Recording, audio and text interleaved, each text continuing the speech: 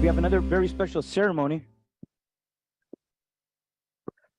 This resolution, I'll read it first from up here, and then we have some presentations to give to some of our county leaders. This resolution reads, proclaiming March 2023 as Women's History Month in Monterey County and celebrating March 8th as International Women's Day. Women play critical economic, cultural, and social roles in every sphere of life, constituting a significant portion of the labor force, working both in and out of home, as well as courageously serving in our nation's armed forces. Women are leaders serving in the forefront of progressive social change movements, securing their own rights of suffrage and equal opportunity, and fighting for the rights of others to create a more just and equitable society for all. Despite these contributions, the role of women in history has been consistently overlooked and undervalued in literature, teaching, and the study of American history, including the leadership of heroes such as Susan B. Anthony, Sojourner Truth, Lucy Stone, Lucretia Mott, Elizabeth Cady Stanton, Harriet Tubman, Alice Paul, Wilma Mankiller, Emma Tenayuca, among many other women leaders who struggled for equality. The National Women's History Project has selected Celebrating Women Who Tell Our Stories as this year's annual theme to bring attention and to honor women for their unrelenting and inspirational persistence, demonstrating the power of voice, fighting against all forms of discrimination against women and girls, and shaping America's history and our future. Despite the advancement of women in Monterey County, and that female persons constitute 49% of our county's residents, much remains to be done to ensure that women realize their full potential as equal members of society. Today, it's our honor to recognize these amazing women leaders in Monterey County, and we have so many other women leaders, and we wish we could recognize them all, but our county has over 5,400 employees. It would take a lot of time, but definitely those in our different departments that have risen to the very top, we thought it would be important to give them the recognition they deserve. We did a ceremony like this 5 years ago.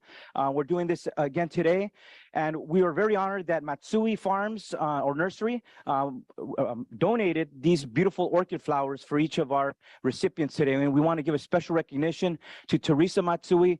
She did this for us 5 years ago. They're doing it again. She was very pleased to be able to provide these donations for our women leaders of the County of Monterey.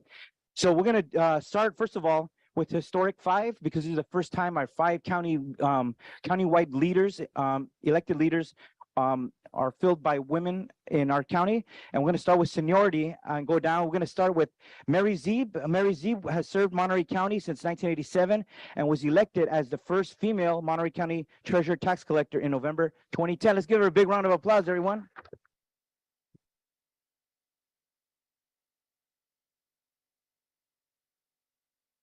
Mary, and we ask everybody to stand up here because we're going to take a photo of everybody at the end here. Thank you very much. Usually I'm last. First today, we'll present her flower as well. And we can put it down. Next, we want to call up Janine Paccioni, was elected and became the first female district attorney in Monterey County in 2018. In 1990, she began her career as a prosecutor in Kern County before joining the best county, Monterey, in 1992. So give a round of applause as well. Thank you very much. Next, we have Rupa Shah, was elected Monterey County Auditor Controller in 2018 and holds a certified public accountant license. She has served Monterey County ever since. Congratulations. Thank you.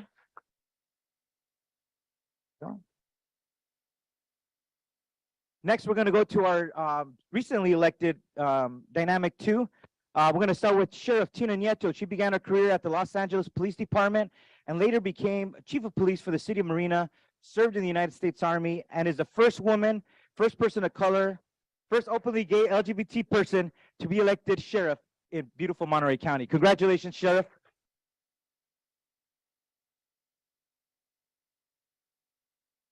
Last but not least, out of the 5, we have Marina Camacho, who lives in Salinas, started in the office at the entry-level role in 1989 and rose to the very top to take this leadership role, the first Latina in this position ever. She has worked for this office for 32 years, everyone. Congratulations. Thank you, Marina.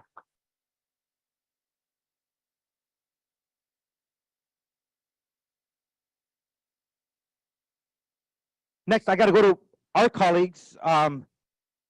Here, we're gonna go with District 4 Supervisor. Actually, let me start with Mary because she's been here longer. Supervisor Mary Adams serves District 5 and represents Carmel, Carmel Valley, Big Sur, Pacific Grove, Pebble Beach, Monterey, Highway 68, and Las Palmas. Congratulations, Mary. Thank you for your service on the Board of Supervisors. Thank you. Yes, thank you. And next, we do have my other colleague, Supervisor Wendy Askew, serves District 4 and represents Sand City, Delray Oaks, Marina, East Garrison, CSUMB, parts of Salinas, and the awesome city of Seaside. Congratulations, Wendy. Thank you very much. Yes.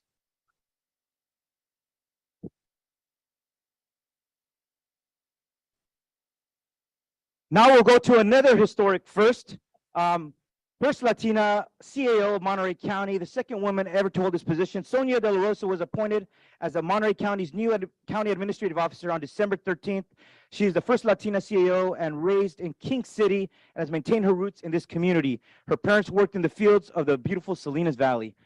Congratulations, Sonia. Next, we're going to call our very own clerk of the board, Valerie Ralph, who provides support to the Board of Supervisors, facilitates access to information, transparency, and customer services, and manages many committees and commissions. Give it up for our clerk of the board. Thank you. Next with us today, we have Maria de la Fuente, the director of the University of California Cooperative Extension for Monterey County. Are you here with us? All right, maybe she's not in, but we'll give her recognition later. Next, we have Gina Martinez, has been with the Elections Office since 2007, was appointed by the Monterey County as the Monterey County Registrar of Voters in 2021, and is the first Latina to serve the county as the Registrar of Voters. Congratulations. We have a lot of firsts here. Okay, next, jumping to healthcare, we're going to go to Elsa Jimenez. Started her public service for the County of Monterey in 2001 as its health department director. As in the health department since 2016, has proudly served as the director of health services. Congratulations, Elsa. And first female health and person of color in our department. Another first right here. Thank you, Elsa, for pointing that out. It's important. Next, we're going to Irma Ramirez Bao. Started her public service in 1999 and has been serving as HR director here in Monterey County since 2016. Thank you very much, Irma. Now going to books. Hillary Thayer grew up in Los Angeles and worked there for 2 decades. She has roots in the Monterey Bay Area. She attended UC Santa Cruz and met her husband there. Want to thank you, our Director of Library Services. Thank you.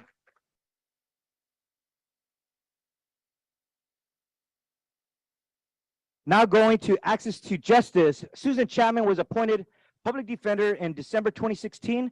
She was a certified specialist in criminal law, practicing in our local courts for over 30 years. Thank you to our Chief Public Defender. Congratulations. Thank you. Next, Lori Medina joined Monterey County in 2016 as their Social Services Deputy Director. In 2019, she was appointed as the Director of Social Services. Give it up for Lori Medina. Thank you very much, Lori. Okay. Okay, now going to our boards of supervisors. It's probably not the first time, but it's certainly the truth today that all 5 chiefs of staff for our board of supervisors are all women. We're going to start with Priscilla Barba, Chief of Staff for Supervisor Chris Lopez. Congratulations, Priscilla. And Priscilla actually started my assembly office many years ago. Okay, we're going to the newest Chief of Staff, Marilyn Vieira, joined Supervisor Church's staff on January 3rd, 2022, after a decades-long career as a secondary teacher. Most recently taught English language learners at North Salinas High School and then Rancho San Juan. Congratulations. Thank you very much. Yeah, we'll make room here. Next, we're going to Sarah Hargrave. Started working with Supervisor Adams in January 2019. She has over 20 years of experience working on water resources management, land use issues for local government, engineering consulting, and nonprofit organizations. Give it up for Sarah Hardgrave. Thank you very much.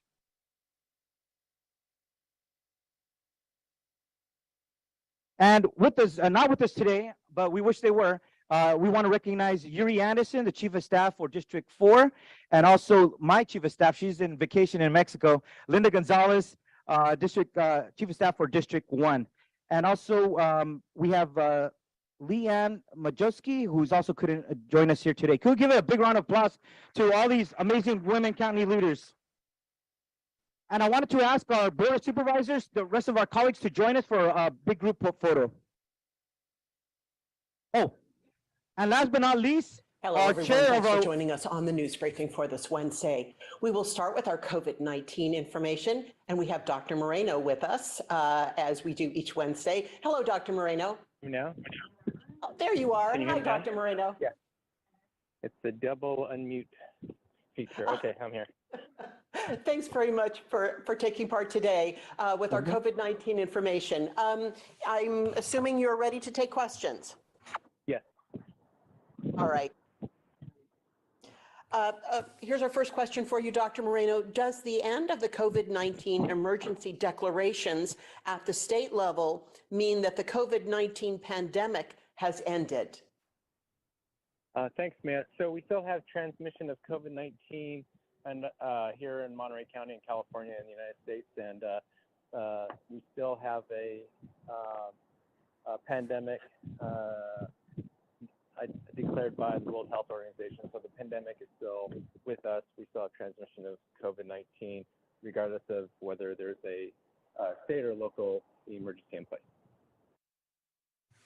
Thank you, Dr. Moreno. Next question.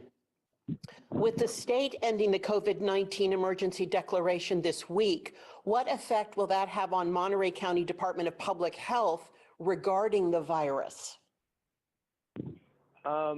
With the declarations in place, Monterey County Public Health has continued to do what we can to make the public aware of the actions they can take to prevent COVID-19, and we've been able to serve as a resource to schools and businesses as well. When emergencies are terminated, public health will continue to make information available as we can to the public on how to reduce the spread of COVID-19, and we will continue to be a resource to primarily schools and businesses on how to prevent transmission at their locations. Thank you, Dr. Moreno. Next question. What can people expect to be different when Monterey County lifts its emergency declaration? And I think this would definitely just be referring to public health. Yeah, so as I just mentioned, we'll continue to be a resource to the public, schools, and businesses.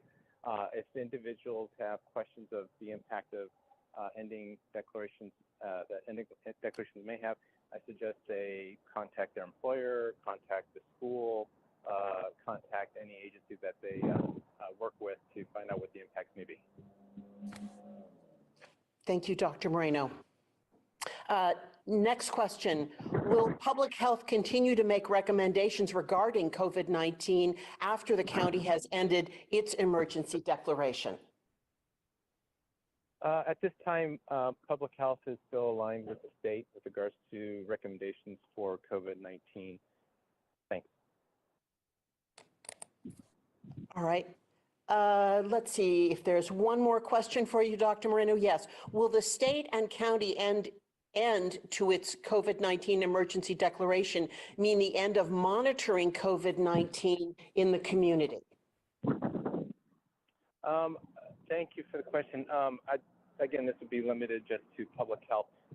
We receive reports of COVID-19 cases from various sources here in Monterey County, primarily healthcare providers, and we will continue to receive reports as we continue to receive reports of other diseases that are reportable in Monterey County. Thank you, Dr. Moreno. Any other questions for Dr. Moreno today? And I see Karen Smith is on the line with us. I wanted to quickly share this graphic that we have about an upcoming vaccination clinic that Public Health is putting on. And Karen, is there anything you want to say about this, this clinic that's coming up? We've got one this Saturday, and then each Saturday for the next several months. Yes, I just want to encourage people who maybe need their flu vaccine. It's not too late to get that vaccination. And your boosters. It's important people get boosted. So those are available, and it's available free of charge, regardless. And 6 months and up. Just the only thing is minors need to have a parent or guardian with them. But it's a great opportunity to catch up on that last booster that you might have missed, or start, or whatever you need. All right. Thank you very much, Karen. I just wanted to drop that in there because we just got the announcement of that clinic for this Saturday, and we wanted to share it with everyone. And Dr. Moreno, I see no more questions for you. So thanks very much for dropping in as you have and providing COVID-19 information. Okay, you're welcome, ma'am. So we're going to move on to our next topic, and it is a little bit related to COVID-19. With the state's COVID state of emergency rescinded and terminated, there may be some changes to some support services that have been extended during the pandemic. And here to tell us about these changes and what it might mean to people who are receiving assistance is Annette Gallegos. She is with our Department of Social Services. And Annette, I understand you have some staff with you today. Tell us more about these changes. So good afternoon. I'm going to go ahead and share my screen. I have a short PowerPoint. Terrific. Again, my name is Annette Gallegos, and with me is our medical analyst, Celeste Armijo, who will be assisting me with answering some questions. But due to the upcoming changes, we wanted to let everyone know that there's two changes, one for CalFresh and one for Medi-Cal. So the first one is really our CalFresh recipients are currently receiving supplements, and they receive supplements up to $95 in CalFresh food benefits. And that was known as the CalFresh emergency allotment. And those supplements are ending. So really they did end for the month of February. So the last allotment will be issued on March 26th. So they will go back to receiving their normal allotment that they normally receive monthly. Some households actually will receive a pretty reduced amount because their normal allotment could be something like $20, and they would get up to a maximum for their household, which could be a couple $100s. So they will be going back to that normal amount. There are no hearings rights, so that amount is what they will be receiving. For Medi-Cal, currently we have over 200,000 Medi-Cal recipients, and they have been active without a requirement to really complete their annual redetermination.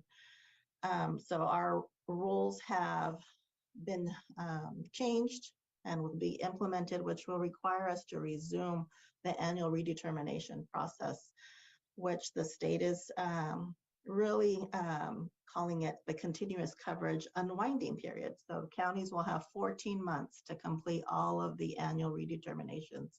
And that will start on April 1st and will be ending May 31st. So every month, customers who have an annual redetermination will need to complete it and return it. So that will start with our June renewals redeterminations. So April, about mid-April, their packets are issued for the month of June. So they'll go out 60 days prior to the month so that they have time to review it, complete it, and return it to the county. If it is not returned, then those cases will be discontinued. So we have not been discontinuing Medi-Cal benefits for customers. So we will see on July 1st, potentially several hundred, if not thousands of cases being discontinued if they do not provide their annual redetermination. So what we really want is for agencies that have contact with customers that have Medi-Cal. We are sending notifications, the state is, to please update your contact information to ensure if you have Medi-Cal, that your Medi-Cal annual redetermination packet is received. So I talked about the state had issues, so they did do a mailing in this month to inform beneficiaries that of the continuous coverage requirement and their restarting really of the Medi-Cal annual redetermination process. We also have Central California Alliance for Health, who is our managed care provider for our county, and they are sending text messages also to our beneficiaries, informing them to report contact information to the department. DSS has updated our social media and our interactive voice messaging to inform beneficiaries, also to update their contact information. And again, we really want any agency that has contact with customers that they know that have Medi-Cal to ensure that they're reporting any changes, especially their phone number or their address. If anybody that is receiving Medi-Cal, if they have questions, they can call our call center, which is at 877-410-8823. But also our community partners, if we would like to collaborate with them, provide outreach materials, and our outreach staff is, our MC Choice can be contacted at 866-361-0477.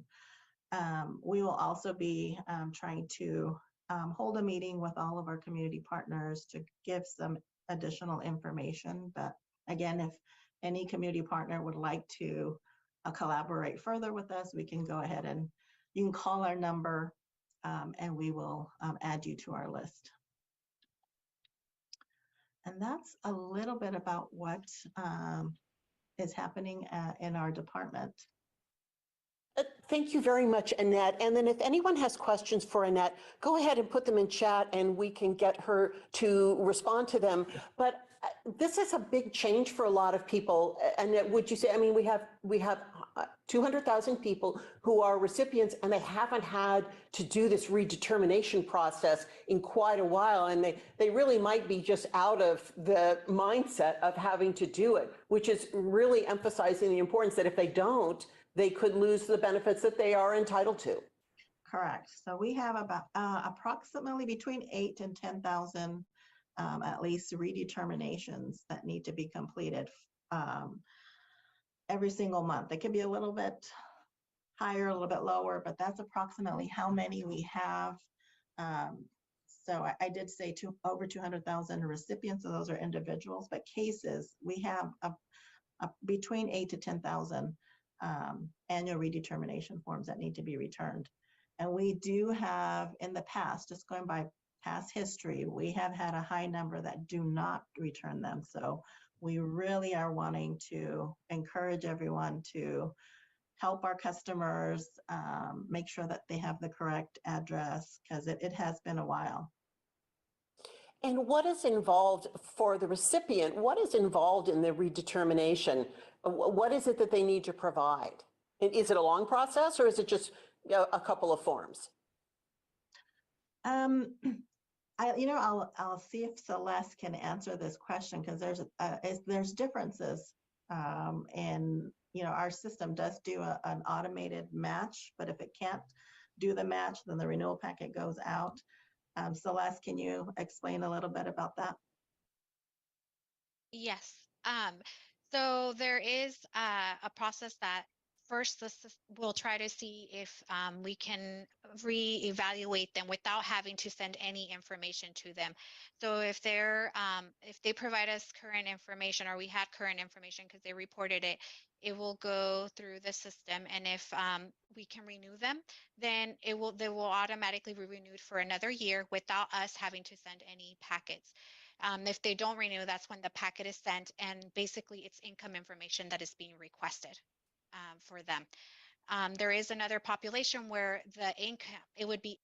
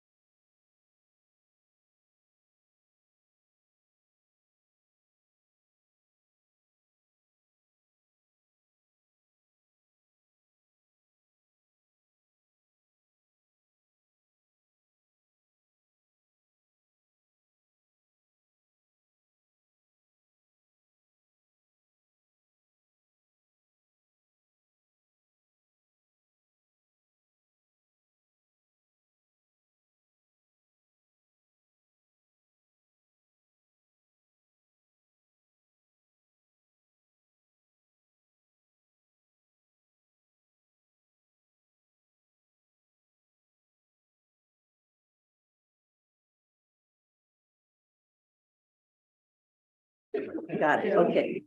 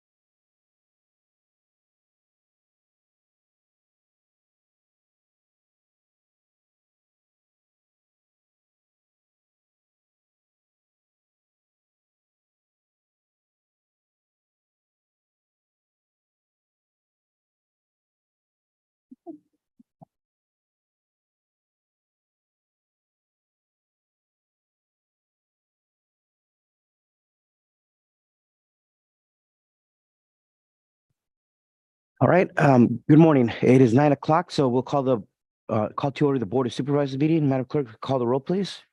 Good morning, everybody. Let the record reflect that all supervisors are here and present. Okay, we'll call for additions or corrections to closed session by County Council. There are none today, Chair. Okay, on the closed session, we have items 1A through E this morning. Would any members of the public like to comment on any of the closed session items? Nobody in chambers, so anybody online? There's one hand raised. Okay, perfect. Go to that person and allow 2 minutes. I'll ask him. Good Mr. morning. Snyder? Yes, go Good ahead. morning. Yep, my apologies. I was ill last week when I believe you spoke on a subject concerning myself. And that's Mitchell v. Moses, which the county's been ordered to appear in our settlement hearing. I'm requesting you guys take a, sorry, guys and girls, it's a little bit early for me. Take a real look at this.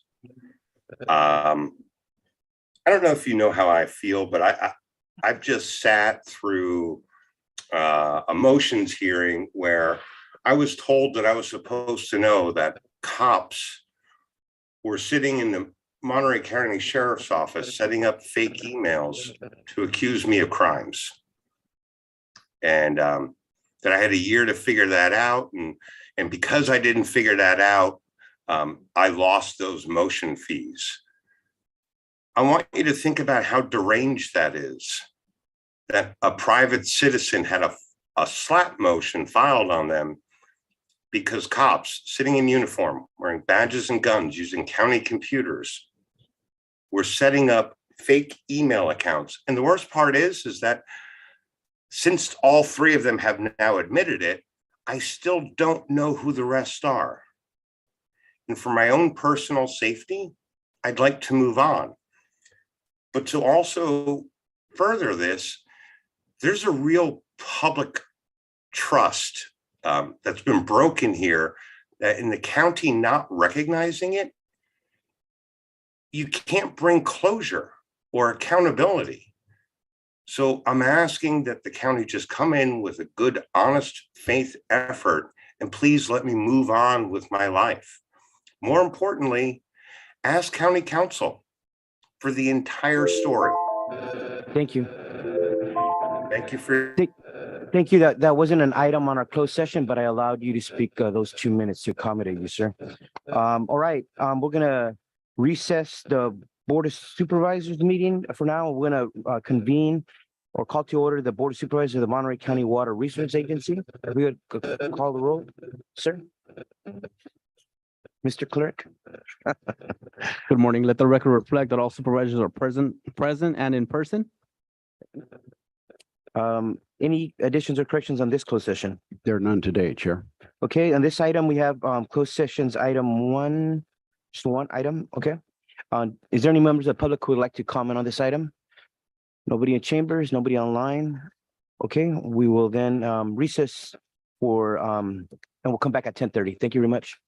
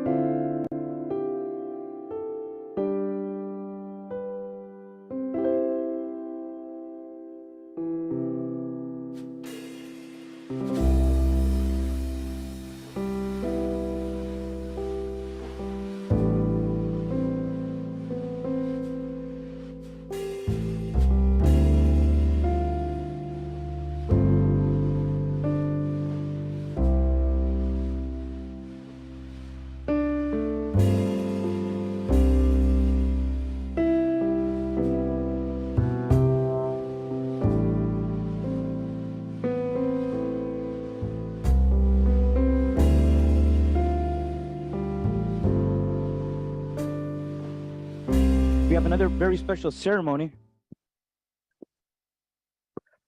This resolution, I'll read it first from up here, and then we have some presentations to give to some of our county leaders. This resolution reads, proclaiming March 2023 as Women's History Month in Monterey County and celebrating March 8th as International Women's Day. Women play critical economic, cultural, and social roles in every sphere of life, constituting a significant portion of the labor force, working both in and out of home, as well as courageously serving in our nation's armed forces. Women are leaders serving in the forefront of progressing social change movements, securing their own rights of suffrage and equal opportunity, and fighting for the rights of others to create a more just and equitable society for all. Despite these contributions, the role of women in history has been consistently overlooked and undervalued in literature, teaching, and the study of American history, including the leadership of heroes such as Susan B. Anthony, Sojourner Truth, Lucy Stone, Lucretia Mott, Elizabeth Cady Stanton, Harriet Tubman, Alice Paul, Wilma Mankiller, Emma Tenayuca, among many other women leaders who struggled for equality. The National Women's History Project has selected Celebrating Women Who Tell Our Stories as this year's annual theme to bring attention and to honor women for their unrelenting and inspirational persistence, demonstrating the power of voice, fighting against all forms of discrimination against women and girls, and shaping America's history and our future. Despite the advancement of women in Monterey County, and that female persons constitute 49% of our county's residents, much remains to be done to ensure that women realize their full potential as equal members of society. Today, it's our honor to recognize these amazing women leaders in Monterey County, and we have so many other women leaders, and we wish we could recognize them all, but our county has over 5,400 employees. It would take a lot of time, but definitely those in our different departments that have risen to the very top, we thought it would be important to give them the recognition they deserve. We did a ceremony like this 5 years ago. We're doing this again today, and we were very honored that Matsui Farms or Nursery donated these beautiful orchid flowers for each of our recipients today, and we want to give a special recognition to Teresa Matsui. She did this for us 5 years ago. They're doing it again. She was very pleased to be able to provide these donations for our women leaders of the County of Monterey. So we're going to start, first of all, with Historic 5, because this is the first time our 5 countywide leaders, elected leaders, are filled by women in our county. And we're going to start with seniority and go down. We're going to start with Mary Zeeb. Mary Zeeb has served Monterey County since 1987 and was elected as the first female Monterey County Treasurer Tax Collector in November 2010. Let's give her a big round of applause, everyone.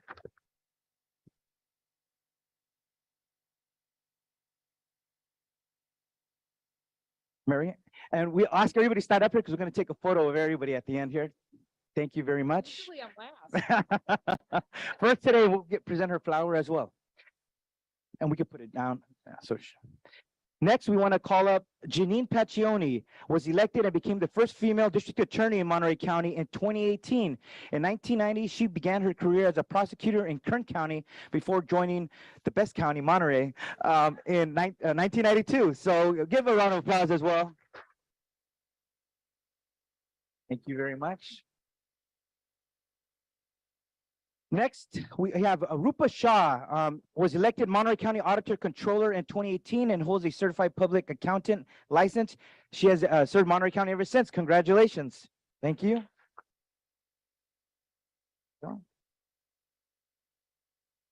Next, we're going to go to our recently elected Dynamic 2.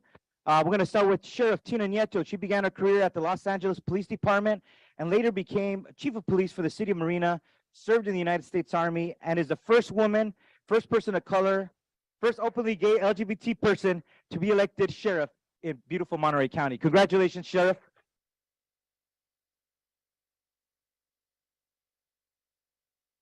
Last but not least, out of the 5, we have Marina Camacho, who lives in Salinas, started in the office at the entry-level role in 1989 and rose to the very top to take this leadership role, the first Latina in this position ever. She has worked for this office for 32 years, everyone. Congratulations. Thank you, Marina.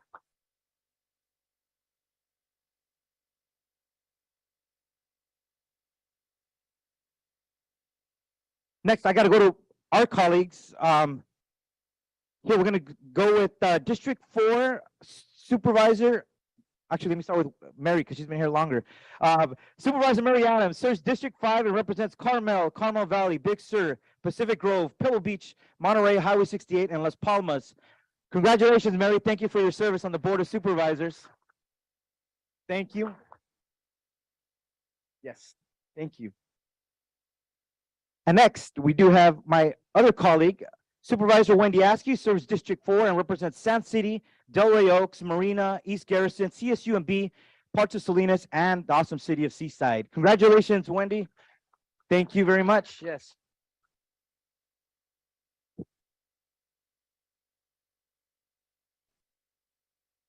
Now we'll go to another historic first. First Latina CAO of Monterey County, the second woman ever to hold this position. Sonia De La Rosa was appointed as the Monterey County's new county administrative officer on December 13th. She is the first Latina CAO and raised in King City and has maintained her roots in this community. Her parents worked in the fields of the beautiful Salinas Valley. Congratulations, Sonia. Next, we're going to call our very own clerk of the board, Valerie Ralph, who provides support to the Board of Supervisors, facilitates access to information, transparency, and customer services, and manages many committees and commissions. Give it up for our clerk of the board. Thank you. Next, with us today, we have Maria de la Fuente, the director of the University of California Cooperative Extension for Monterey County. Are you here with us? All right, maybe she's not in, but we'll give her recognition later. Next, we have Gina Martinez, has been with the Elections Office since 2007, was appointed by the Monterey County as the Monterey County Registrar of Voters in 2021, and is the first Latina to serve the county as the Registrar of Voters. Congratulations. We have a lot of firsts here.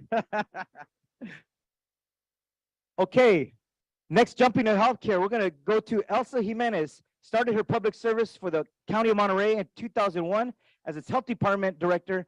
As in the health department since 2016, has proudly served as the director of health services. Congratulations, Elsa. And first female health and person of color in our department. Another first right here. Thank you, Elsa, for pointing that out. It's important. Next, we're going to Irma Ramirez Bao. Started her public service in 1999 and has been serving as HR director here in Monterey County since 2016. Thank you very much, Irma. Now going to books. Hillary Thayer grew up in Los Angeles and worked there for 2 decades. She has roots in the Monterey Bay Area. She attended UC Santa Cruz and met her husband there. Want to thank you, our Director of Library Services. Thank you.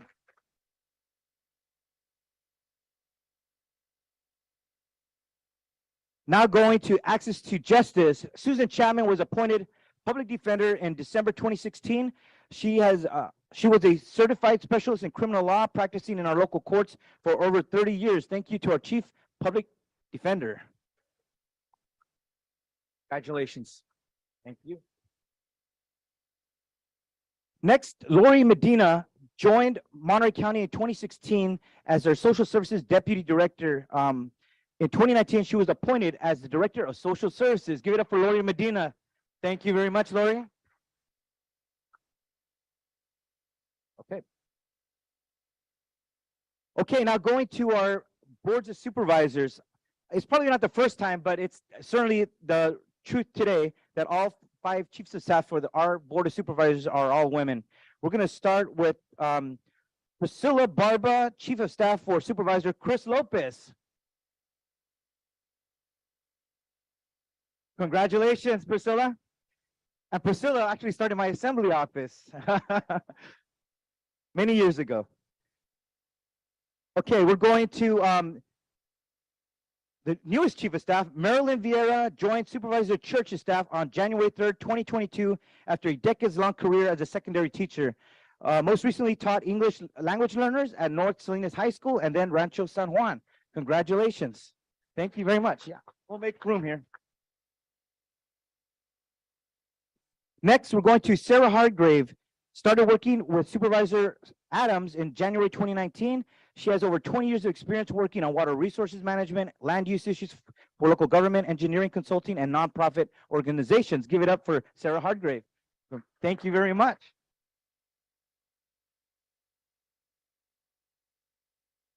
And with us, not with us today, but we wish they were, we want to recognize Yuri Anderson, the Chief of Staff for District 4, and also my Chief of Staff, she's in vacation in Mexico, Linda Gonzalez, Chief of Staff for District 1.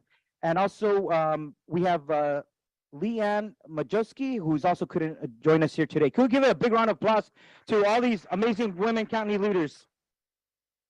And I wanted to ask our Board of Supervisors, the rest of our colleagues, to join us for a big group photo. Oh, and last but not least, our chair Hello, of our... everyone. Thanks for joining us on the news briefing for this Wednesday. We will start with our COVID-19 information, and we have Dr. Moreno with us, as we do each Wednesday. Hello, Dr. Moreno. Now? Oh, there you are. Can you Hi, hear me now? Dr. Moreno. Yeah. It's the double unmute feature. Okay, I'm here. Thanks very much for taking part today with our COVID-19 information. I'm assuming you're ready to take questions. Yes. All right. Here's our first question for you, Dr. Moreno. Does the end of the COVID-19 emergency declarations at the state level mean that the COVID-19 pandemic has ended? Thanks, Matt. So we still have transmission of COVID-19 and here in Monterey County in California in the United States, and we still have a pandemic declared by the World Health Organization. So the pandemic is still with us. We still have transmission of COVID-19, regardless of whether there's a state or local emergency in place. Thank you, Dr. Moreno. Next question. With the state ending the COVID-19 emergency declaration this week, what effect will that have on Monterey County Department of Public Health regarding the virus? With the declarations in place, Monterey County Public Health has continued to do what we can to make the public aware of the actions they can take to prevent COVID-19, and we've been able to serve as a resource to schools and businesses as well.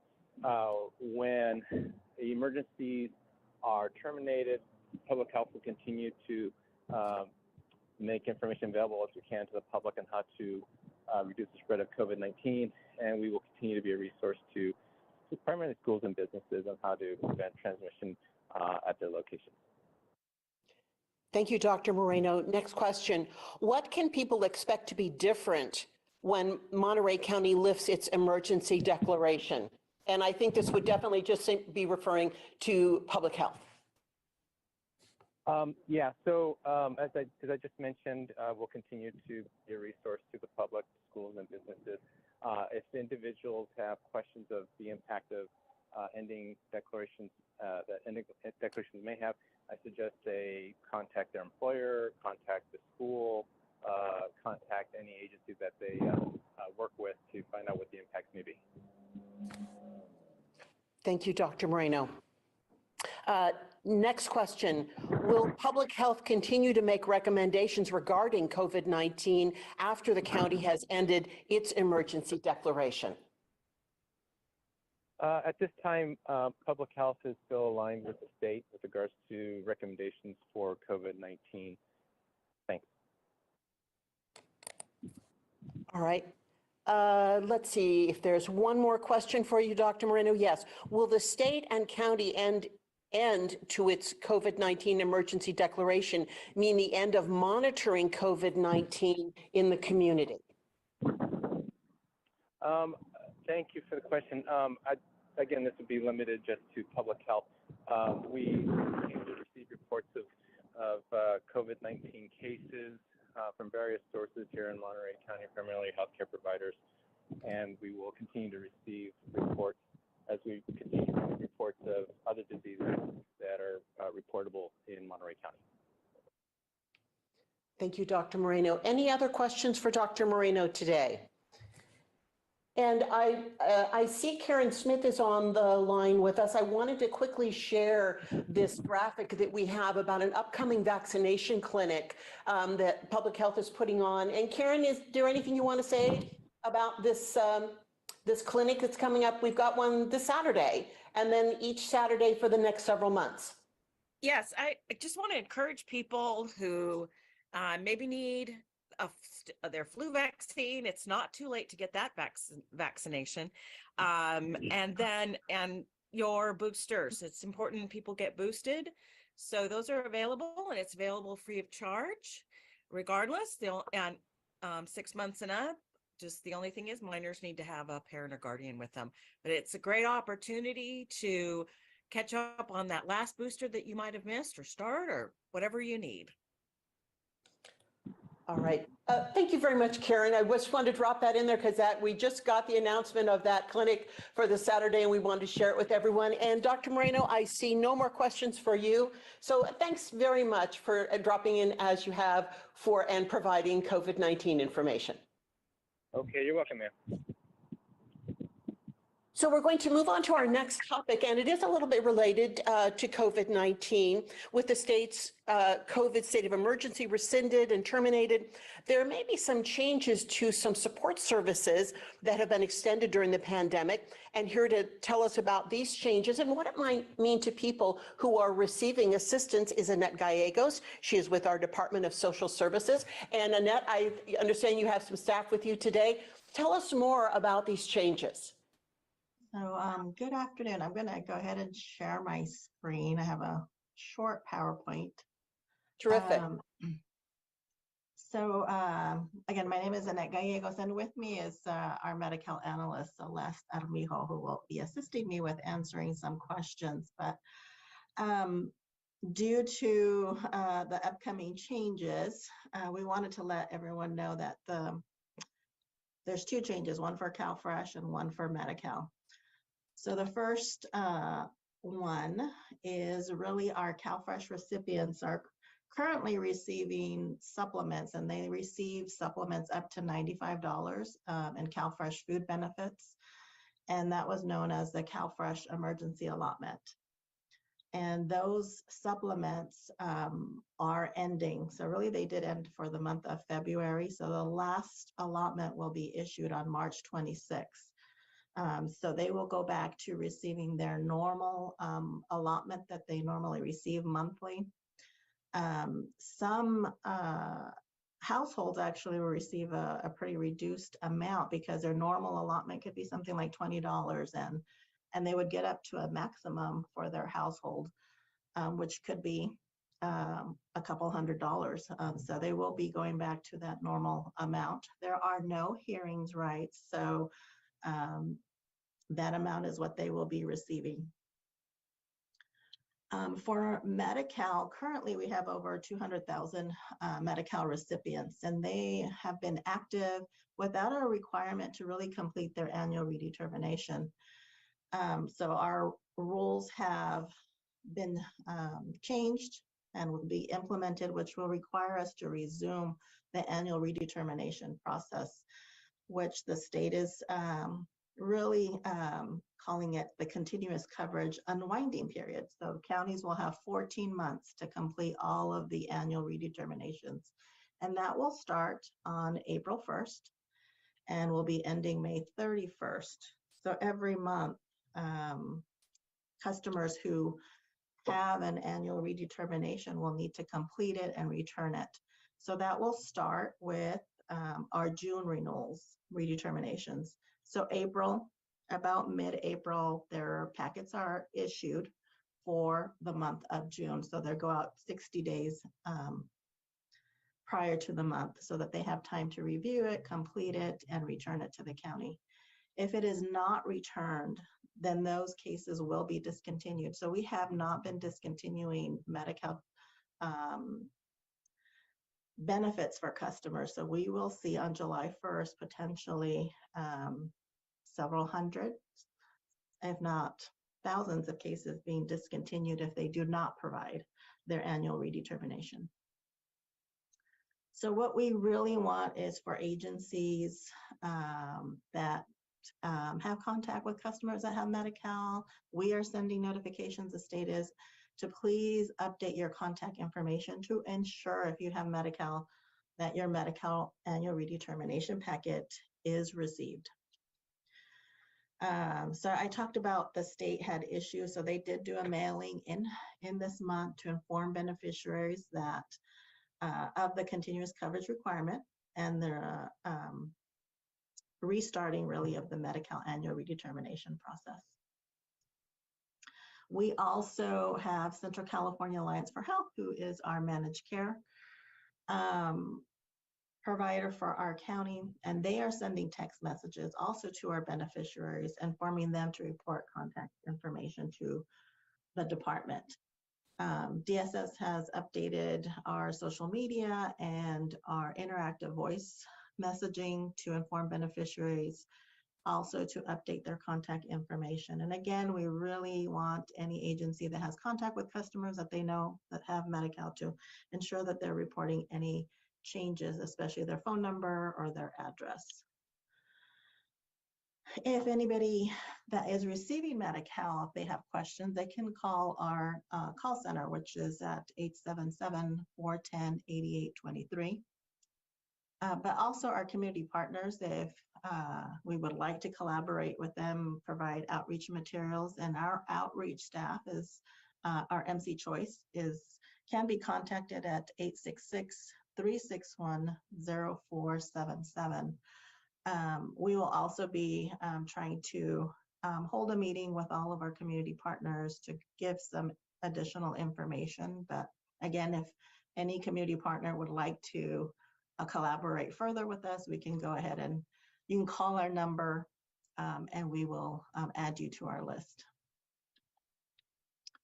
And that's a little bit about what is happening in our department.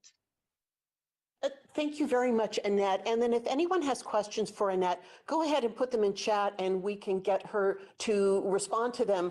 But this is a big change for a lot of people. Annette, would you say, I mean, we have 200,000 people who are recipients and they haven't had to do this redetermination process in quite a while. And they really might be just out of the mindset of having to do it, which is really emphasizing the importance that if they don't, they could lose the benefits that they are entitled to. Correct. So we have about approximately between 8 and 10,000 at least redeterminations that need to be completed every single month. It could be a little bit higher, a little bit lower, but that's approximately how many we have. So I did say over 200,000 recipients, so those are individuals, but cases, we have between 8 to 10,000 annual redetermination forms that need to be returned. And we do have in the past, just going by past history, we have had a high number that do not return them. So we really are wanting to encourage everyone to help our customers make sure that they have the correct address, because it has been a while. And what is involved for the recipient? What is involved in the redetermination? What is it that they need to provide? Is it a long process or is it just a couple of forms? I'll see if Celeste can answer this question, because there's differences, and our system does do an automated match, but if it can't do the match, then the renewal packet goes out.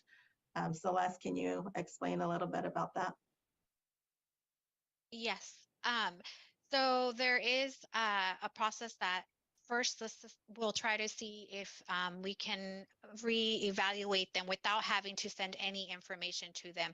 So if they provide us current information, or we had current information because they reported it, it will go through the system. And if we can renew them, then they will automatically be renewed for another year without us having to send any packets. If they don't renew, that's when the packet is sent, and basically it's income information that is being requested for them. There is another population where it would be income and property information, and just verifying that anyone who is in the household is still in the household, and reporting any changes if they're receiving any type of income as well. So the message to recipients is, heed the information that is coming out about these renewals. Don't wait when it's time to do the paperwork or to renew. just get it done, Yes. correct? Yes, correct. Yes. And To then they, go ahead go and ahead. fill out the No. forms, review them, and then turn in any verifications, because a lot of times that's the portion that is also missing, that the verifications are not sent in with the forms. Thank you. And thanks very much, both of you, for being on today to talk about this program. Very important for a lot of people in our community to get these benefits, and we really want to keep them flowing if at all possible. Yes, I just wanted to add, it's almost half of our county, really, if you look at the population size. So we really do want to ensure that we're serving everyone that's eligible and that they continue to receive those benefits that are important for individuals that may not have health coverage. Thank you both very much for being on today. And then our final topic, the County of Monterey is taking a very creative approach to trying to resolve one very difficult housing situation. And this is encampments of unhoused residents who are living in the Pajaro Riverbed. Roxanne Wilson is here. She is our Homeless Services Director, and she's got some information about an interesting and creative plan to help with this. Hi, Roxanne. Hi, thank you so much. Oh, sorry, it looks like I'm frozen on my side. I'm back. Hello, everybody. I am very excited to present today the encampment resolution funding opportunity and proposal that the Board of Supervisors just approved for me to pursue. I believe it was last week. So I am going to share my screen as well, just to take us through this deck. So give me a sec. The state of California released a new funding stream called the Encampment Resolution Funding Program actually last year with a small pot of funding, and then it was so successful that they decided to add some money into this year's and next year's budget. But the ultimate goal of this funding stream is for jurisdictions or continuums of care to identify an encampment that the jurisdiction or continuum of care feels like should be a priority to try to get people into safe accommodations. The city of Salinas had went for this funding program last year, and they were one of very few jurisdictions that received funding. Sorry. So again, the ultimate goal is for us to identify a group of individuals who are living unsheltered and for us to create a pathway for them to get on a housing, to get housed. Other key components is that it has to be housing first, and housing first essentially means that we believe that there are things that people cannot actually barriers that people cannot address while they're living unsheltered. In many cases, folks cannot work on their sobriety or work on stabilizing their mental health or their physical health while they are living unsheltered. So it's really built on that principle. Another thing is that it has to be one encampment. And also that it has to demonstrate cross-systems collaboration and leverage as many local resources as possible. So here is the list of all of the different eligible activities of that funding stream. As you can see, some of this is, we're already doing certain things like street outreach in our community, rapid rehousing. But what I am excited to present today is like a full system that we're proposing for the Pajaro encampment. Just a really quick review of the available funding. Back in 2021, it originally started with $47 million. They later on added $3 million. 2022, the state had increased it to $300 million, of which $150 million is prioritized for proposals that are on state rights of way. And next year, they're looking at a $400 million investment. However, they have not yet explained if there's going to be any priorities over that funding. And just a quick review of the timeline. We did submit last week, the application. We will know by April 30th if we received the funding, and then we have until 2026 for us to fully expend the funds. And as mentioned earlier, we are focusing on the Pajaro River for variety of reasons, really. The people who are living in the Pajaro River are subjected to annual cleanups. This is really because of the fear that the river will flood. And we saw during the atmospheric river events earlier this year that it is very possible and is very dangerous for people to continue living there. We also want to address the fact that it is a service desert. North Monterey County does not have services for people experiencing homelessness.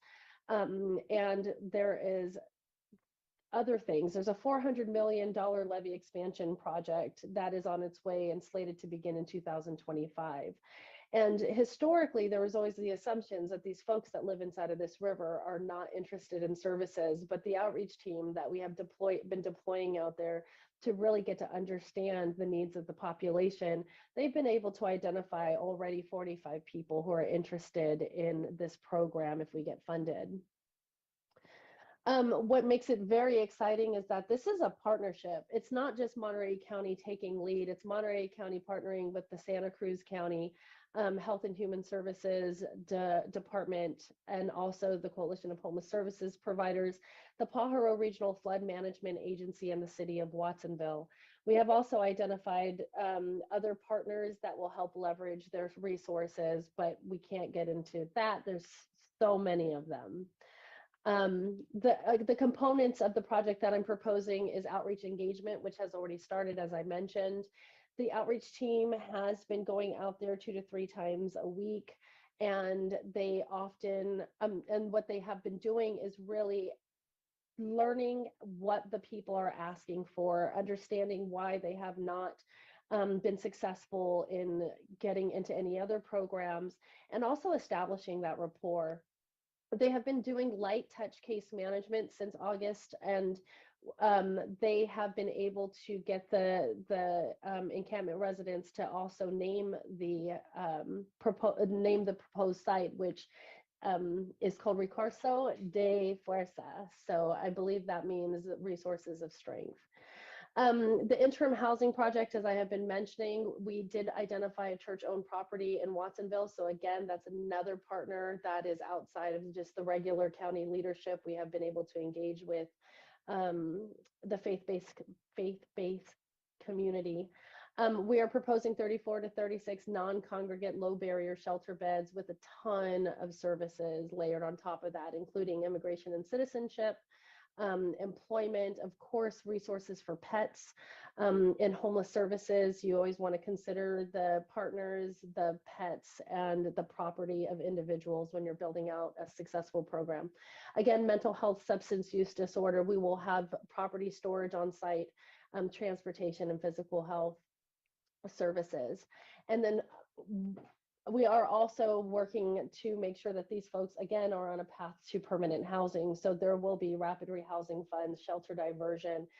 There's a home key on the Santa Cruz County side in which folks will have access to. And of course, just doing those creative problem solving exercises, because not everybody requires a homeless services program to end their homelessness as like transitional housing or permanent supportive housing. In many cases, people can be reconnected to family members. So we want to make sure that there are funds included for us to move with those more creative approaches to ending homelessness. Again, we are looking at non-congregate shelters. We have identified Dignity Moves as our partner. They have done these programs across the state of California, utilizing state funds. They're fast. We are looking at people moving in within 6 months of us getting funded and starting the process. The units that we selected are called Boss Cubes. They had the highest fire rating of any similar product that's out there. So that was very important, is safety as well. And then just like a quick projects overview, the project itself is, the ask is $8 million, but the project in total is actually about $10 million when you think of all of the services that are being leveraged. There will be a little bit of an administration fee in which the county would absorb to pay for the number of staff members that it will take for us to implement the grant. And of course, we had submitted the application already, and we are looking at the initial 2-year service, the service grant term. We're looking at serving about 70 people. And then, of course, the County of Santa Cruz is interested in keeping it open, and they're working on finding other ways to sustain this project after the initial project concludes. And I think that that is the end of my deck. I do want to pause and see if there's any questions. I don't have any questions in chat, but I do have a question. When you talk about 45 people being, 45 people being on the waiting list, or not a waiting list, but an interest list, what percentage of that, of the people who you're targeting, is that a good percentage? Is that a good start? Oh, it's a great start. They were able to get that list of 45 people in a matter of only a couple of weeks. But unfortunately, in the process of them building up that list, we knew that the storms were coming, and we had to kind of pivot our efforts to moving people out of the rivers and into safe places. But it is my understanding that the folks have started to return, and we have resumed those outreach services. But yeah, it's a great start, especially when there's so many opinions about folks not wanting help. In my, I've been in this industry for about 10 years, and in my experience, people do want help. I think that the issue is that the help that is being offered, it does not really, they don't feel like it's something that could help them personally. So this particular population really does appreciate privacy, which is why we decided to go the non-congregate route. If you really think about even where they're located, the Pajaro River is really big, and people are not actually clustered very close to each other. They're kind of spread out. So this particular population really does appreciate this, and we're going to try it out and see what happens. Project Room Key showed us that, people who were historically service resistant were very much open into going into motel rooms because they were able to maintain their privacy. Just like a regular house resident, we have our preferences of how we want to live in this world. And it's important, as folks who are trying to end homelessness, for us to listen to people with lived experience and to build our programs based off of their recommendations. And that's exactly what we're doing here. You had an interesting description of some of the outreach there, which was light touch, which is interesting. Is that part of the making friends, getting to know them? You even got them to name the project. Yeah. That just seems that kind of invests them in what the future might be. Yeah, I think that was important for us, is for them to know that this project is for them. Oftentimes what we've experienced in this sector is folks will do community input sessions with people with lived experience. They get all of the input, and then when the project is built, a lot of those things that the people had voiced as their highest priorities were not actually included into the development of the program. So this was our way of showing them that this is actually for you, and that was exactly it, is trying to get folks to invest in the idea, to prepare themselves for a new beginning and a new opportunity. The light touch that I was mentioning, they do things. The outreach team already does things that are, considerable case management tools, like getting people their IDs and their social security cards and things of that sort. But ultimately, like I mentioned earlier when I was describing Housing First, if we do not resolve the housing piece, housing being a social determinant of health, if we do not resolve that, then everything else is built on an unstable foundation. So you need to have that housing component in order for us to see successful goals. And again, just referencing Project Room Key, by the end of what's lovingly called PRK 2.0, when the continuum of care was running it, by the time that project sunsetted, there was an 83% positive housing destination, which is that project performed with the best of the best navigation centers. So I think that we're really onto something here, and I'm very excited to partner with the County of Santa Cruz and the City of Watsonville in this endeavor. It's also interesting that this is really putting a positive, foot forward of resolving an issue when this levee repair work is coming, and you can either wait until everybody's got to leave and you don't know where to put them, or you can put something in place now and solve, get a twofer.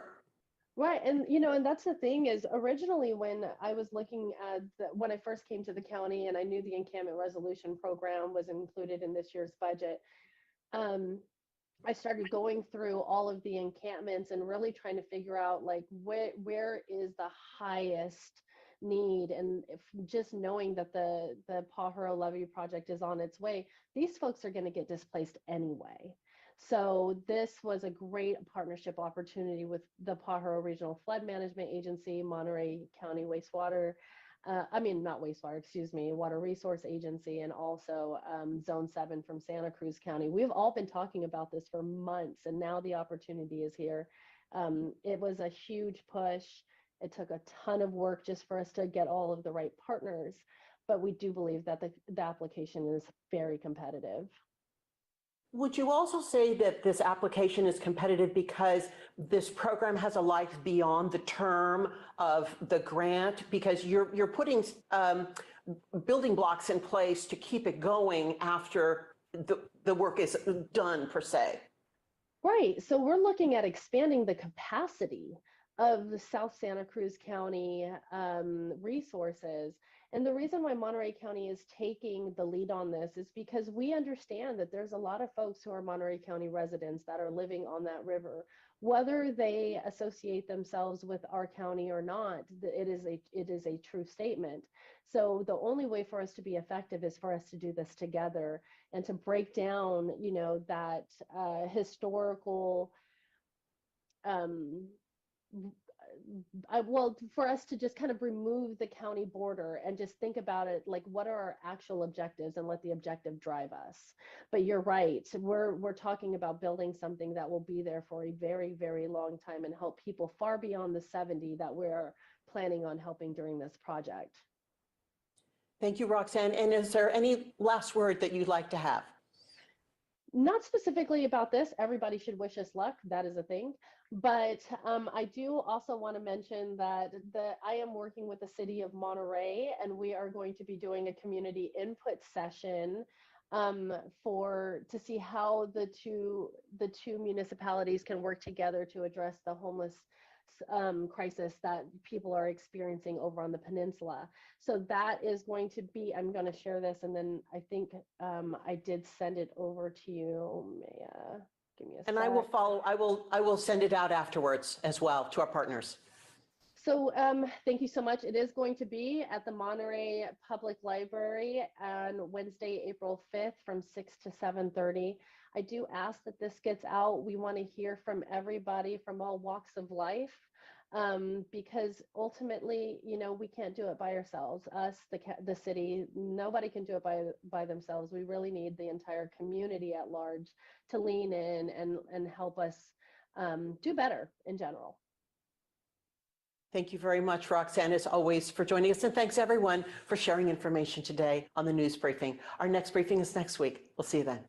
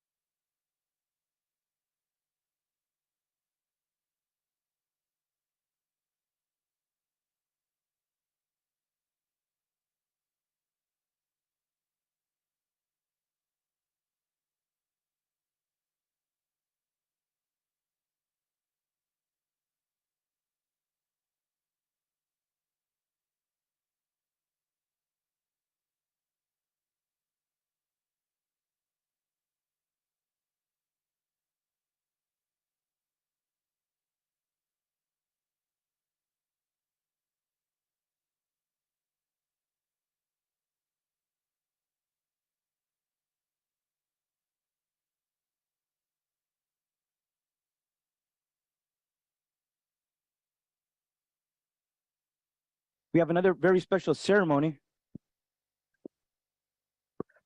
This resolution, I'll read it first from up here, and then we have some presentations to give to some of our county leaders. This resolution reads, proclaiming March 2023 as Women's History Month in Monterey County and celebrating March 8th as International Women's Day. Women play critical economic, cultural, and social roles in every sphere of life, constituting a significant portion of the labor force, working both in and out of home, as well as courageously serving in our nation's armed forces.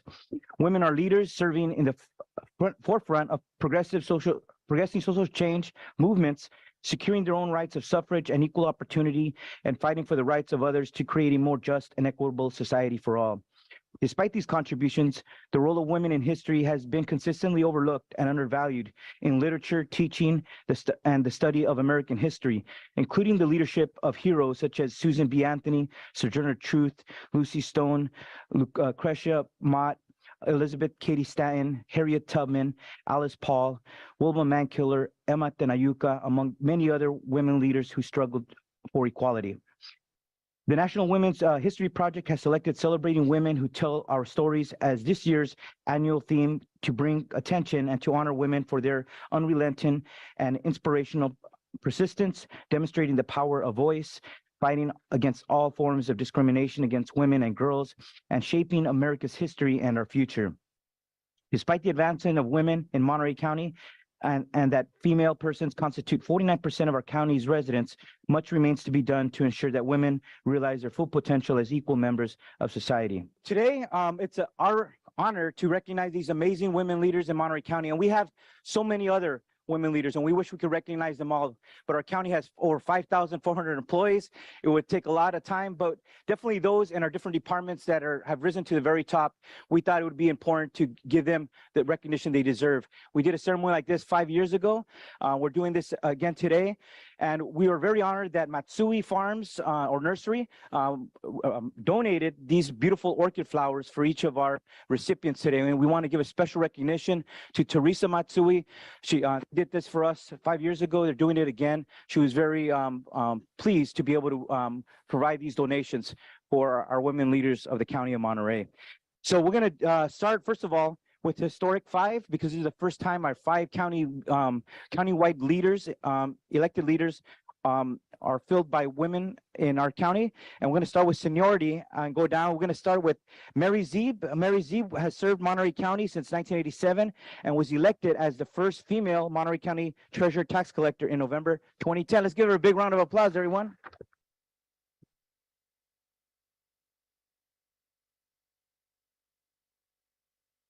Mary, and we ask everybody to stand up here because we're going to take a photo of everybody at the end here. Thank you very much. Usually I'm last. First today, we'll present her flower as well. And we can put it down. Next, we want to call up Janine Paccioni, was elected and became the first female district attorney in Monterey County in 2018. In 1990, she began her career as a prosecutor in Kern County before joining the best county, Monterey, in 1992. So give a round of applause as well. Thank you very much. Next, we have Rupa Shah, was elected Monterey County Auditor Controller in 2018 and holds a certified public accountant license. She has served Monterey County ever since. Congratulations. Thank you.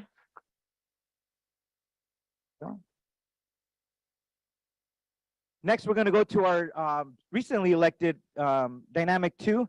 We're going to start with Sheriff Tina Nieto. She began her career at the Los Angeles Police Department and later became Chief of Police for the City of Marina, served in the United States Army, and is the first woman, first person of color, first openly gay LGBT person to be elected sheriff in beautiful Monterey County. Congratulations, Sheriff.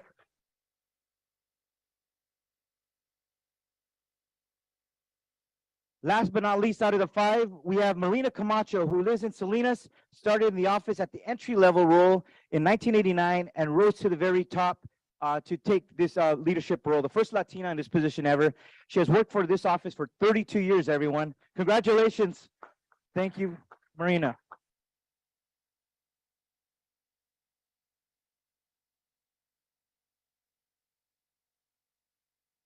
Next, I got to go to our colleagues. Here, we're gonna go with District 4 Supervisor. Actually, let me start with Mary because she's been here longer. Supervisor Mary Adams serves District 5 and represents Carmel, Carmel Valley, Big Sur, Pacific Grove, Pebble Beach, Monterey, Highway 68, and Las Palmas. Congratulations, Mary. Thank you for your service on the Board of Supervisors. Thank you. Yes, thank you. And next, we do have my other colleague, Supervisor Wendy Askew, serves District 4 and represents Sand City, Delray Oaks, Marina, East Garrison, CSUMB, parts of Salinas, and the awesome city of Seaside. Congratulations, Wendy. Thank you very much. Yes.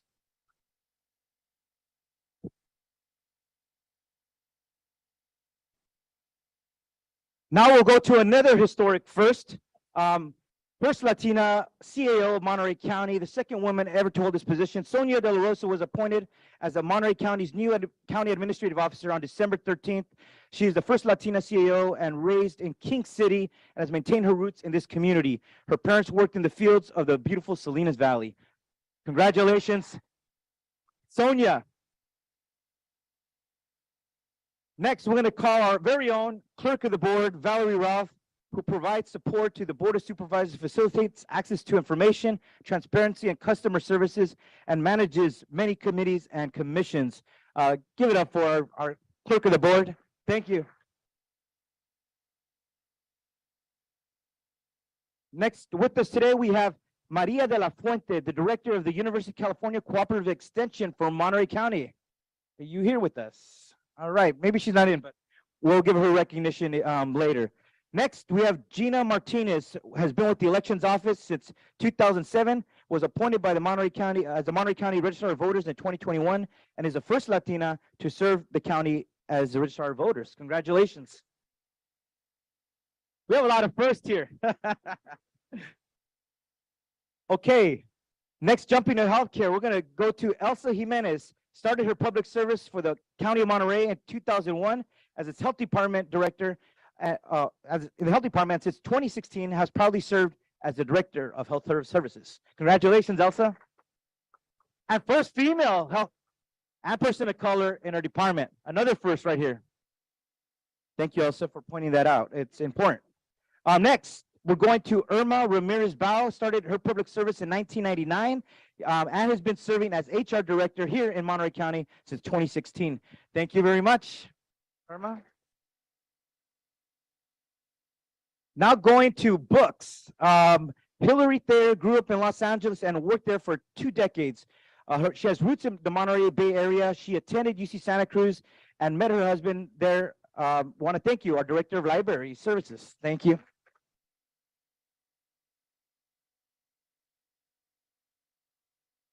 Now going to access to justice. Susan Chapman was appointed public defender in December 2016. She was a certified specialist in criminal law, practicing in our local courts for over 30 years. Thank you to our chief public defender. Congratulations. Thank you. Next, Lori Medina joined Monterey County in 2016 as their social services deputy director. In 2019, she was appointed as the director of social services. Give it up for Lori Medina. Thank you very much, Lori. Okay. Okay, now going to our boards of supervisors. It's probably not the first time, but it's certainly the truth today that all 5 chiefs of staff for our board of supervisors are all women. We're going to start with Priscilla Barba, chief of staff for supervisor Chris Lopez.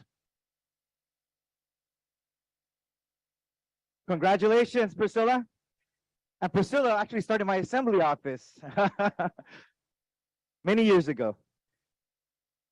Okay, we're going to the newest chief of staff, Marilyn Vieira, joined supervisor Church's staff on January 3rd, 2022, after a decades-long career as a secondary teacher. Most recently taught English language learners at North Salinas High School and then Rancho San Juan. Congratulations. Thank you very much. Yeah, we'll make room here. Next, we're going to Sarah Hargrave. Started working with Supervisor Adams in January 2019. She has over 20 years of experience working on water resources management, land use issues for local government, engineering consulting, and nonprofit organizations. Give it up for Sarah Hargrave. Thank you very much.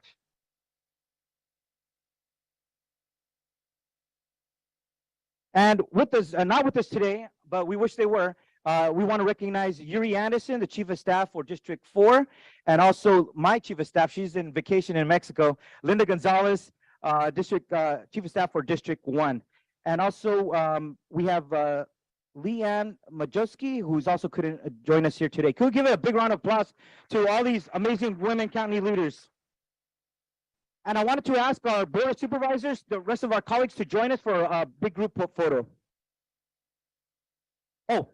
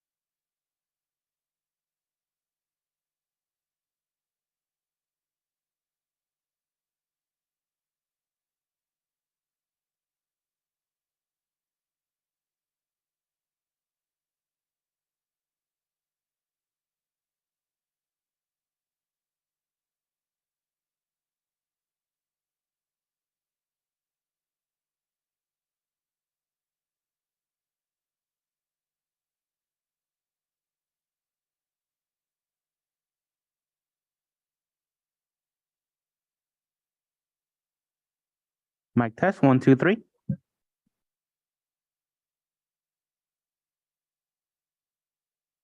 Mic test, 1, 2, 3.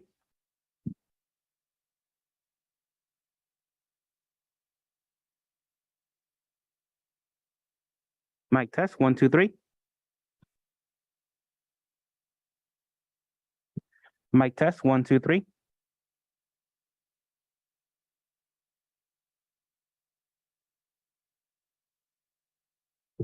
Mic test, 1, 2, 3.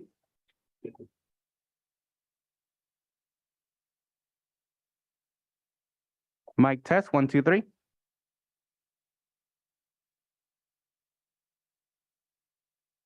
Mic test, 1, 2, 3.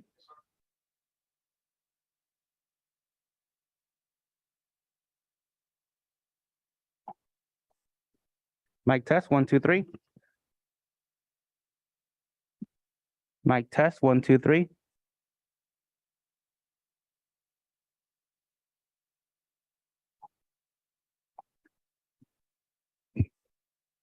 Mic test, 1, 2, 3.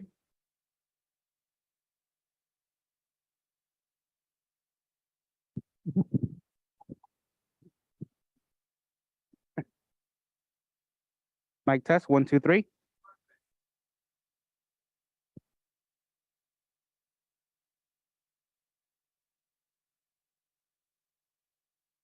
Clerk's mic, 1, 2, 3. Coming right up. Mic test, 1, 2, 3.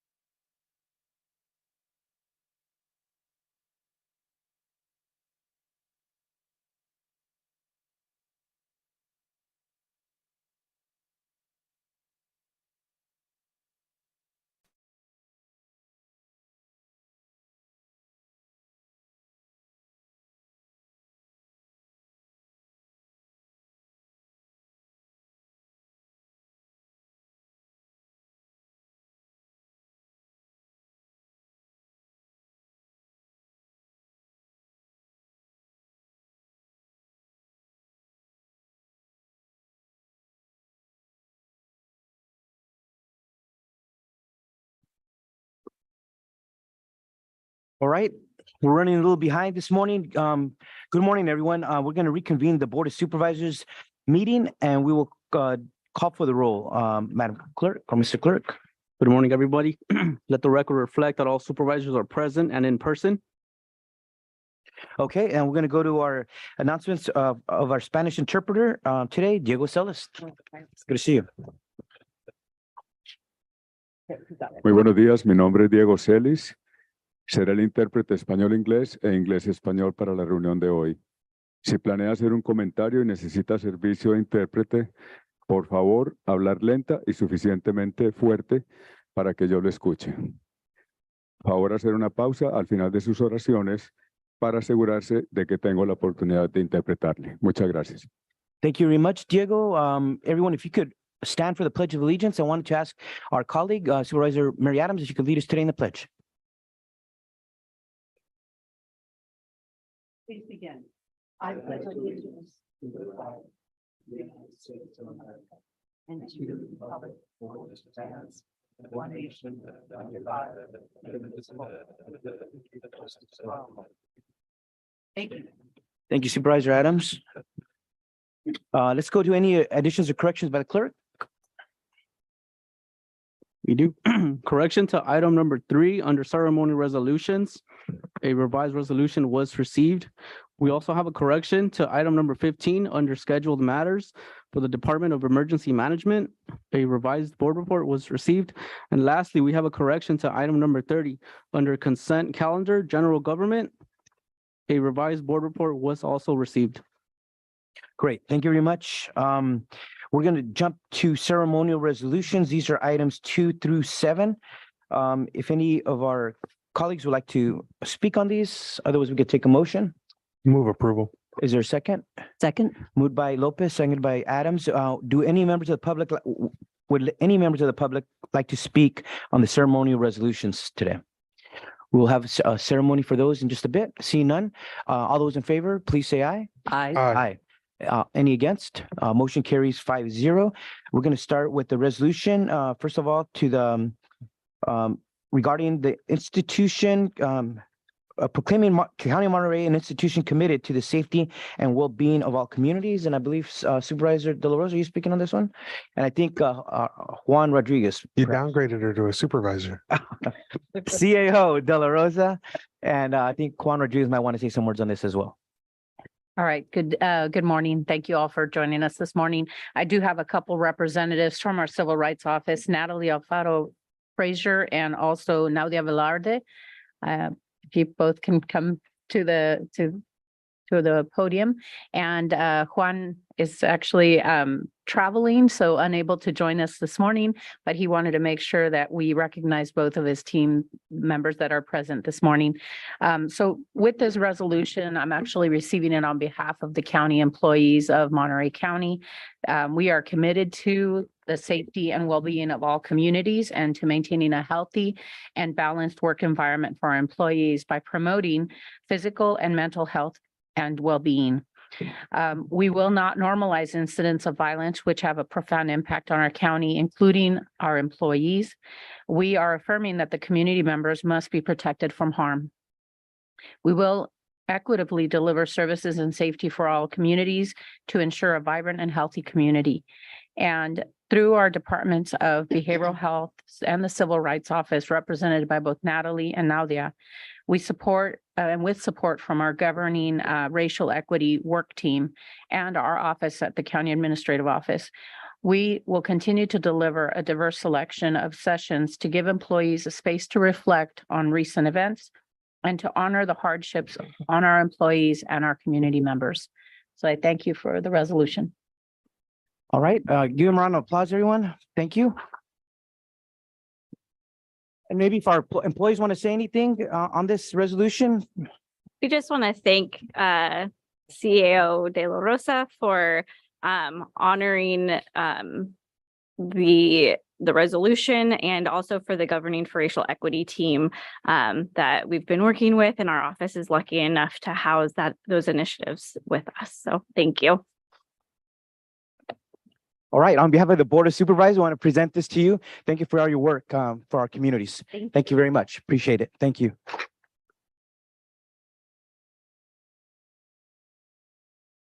All right, next I'm gonna skip over one, go to our county council, Les Gerard, and he's gonna present to a couple of his employees in his office. First of all, we're gonna recognize the renowned attorney, distinguished attorney, William Litt. Actually, Supervisor, I'd like to do both of these at the same time, just so we're going to recognize Bill Litt and Irv Grant, who recently retired after many years serving Monterey County. I'd like to invite Bill and his family up and Irv and his family up to the podium.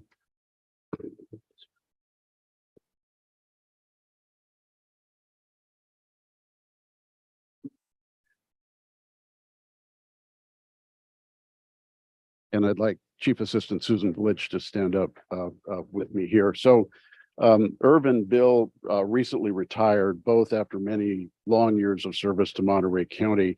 I'm not going to read the whole resolution in a moment. I'm going to turn it over to Susan, who worked more closely with Bill and Irv than I have. But we want to recognize Irv for his 21 years of dedicated public service to the County of Monterey, his overall 39 years of public service, and his many contributions to the citizens and residents of the County of Monterey, and wish him much happiness as he begins his retirement. We want to recognize Bill for his 16 years of dedicated public service to the County of Monterey and his many contributions to the citizens and residents of the County of Monterey, and he too is wish much happiness as he begins his retirement. Susan, you have a few comments about both? I do, and this one's really hard. They're both really hard for me. We're looking at about half our litigation division here, so be kind to county council right now. I will start with Bill. I've been fortunate to work with Bill for 16 years now, and as I mentioned, he's in our litigation division, but he's also advised, I think, every single department in the county. So recognizing that time is short, I won't go through all the numerous cases, arbitrations, motions, appellate work he's done. But I would point out with Bill, the impact litigation, and he really started the impact litigation in our office, and has managed to get millions of dollars for the county to combat opioid abuse, as well as lead paint remediation programs. And that in itself is an extraordinary contribution to the county. He's also an amazing member of the legal community, having served as president of the Monterey County Bar Association, something close to me, also participating in the mock trial program for the high school students in the county.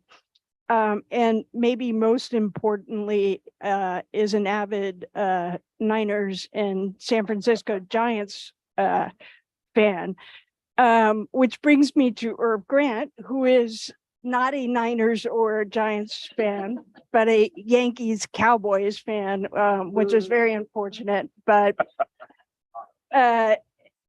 what can I say? Irv is a litigator's litigator, and he started his, 39 years, 40 years of public service as a teacher, a high school teacher.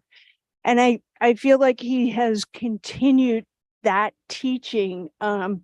When new attorneys come to the office, they want to work with Irv. And it's because of his willingness and openness to just share his litigation style, his strategy, which is amazing, that everybody just clamors to be able to work on a case with Irv. He never loses his patience unless the computer breaks, and then he does lose it. But he's always had this open door policy and has served as a mentor to me included. And I will just point out that now that he is finally stopping work after starting when he was 16 years old, and yes, he had his 80th birthday yesterday, right? Yesterday. Yeah. He does deserve to have time with his wife, Barbara, who's right here, 57 years of marriage, and spend time with his 3 kids, 7 grandchildren, and 1 great-grandchildren. You both have just epitomized service to the community, to the county. I'm going to tear up, and I don't want to, but you are incredible litigators, both of you, and you're leaving huge holes in the office. And I want to recognize all the staff, their former colleagues that are here. Raise your hand or stand up and just be recognized that how much the office has appreciated. Bill and Irv. And so I'm opening it up to anything you guys want to say, good or bad.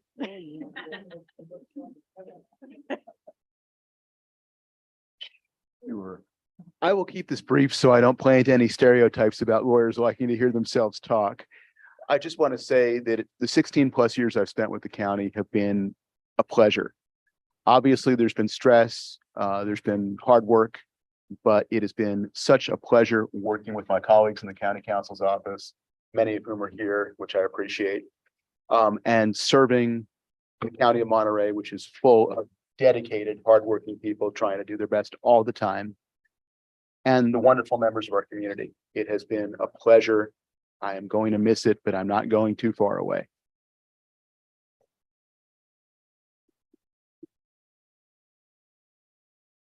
Well, 21 years later, I have to say, working for the county and the county counsel's office, I don't know if I'd call it always a pleasure. There were times when there was a strain and there was argument and disagreement and successes, and sometimes maybe not quite a success.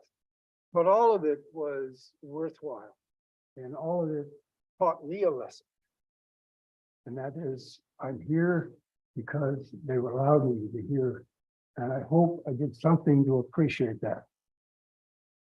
You know, it's funny, I've gone through, I don't know, several retirements lately, people leaving. You would think I would come up with some pithy saying to say something that would be interesting. And I haven't done it. I just can't do it.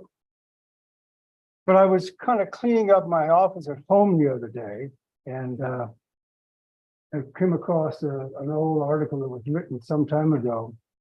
You're probably familiar with the author Alan Paton, who wrote My Beloved Country, wrote about the racial problems in South Africa for years. Quite a guy. And he was getting on in his years, and he said, you know, in this article, I don't have the imaginative, creative, intellectual powers I used to have. I don't have the balance I used to have. I don't have the contacts I used to have. And he felt that tremendous fading away, losing that contact. Because we all so appreciate that if we can earn it. I hope I've earned that from you.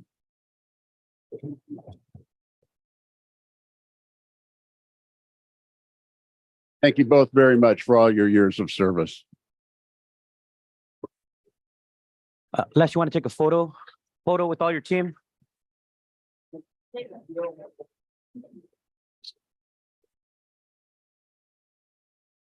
We like each other. Yeah.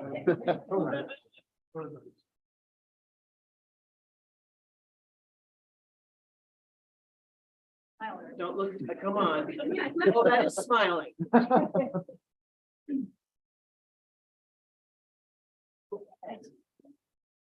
Thanks, Les. And I think some of our colleagues want to say a few words to our departed exemplary deputy county councils. I'll start with Supervisor Lopez. So I just want to say thank you, Bill. You know, one of the things that I was sure of every time you came in to present to our board was you were prepared and you had the answers, even if we were deep diving on questions. And it takes that professionalism and preparedness, but even more importantly, the humor. I've got to tell you, one of those things that stuck with me was that piece you had up on your window in your office about eating children.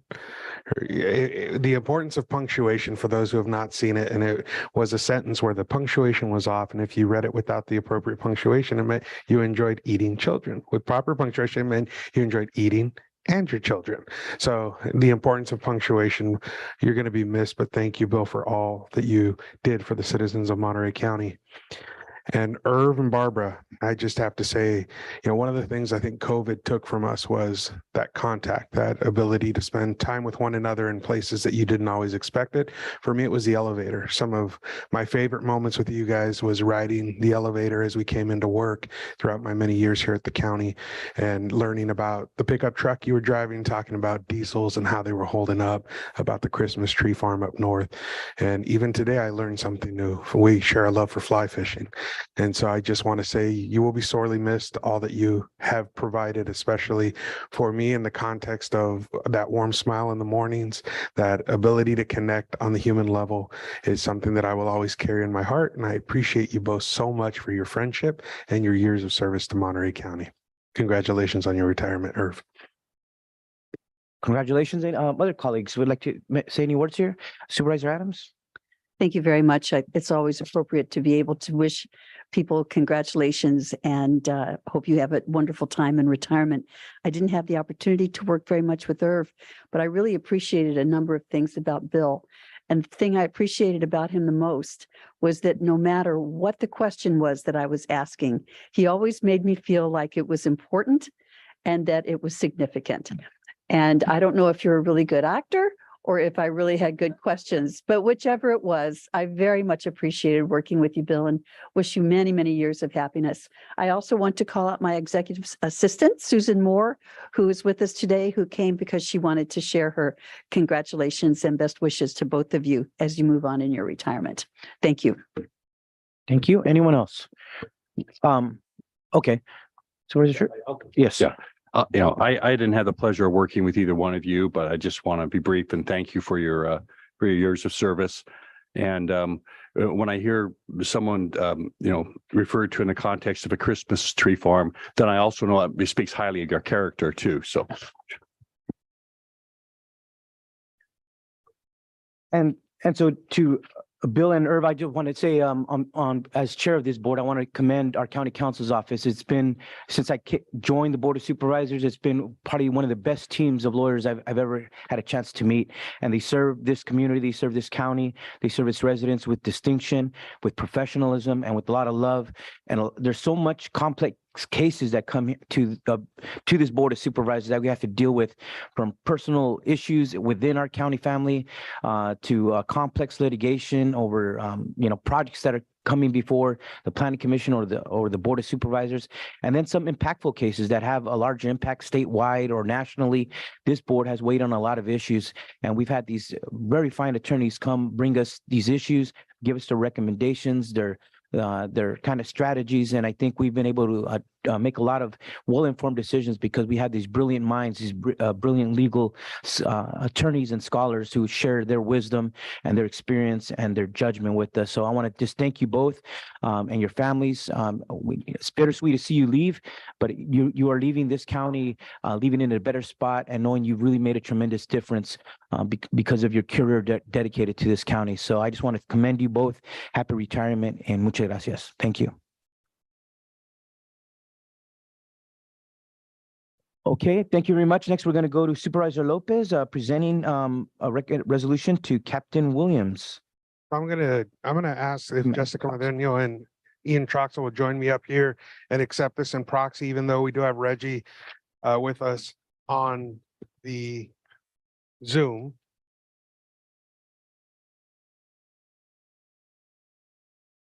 So poor Reggie got sent off to the worst assignment you can get in California. He's our shifting, promoted local captain. We're joking that he may be retiring. He was sent down to San Diego. Poor guy. I'll give him an awe. Reggie, we know you're with us on Zoom, but I just wanted to take this opportunity and thank the board for giving me the grace to take a moment to thank you for your contributions to all of the citizens of Monterey County. You did an incredible job in your time of service here. Some of the highlights include my personal favorite, which this board has heard a lot about, Operation Santa. And Jessica did a great job in helping us gather those toys for the kids down in southern Monterey County. And your team has always been so supportive of the key projects that impact the lives of our residents, including the South of Salinas project, improvements on 101, as well as assisting during one of the most horrific crimes that we'd experienced here on the Central Coast, and being the murder of local officer JD Alvarado. You took the lead in making sure that preparations were made and coordination was in place for his services. And you have made sure to focus on who we are as a community, including making sure that the El Protector program was kept in place and operated in a way that truly made our community feel seen and heard. And so as you move on to a new role in San Diego, again, we feel horrible for you. We want to say thank you for your service to us here on the Central Coast. Every time I saw you, it was a big hug, a smile, and the first question was, how can I help? What are you doing? And how can I help you get that done? It's a thing that I appreciate about you, that ability to express your human side, which meant a lot to me. So as you move on to your new adventures, we want to wish you well and make sure that you get this resolution from the Board of Supervisors, a recognition from all the citizens of Monterey County, recognizing your contributions to us here on the Central Coast. And if you're with us, we'd love to have you say a few words.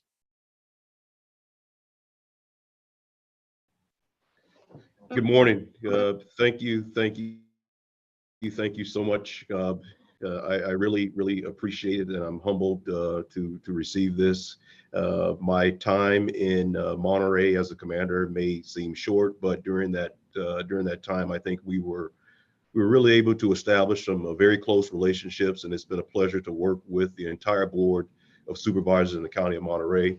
I mean, we were able to work through some challenging times while we collectively and collaboratively did our very best to provide the highest level of service to the communities throughout Monterey County. And I can't thank you, Chris, enough, and Supervisor Mary Adams, and the entire board realistically for your level of understanding, your willingness to have the difficult conversations and try to find the best path forward in order for us to provide the assistance necessary to those individuals who were impacted or affected in any way where the Highway Patrol has a role in that particular service. So my hope is that I represented the California Highway Patrol with the highest level of professionalism, and I'm leaving you all with a perception that the Highway Patrol is here to assist in any way, shape, or form.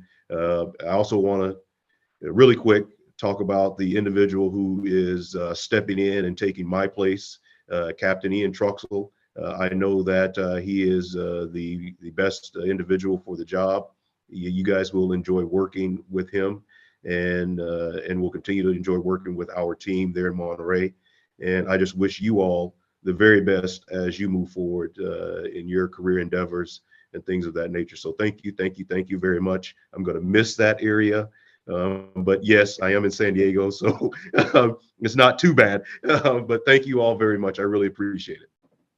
Thank you, Reggie. At this point, I'd like to proxy present this to Captain Troxel.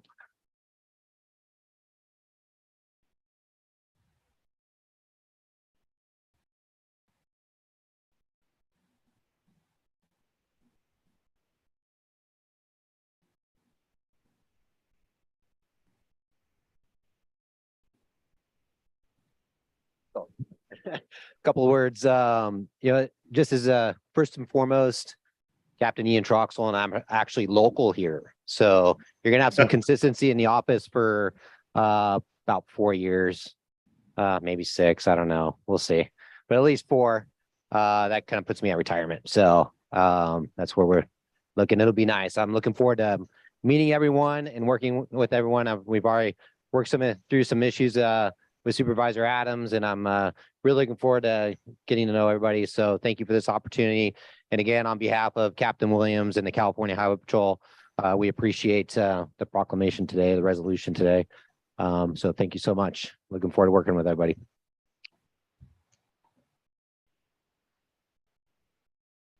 Thank you. Thank you for your service. Everyone, we're now going to call up two special guests and any other guests that come with them. We want to call up Steve Emerson, the board president and interim director of the National Steinbeck Center, and also Leslie Ernest, former board president of the Steinbeck House and the current manager of the best seller gift shop at the Steinbeck House. So please join us. Everyone, today we are taking formal action to recognize one of Salinas, Monterey County's greatest sons, one of America's greatest writers. And just a few days ago on February 27th, we celebrated his birthday. But with this resolution, we want to recognize every February 27th as John Steinbeck Day. For me, he is one of my favorite authors of all time, of course, but some of the greatest books ever written in American history, greatest novels were by John Steinbeck. And things weren't always as pretty for John Steinbeck here in Salinas, right? In the 1930s, he wasn't as welcome in his hometown, but today he is celebrated all over the world for what he accomplished during his career. And it is the National Steinbeck Center and the Steinbeck House, just a few blocks, just a few blocks from here, that continue to uplift and promote his life and his history, and also his works. So today, this resolution that we're going to be presenting to both of these organizations, it's a resolution declaring every February 27th as John Steinbeck Day in Monterey County and commending the National Steinbeck Center in Salinas. John Steinbeck was born on February 27th, 1902 in Salinas, and was one of the most influential and memorable American authors in the 20th century. He graduated from Salinas High School in 1990 and once labored along with migrant workers at the Spreckles Sugar Company factory, and whose original and style Victorian home has been preserved at 132 Central Avenue here in Salinas because of amazing volunteers and dedicated leaders who have preserved that history. John Steinbeck's father, John Ernest Steinbeck Sr., served as the Monterey County treasurer from 1923 to 1935, and his mother, Olive Hamilton Steinbeck, was a local school teacher. John Steinbeck's works attract people from all over the world to visit the central coast of California, the beautiful Monterey Bay Peninsula, and the beautiful Salinas Valley, in which many of his works are set. He has brought fame and honor to the United States as a distinguished writer whose fiction is representative of the vitality and unique qualities of the American people. His writing is known for the keen perception of the times, which has helped shed light on some of the economic and social problems of migrant and marginalized workers of rural America, and especially during the Dust Bowl. He was awarded the Pulitzer Prize in 1940 and the Nobel Prize for Literature in 1962 and the United States Medal of Freedom in 1964. And the National Steinbeck Center, which is located at 1 Main Street in Salinas, was founded in 1998 and is one of the largest literary museums in the United States, dedicated to a single author, and houses the largest collection of Steinbeck's archives. So therefore, be it resolved that the Board of Supervisors, on behalf of all our county and our residents, declares every February 27th as John Steinbeck Day in Monterey County, commends the National Steinbeck Center on its efforts to preserve and promote John Steinbeck's works and history through numerous community events and museum exhibits, and urges our residents and visitors to celebrate the life and works of Monterey County's native son and world-renowned author, John Steinbeck. We give him a round of applause, everyone. I'm going to present one of these to each of you. And then we also want to hear some words about the work that you've been doing, and maybe invite the public about when the museum or the John Steinbeck House is open, because I know there's some special opportunities. Thank you so much for this honor. We appreciate it. The Steinbeck House, we are also coming up on a anniversary. We're going to be celebrating 50 years of serving lunches on John Steinbeck's birthday next year. So we are a lunch place. We serve vegetables from our wonderful valley here. We make sure that we do the farm to table. And you were talking about bringing people from all over the world. We have 92 different countries represented in our guest book. So it is an all volunteer organization.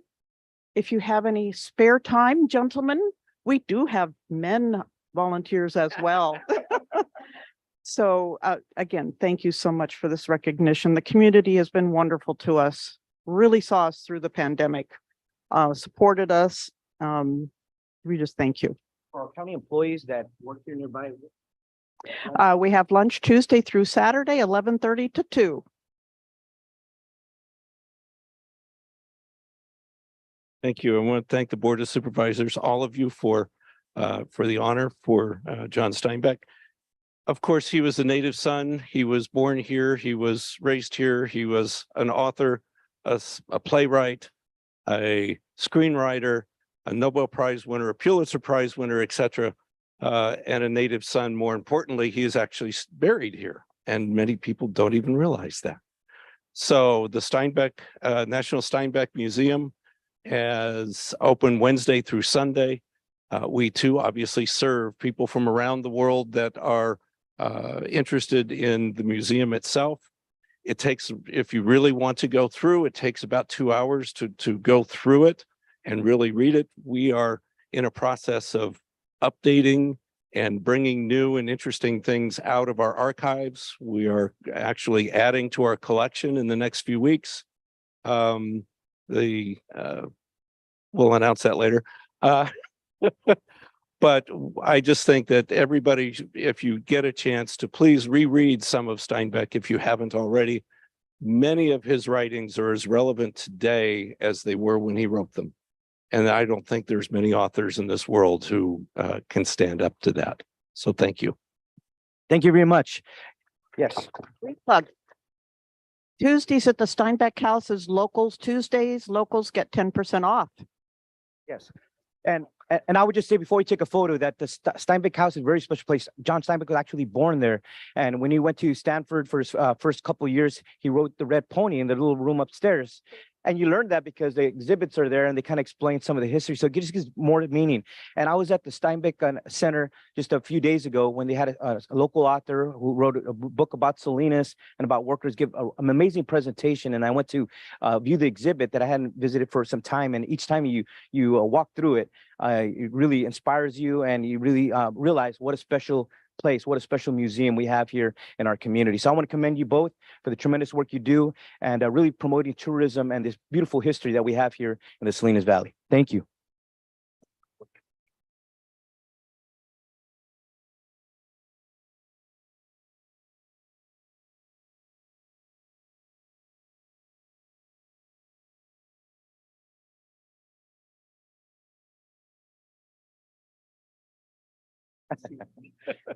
All right, moving on. We're going to our appointments. These are items on our agenda number 8 through 10. Any comments or on appointments? Do you have a motion and a second? I'll move approval of the appointments. Okay, moved by Adam, second by Church. Any comments from the public on appointments? Seeing none, all those in favor? Aye. Please say aye. All those against? Motion carries 5-0. Thank you very much. We are now going to consent calendar. These are items, agenda item 11, but these are items number 24 through 37 on consent. Let's go to Supervisor Askew. You want to pull or comment? I did. I just had for comment, bear with me here, for comment items 29, 32, 33, 34, and 35. Whoa. They're all very similar in nature. So just, Okay, we'll go back to you on comments on those. Anyone else? Any items to be pulled on consent agenda from the public? Okay, let's go to Supervisor Askew and let's go to 29 and then 31 through 35, I believe. yeah, good, very good. So it's item 29, 32, 33, 34, and 35. And each of these items are associated with a request to reclassify county positions. And they all outline their associated budget impacts for this year and for future years. I guess the question that I had, the concern that I had is in reading through the documents, each of these items was simultaneously agendized for both the Budget Committee and the Board of Supervisors. So I would just like to hear, the Budget Committee, I think, happened just recently where these were heard. So there was no outcome of the Budget Committee review. And I just wanted to hear if there was any feedback from Budget Committee members about these or the outcome of that discussion. I'm not on budget anymore, so I can't speak to that. Happy to take that. So Supervisor Church and I are the Budget Committee, and we both expressed concerns with all of these items as well. I think the way that we messaged out as we took these items was that we were concerned about some of the proposals to come back as future request to the board to amend request in terms of the, why am I blanking on the term, when you come in after the fact and look for a bump? Augmentation. Augmentations in order to bolster the number to get it to where it needs to be. The clarity that my comment during that, and I asked it to be considered across all the same items because they were presented to us in sort of a block as well, was we're happy to support, but understanding that I would not be supporting augmentations in the future. I expected that would be coming out of the budget of the department and that they would have to manage that within their own numbers. Personally, that's where I was standing. I wasn't speaking on behalf of anyone else, but for me, I think those are decisions being made by management, especially in those elected departments, to structure those decisions in a way that fully supports whatever their mission and outcomes are. I'll just share, because one of those is we were presented about a $4 million shortfall in the sheriff's budget, and then a request that would add cost. We want to support the new sheriff and her goals, and that we were told this was a key switch in order to help accomplish some of those goals. So again, the same message was delivered, but with that understanding that in the future, we're hoping that is built into a budget that can be balanced and would come in under the numbers. But those were concerns that came up for us, and we did address them at the time. Okay, that's very helpful. And I think it's valuable to be able to include the budget committee feedback in the staff report when it comes to the board. And so in the future, that would be my preference for the process to follow. But I will just echo, I think, what you conveyed, Supervisor Lopez, to department heads who are asking for mid-year reallocations and reclassifications, that we aren't in a position, or we most likely won't be in a position to be able to provide that ongoing cost outside of the existing departmental budget. So just loud and clear message to all of our department heads that we're going to need you to help us manage our budget moving forward. And then the other item that I had, which I'm not sure Supervisor Lejo have gotten the initial set around, but item 36 is to reallocate a field housing project analyst to redevelopment housing project analyst. And I would just a clarifying question. So there's an incumbent who's already in the housing project analyst 2 role. And I'm not clear if we're moving that individual into the new role, or if we're looking to rehire, how we're looking to make that adjustment. Thank you, Supervisor Askey. This is Eric Lundquist, Housing Community Development Director. The incumbent will fill in that position until that individual is experienced and becomes eligible for the promotion, then that would occur. But until such time, she would underfill that position. Okay, so we'd be going out to advertise for one of these positions, or we have people in place that would be filling both of these positions? It would likely be an internal promotional opportunity. An internal promotion. Okay, thank you for that clarification. And again, this is one that has a $14,000 annual increase to the cost and in a department that does rely on county general funds. So we want to be able to do the work, but also, again, managing these budgets is we're going to need everyone's help to make that happen. But those are my comments. And with that, I'll move the approval of the consent. Okay, we got a motion, a second. Second by Church. Okay, County Council wants to comment on this? Thank you, Honorable Chair, members of the board. For the record, item 35 is my office. That actually results in salary savings and a budget reduction. Oh. Thank you. Very good. That's how we like it. County Council, represent. Okay, there's been a motion, a second. Any comments from public on consent calendar? See none? Nobody online? One last comment on 28, if I could, Mr. Chair. I guess. A brief one. It was a $2,000 expenditure, and maybe nearly $3 for a Roto-Rooter. I just wonder if we can't set a higher threshold for when some of these emergency items need to come to the board. I'd love to see it at 5 or 10,000 to let departments handle their emergencies. I just can imagine that doing the paperwork on the back end to get to the board to let us know they had to Roto-Root a line, it just felt a little excessive. Yes. Yeah, thank you, Honorable Chair, members of the board. We are looking at what discretion can be delegated to departments and your risk manager with respect to a variety of contracts with lower amounts. It just doesn't seem reasonable to have you look at every small contract just because there's some inconsistent insurance or indemnity requirements. So we're actively looking at that, and we'll bring forward a proposal that will result in some delegation within parameters and reduce your need to take a look at these smaller contracts. Great, thank you. Sound like a good item for the budget committee to handle. All right, there's been a motion second. Seeing no public comment. All those in favor, please say aye. Aye. Aye. Those against, motion carries 5-0. We're going to general public comments. This is the time for members of the public who would like to speak on any comment items not on our agenda today. And we will open it up first to those in chambers, and we'll give a couple minutes, and then we'll go to those online. Thank you. My name is George Riley, and I live in Monterey. I'm part of a working group to try to build the capacity for a public bank. So this is just a progress report. The RFP, about 2 years ago, a little less than 2 years ago, your county, as well as Santa Cruz, as well as Santa Barbara, 3 counties, as well as 9 other cities in the 3-county area, have approved the idea of a feasibility study for a public bank.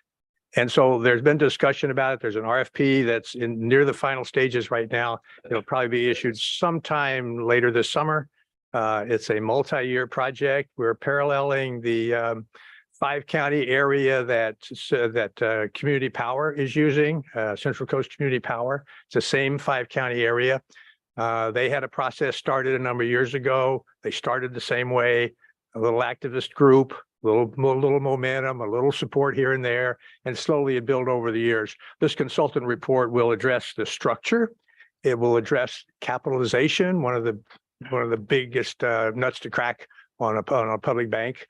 Its intent is to allow discretion at the local level to finance funds through local funds with local projects and not send the leverage of lending out to the corporate banks. So you can divest from some of that activity. This is not a takeover of anything. This is adding a service that is locally controlled, locally focused, and locally financed. And it allows for lower interest rates for public projects.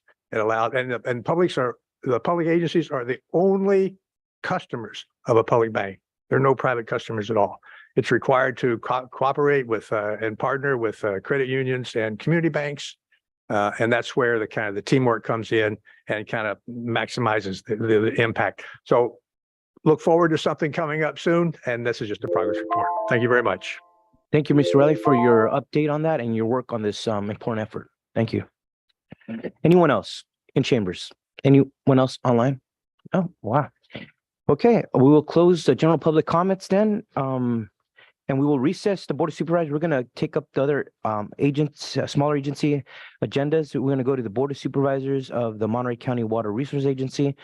Madam or Mr. Clerk, if we could call the roll. Good morning, everybody. Let the record reflect that all supervisors are present and in person.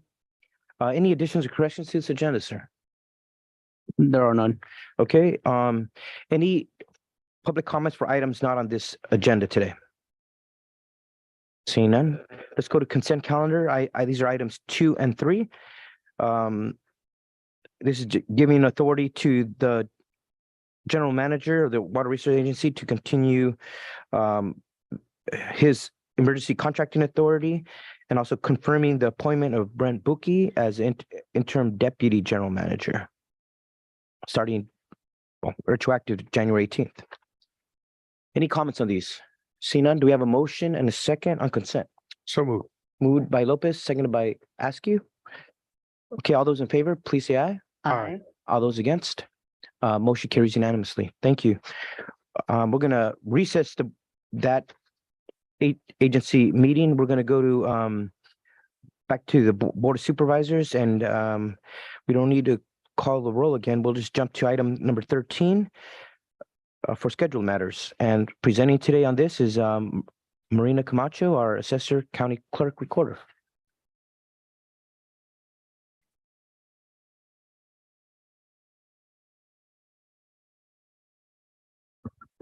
Good morning, Chair, board members, and members of the public. I'm here to speak on on a request that submitted for approval for an 80-day waiting period for a first retiree, and approve and authorize the hiring of the retiree, my predecessor, Steve Vagnini, as a temporary employee. This temporary appointment for Steve is necessary to fill a critical need at this time. Under the Government Code, Section 75.22.56 limits the manner in which a California Public Employee Retirement System retiree can return to the public service, even on a temporary basis. The employer needs to certify the nature of the employment and that the appointment is necessary to fill a critically needed position before the 180 days, which is what we are facing right now. The appointment may not be placed on a consent calendar, and therefore this is why I'm speaking to you today. Mr. Vagnini has numerous years of experience in establishing valuations and specialized properties, and also in representing the assessor before the Assessment Appeal Board for specialized properties, commercial and hotels, namely impacted due to the pandemic and the impact of the valuations. While we do have staff that is developing, in the last few years, the assessor has, through retirement or just through attrition, has lost long-term employees with this type of experience, that we are in the developing new employees, but they are still not there. So therefore, we are looking to ask the board to allow us to bring him back. Prior to his retirement, he was the most experienced in processing these type of commercial properties, hotels and specialty properties. Besides Mr. Vagnini, we only have 2 appraisers that actually have that type of experience. And we currently have numerous properties that are facing appeals and that require valuation for the supplemental assessment. As the board is well aware that over 60 to 70% of the discretionary funding comes from those assessments. So it is critical that we have Mr. Vagnini back to help us with the processing of the supplementals, keeping the flow, and consequently flowing that revenue to the county as we move forward on a very, very difficult year and years to come. We definitely need his expertise to assist in reconciling those commercial specialty properties. His assistance will enable us to continue the flow and prevent any delays from enrollment of those supplemental assessments. While we are aware that this is a very difficult year and our department is facing a difficult challenge of a deficit, we are currently working with our county board analysts to look at decreasing everything we possibly can.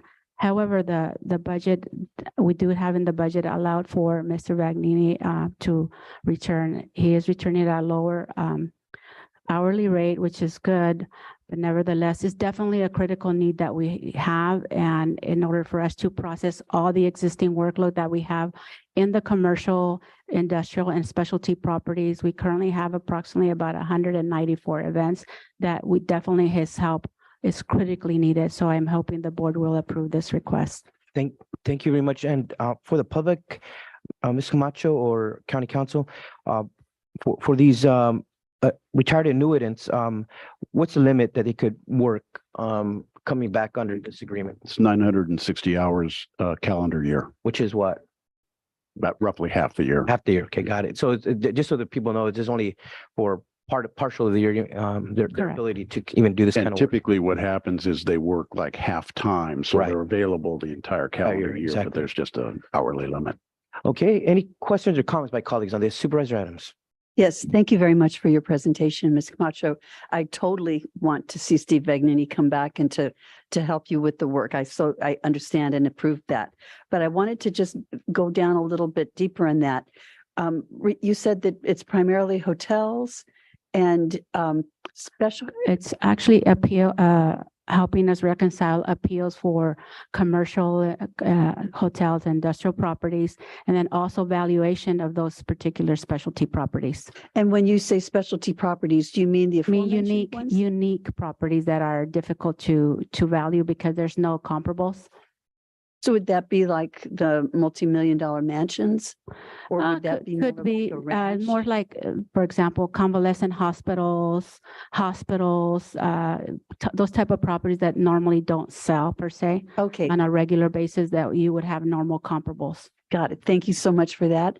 And then finally, is this a result of the changes that took place? I think it was this year with Proposition 13 kicking back in. Those are always happening. It's really, a lot of it had to do with the pandemic, because when the pandemic actually came into play, a lot of the hotels were impacted. And so therefore for 2020, lien date 1/1/21, quite a large volume of hotels filed an appeals application, and that's what we've been reconciling. That's what he was working on diligently prior to his retirement.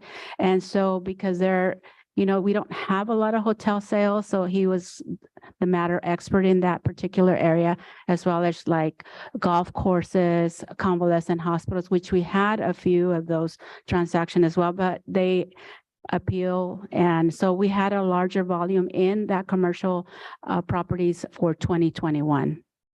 Thank you so much for that explanation. Okay, anyone else? Okay, any comments from the public on this item? Don't see anyone in chambers, anybody online? All right, can we have a motion in a second? Move approval. Moved by Second. Lopez, seconded by Adams. All those in favor, please say aye. Aye. Aye. Aye, motion carries unanimously. Thank you. Thank you. Any nays? None. Okay. All right, going to item number 14, our last item of the morning agenda. This is to receive a Monterey County financial forecast. And to do that, we have Ezequiel Vega, our county budget director. This is looking at the county fiscal condition for the current year and the 3 forecast years, 2023 and 24 through 25 and 26. Good morning, board members, members of the public. So thank you for your time today. As indicated, I'm presenting the 3-year forecast today. Before we begin with the presentation, I would just like to thank the departments for all the work that they did on getting this information together. It is a monumental task, similar to preparing the budget. And the work that they do is integral to the financial success of the counties. I want to thank them for that. I also want to give a shout out to the budget staff who worked with those departments and created this report that is the basis for the presentation today. The forecast is a key component of the budget process for the county. It is the beginning of reviewing how the county is performing during the current fiscal year, what the expected performance is going to be in the upcoming 3 fiscal years, and if there are any challenges that the county will face, then we will need to determine what the appropriate actions could be for the board. So this works as an early warning system to ensure that the Board of Supervisors and the public is aware of any of those challenges and take appropriate action if necessary. So today the presentation will be structured as follows. We will have a brief description of the general fund financial outlook. Typically, most of the presentation focuses on this general fund because it's one of the largest funds that the county uses to provide services to the community. We will be focusing on the current year estimate and forecast overview for the general fund, revenue trends, and also we will be looking at expenditure trends and cost drivers. After that, we will be looking at the performance of other major funds within the county and at the next steps in the budget process. So with that, we'll start with the general fund. On the general fund performance, you could see on this table in front of you that we are projecting positive results for the current year. We are projecting that we will be ending the year with approximately $26.8 million in addition to fund balance. We begin the year with 3.6, and we anticipate that we'll end the year at 26.8. So that is positive results, even though when you look at the later parts of the presentation, you will see that some departments are projecting some challenges, as indicated in the earlier conversation when Supervisor Lopez indicated. The Sheriff's Department actually made a presentation, for example, to the Budget Committee. We also have the Assessor Department, and also we have the District Attorney.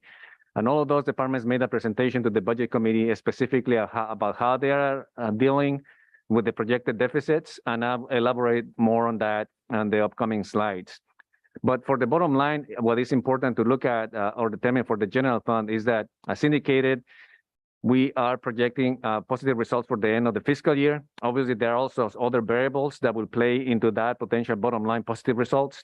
Also, I will be talking about cannabis in an upcoming slide and how that could impact the bottom line for the county.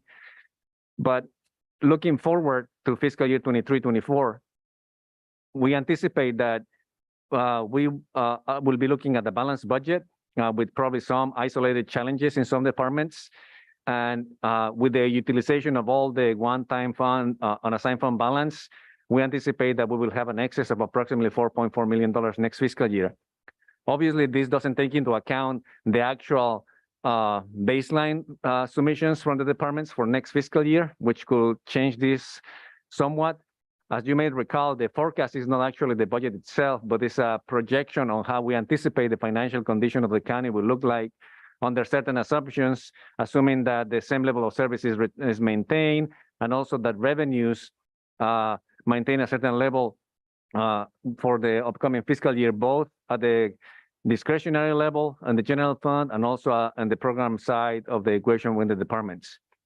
If we take a similar approach into fiscal year 24-25, then we start seeing actually a deficit that is projected for fiscal year 24-25, and also for the following year. So I think that the message from our office has been over the last few fiscal years that we are anticipating a decline into the overall county's ability to continue to provide the same level of services with the revenue that is being received. And I think that this forecast shows a similar message and actually corroborates some of what we have been saying. And obviously, there are a lot of things that could change between now and then, but I think that we have to be prepared for what may come in the upcoming couple of fiscal years. And all of that is forecasted because expenditures continue to grow. And even though revenues continue to grow, they haven't kept up with the growth of total expenditures. And we will elaborate more on the upcoming slides. And also, it is very important to note that for fiscal year 24, for the current fiscal year, we are receiving a significant amount of ARPA revenue that is still being used to finance ongoing operations on the current fiscal year. With that ARPA revenue, the bottom line picture probably will be a lot different than what we're looking at today. And also, on one of the upcoming slides, we will be discussing how ARPA is being used overall in many different departments, how much we have available, and what the recommendation from our office is on how those ARPA funds should be used for next fiscal year. So we'll start now looking into the overall revenue picture for the general fund. As indicated earlier, we continue seeing revenues still growing. The revenues are projected to continue to increase, but that growth overall is not projected to keep pace with the overall increasing expenditures. And actually, you can see that the revenues, when you compare the current year estimate to the actual forecast, you see actually some type of decrease, a small decrease compared from this year to next year. But that has to do with the inclusion of some one-time revenues in the current year, and when that one-time revenue is not included in the following year. So one of the most important components of revenue, or most flexible components of revenue within the general fund, is the discretionary revenue. And that discretionary revenue has continued to grow, even though we did see some decreases during the pandemic. Due to the receipt of one-time revenues in the form of CARES and ARPA revenue, the county was able to weather the storm and able to respond to the pandemic. But when you actually look at, when we remove that one-time revenue from the forecast, you see that revenue is actually still projected to grow from $283.9 million in the current year estimate to approximately $283.4 million the following year. And that growth is also projected to continue into the upcoming years. But what is important to note is that at the end of fiscal year 23-24, most likely the county will not be able to count on any ARPA revenue at that point. So that will be completely gone if everything is allocated as proposed during the recommended budget and also spent by departments. So the reason why that discretionary revenue continues to grow, one of the main reasons is the continuous growth of property taxes. So property taxes have continued to show to be resilient during the pandemic and through many challenges in the overall economic condition of the state, the county, and the country. But there are some indicators that actually show that this revenue could be on the decline or even grow at a slower rate that has been growing in the past, because I think this growth that we have seen over the last couple of fiscal years is unprecedented. For example, when you look at the growth from fiscal year 1920 to fiscal year 2021, when we were in the middle of the pandemic, that's an increase of almost $14 million on a year-over-year basis. And that is counterproductive or counterintuitive when you look at what was happening all around us with the pandemic, but that's the reality that we were actually living in. And then the growth also continues into the following years, and is projected to continue all throughout the forecast. However, we have seen some indicators on some reports, economic reports, that indicate that this growth is beginning to slow down, and in some markets, actually, the overall value of properties is beginning to decrease. And we have seen some of that within our county, and actually, that's part of the reason why you have also seen some of the challenges that the assessor reported as part of the year-end estimate, because that department is one of those that actually sees the impact first when the property taxes start to show some signs of decline. That department starts to be hit first. So I think that that's an early warning for us to know that potentially our county could be seeing a slow growth in overall property taxes, or maybe reductions. We don't know what this is going to look like yet, but I think it's something that we just have to keep an eye on and be cognizant that this is something that could potentially affect the county. And as indicated throughout the presentation, we're not expecting this to impact the county for fiscal year 23-24, but for the following fiscal year is where most likely we will see some of that impact. The good news also on the revenue side is that transient occupancy taxes actually have continued to grow. I know that revenue source was significantly impacted throughout the pandemic, because this is one of those revenue sources that when something goes wrong in the economy, is highly volatile. Something happens and then changes occur rapidly also in this area of revenue. So we have to also continue to monitor this very closely to ensure that if we see any indicators of a slowdown in this revenue source, that we take appropriate action, because this is a significant revenue source. As you saw from the earlier slides, we receive approximately $290 million in taxes on the discretionary side, and 40 million is a large percentage of that. Is the next largest revenue size when you look at after property taxes. And right now we're estimating that we will be receiving approximately $40 million on an annual basis for the current fiscal year and also for the upcoming budget year.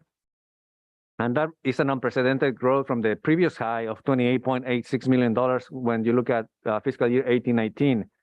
And this is a huge rebound from the pandemic levels. And initially, when we were looking at this data, there were some indications that potentially something was wrong. So we did a little bit of analysis, and we were looking at what were the drivers behind that growth. And by looking at some of the information that the Treasurer Tax Collector collects, we saw that some of the facilities that provide lodging to individuals actually had used the pandemic period to actually increase some of the room capacity. So that created some of that growth. In addition to that, we also saw that the price of per room increased in general due to inflationary factors. And also there was some growth on the short-term rental properties. And there was a question actually during the budget committee that asked what percentage of the overall total revenue of the 40 million represents the short-term rental cost. And when we asked the Treasurer Tax Collector, they provided the information indicating that approximately 10% of the overall $40 million is coming from that sector of the industry. So now, another important revenue source for the county has been cannabis over the last few fiscal years since its inception in fiscal year 16-17. And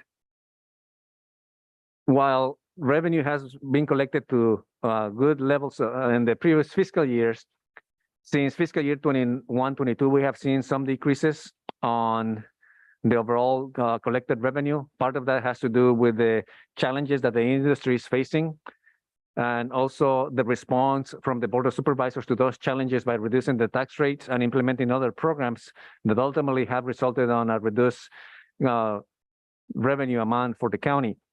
So as you can see, focusing on fiscal year 22-23, we had a budget of $7.4 million, and After the rate reductions enacted by the Board of Supervisors, the estimate was reduced to $4.6 million.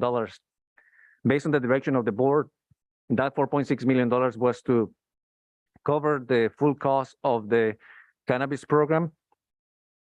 So that's what the Board of Supervisors tried to do with the rate reductions, try to match the dollar amount that we were spending on the cannabis program to the expected revenue receipts.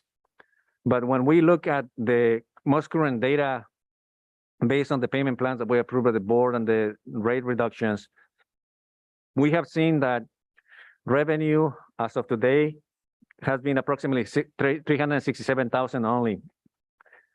Compared to the $4.6 million, so that's a significant gap.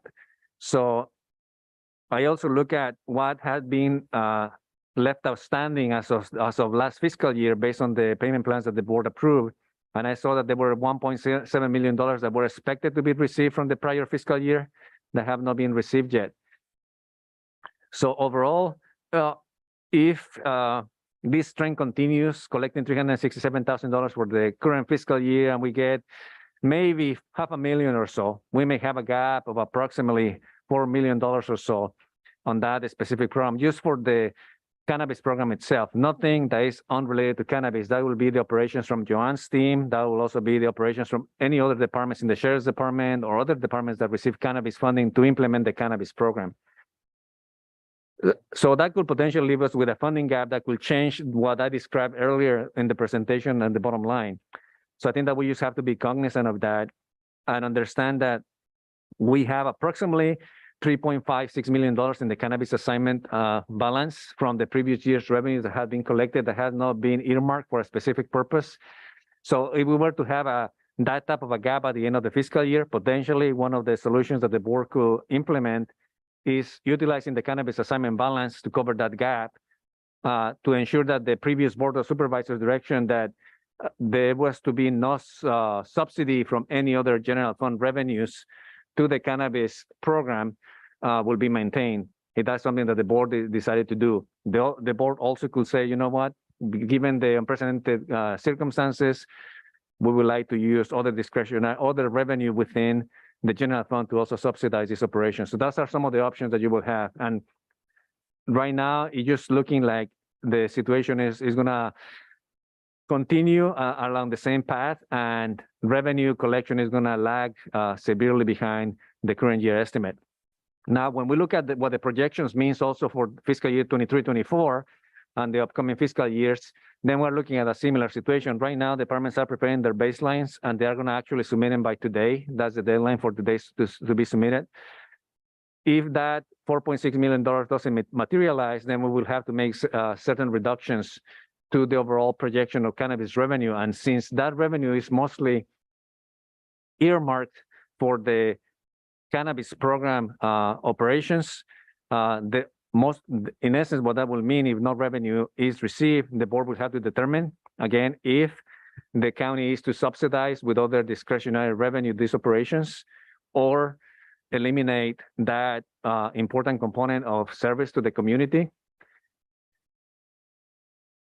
So those are a couple of the options that we're going to have to be dealing as we look into the budget for next fiscal year. And we don't know what the situation will be, but we understand that this is a very clear potential reality that we'll have to face as a county.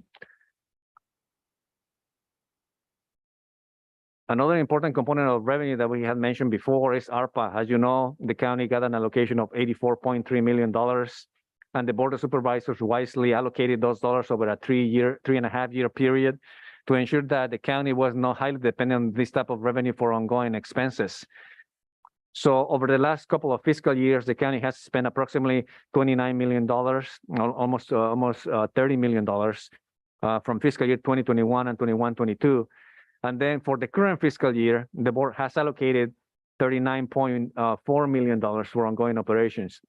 We have received reports from departments as to their level of expenditure on the ARPA programs. And in general, we get a sense from departments that most of that $39.4 million is going to be fully spent by the end of this year, with the exception of some of those capital projects that are multi-year projects that they're spending some portion this year, and then some of it will be spent later in the year. So we'll be working with that department to determine how much of that $13.9 million that you see towards the bottom of the fiscal year 22-23 column, how much of that will be carried over into next fiscal year for capital projects.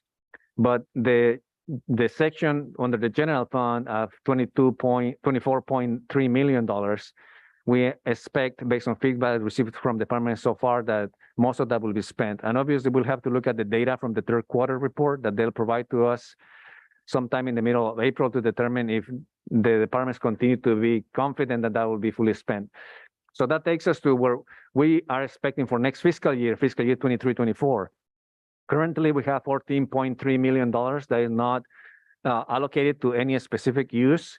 And the recommendation from our office is that the board should be looking at that $14.3 million as part of the budget process, as we go into the budget workshops, as we look at the evaluation of the capital improvement project plan, as we look at the overall county needs, and then provide direction specifically as to how those funds will be allocated. We also have to determine from the budget office what the overall situation will look like countywide. As indicated before, we're not anticipating having significant challenges countywide, but the situation could change significantly once the baseline is submitted from departments. And also, if there is a need to use some of that $14.3 million to sustain some core services, we will have to look at that recommendation from our office on the recommended budget to see if some of that funding should be used for some of that. And we don't know if that is going to be the case or not, but we have to just, in essence, just be cognizant that that could be a possibility as well. So that section just concludes the revenue part of the presentation. So now we'll be going as to the expenditure side. On the expenditure side, as indicated before, the expenditures are growing at a faster pace than revenue is growing. And you could see that trend of growth from fiscal year 15-16 all the way through the end of the forecast year. And in the current fiscal year, we're projected to spend $833 million compared to $806 million the following year. And the reason for that reduction in expenditures is because of those one-time expenditures are removed from the forecast years. But the largest component of cost for the county is the cost for salaries and benefits. And that is directly correlated to the overall positions that the county has in order to provide important services to the community. Since the county is a service organization, typically what you will see is that the large portion of the cost for the provision of those services is directly on the staffing that it hires. So when you look at salaries and benefits for the general fund, you see that as a county, we were spending $228 million in fiscal year 15-16. We are projecting by next fiscal year, we'll be spending $319 million on salaries alone. And that is a significant growth for next fiscal year when compared to the prior fiscal year. And then the growth from fiscal year 23 to fiscal year 22 is also significant. So actually, when you look at the trend of growth and expenditures, salaries have grown the most significantly from fiscal year 22, 23, and 24. And a lot of that has to do, obviously, with the new labor agreements that have the county has agreed with the labor groups, and also significant number of wage adjustments that have been made to various positions throughout the county to bring the compensation to those employees on par with the market. And also the number of reallocations and reclassifications and reallocations that have occurred throughout the year. So all of that combined has created this environment where the salaries continue to go up, and the county is going to have to continue to deal with that continuous growth in salaries, as it is an important aspect of the service delivery model that the county has built over the years. In addition to the cost growth and salaries, another aspect of cost increases is benefits. And one of those important benefits is health insurance provision for employees. And you see this significant increase also over the last 3 fiscal years.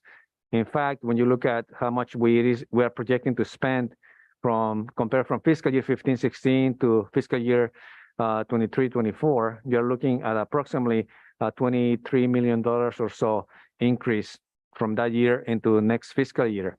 And some of the largest increases actually are projected into the current year and the prior year.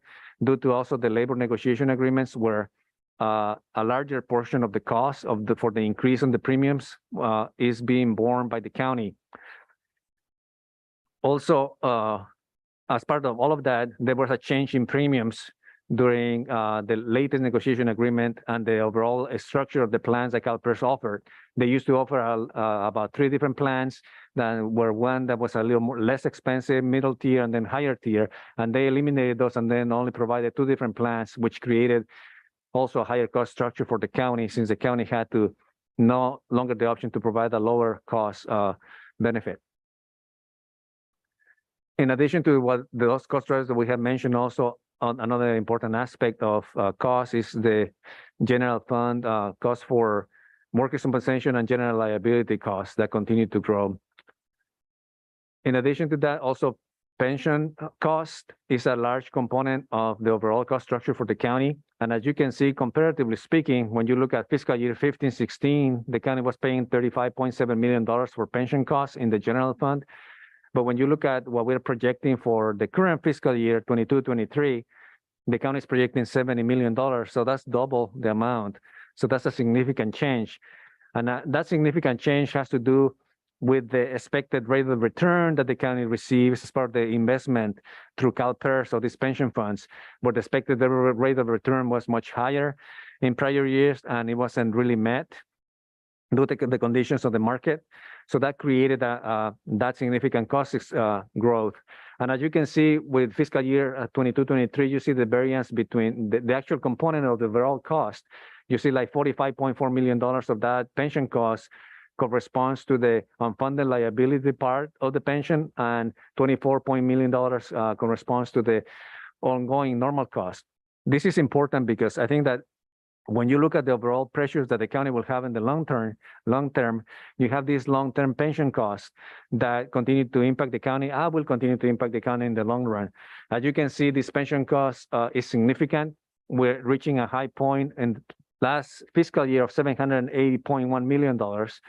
But on the latest actuarial report, that pension cost was projected to be $505 million, right?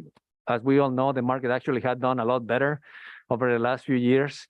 And so that created that higher rate of return on the investments.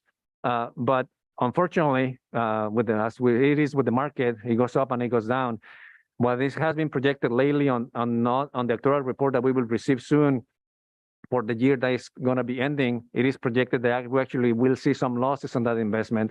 And it is projected that the overall pension liability will go back up to the levels that we saw in the prior year for fiscal year 2021.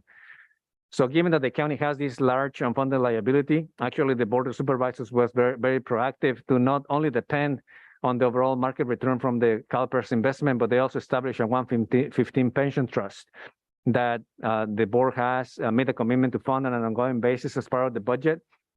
And we believe that that approach of funding that 115 pension trust to help alleviate some of the pressure costs from the unfunded liability will help in the long run for the county.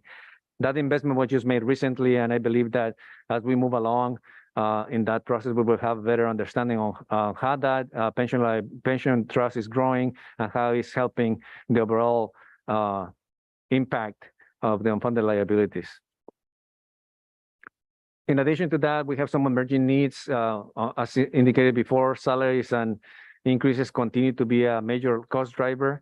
And we anticipate by the end of fiscal year 24-25, the different cost structure that the county has will mean that the county will be paying approximately $50.4 million more in salaries based on the current cost structure that the county has. And then we also have to be to realize that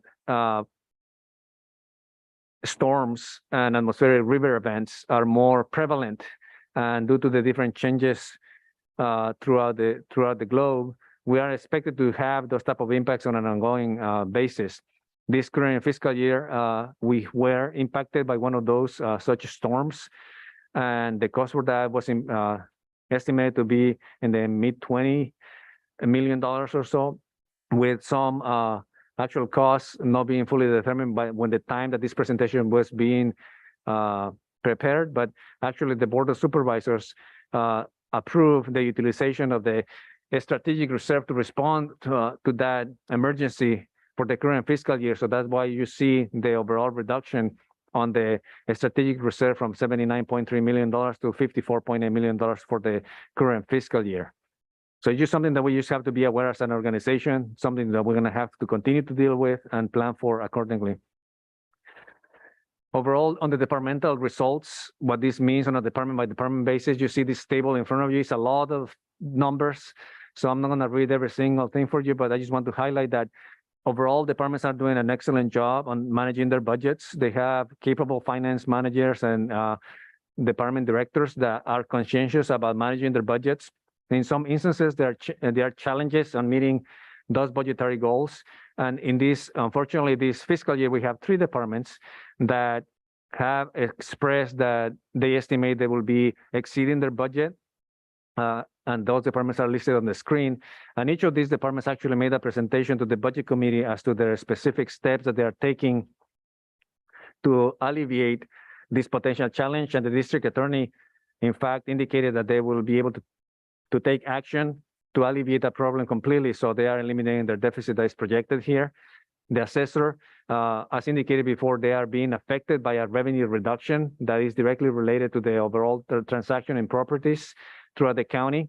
So it's something that is difficult to manage when you are at the mercy of the market, but they're trying their best still to reduce costs to make sure that that overall deficit is somehow alleviated as well.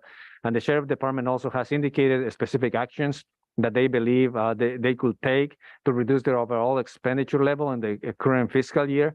But unfortunately, they are still projecting that they'll have a significant deficit by the end of the fiscal year.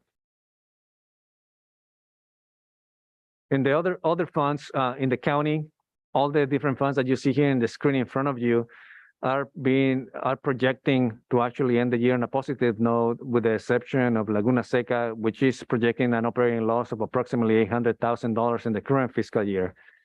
The Lake Resorts actually was also being projected to have a small loss for the fiscal year, but during the budget committee, updated information was presented to the committee indicating that given actually the rains that created so much chaos and loss throughout the county, actually had a positive result, at least on the water levels for the lakes, and that they anticipate that given that, they will be ending the year on a balanced budget.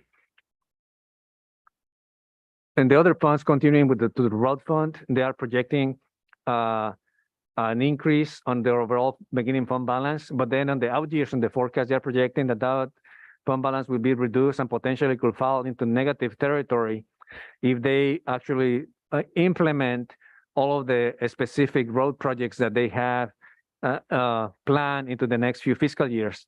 In fact, the department made a presentation to the CIC and to the budget committee and to the board, the Department of Public Works did, and they presented a specific plan to improve the road conditions throughout the county over the next few fiscal years. And one of the decision points that they're going to bring forward to the budget committee and to the board in the near future is what the financing plan will look like to build those projects, to ensure that this type of scenario that you see on this table doesn't materialize, because what they want to be able to do is have the appropriate financing for those projects, bring the roads up to par to where they should be, but looking at the appropriate financing scenario for that. So they're exploring the potential issuance of bonds, and they're also looking at other financial scenarios, working with their office to ensure that they recommend the best option for building those projects. And then on the other funds as well, we had the behavioral health fund, where they are projecting the decrease on their fund balance from $62.6 million to $58.6 million for the current fiscal year. And then they are also projecting a similar type of decreases into the next few fiscal years throughout the forecast. And I think that this is something that is somewhat positive because, as you may recall, there was a request in the budget committee to present on the overall status of the fund balance for behavioral health, because there was a worry that the fund balance was building up to a level that could potentially mean that the county would have to return some funds to the state because they were not being spent on a timely basis. So given the proactive approach of the department, they are projecting at this point that there are no funds at the risk of reversion going back to the state, and they are implementing that plan and the overall provision of services up to the community using Mental Health Services Act funds to ensure that they use that. In addition to that, there may be some projections also on overall reduction of revenues that is also creating some of this, but I think that we just have to recognize the effort by the department on making sure that this is being looked at, and they are going to continue to work with the budget committee to present ongoing reports so that this is continuously monitored. And with that, I'm going to go to the next steps. At this point, I know it's a long presentation, so thank you for sticking with me, members of the public, board members. And after this forecast is received by the Board of Supervisors, we're going to be waiting for the baseline budgets to be submitted by the departments. They are due today, as indicated. That's just yeah, somebody say yes, they are due today. That sounded good. Yeah, good timing.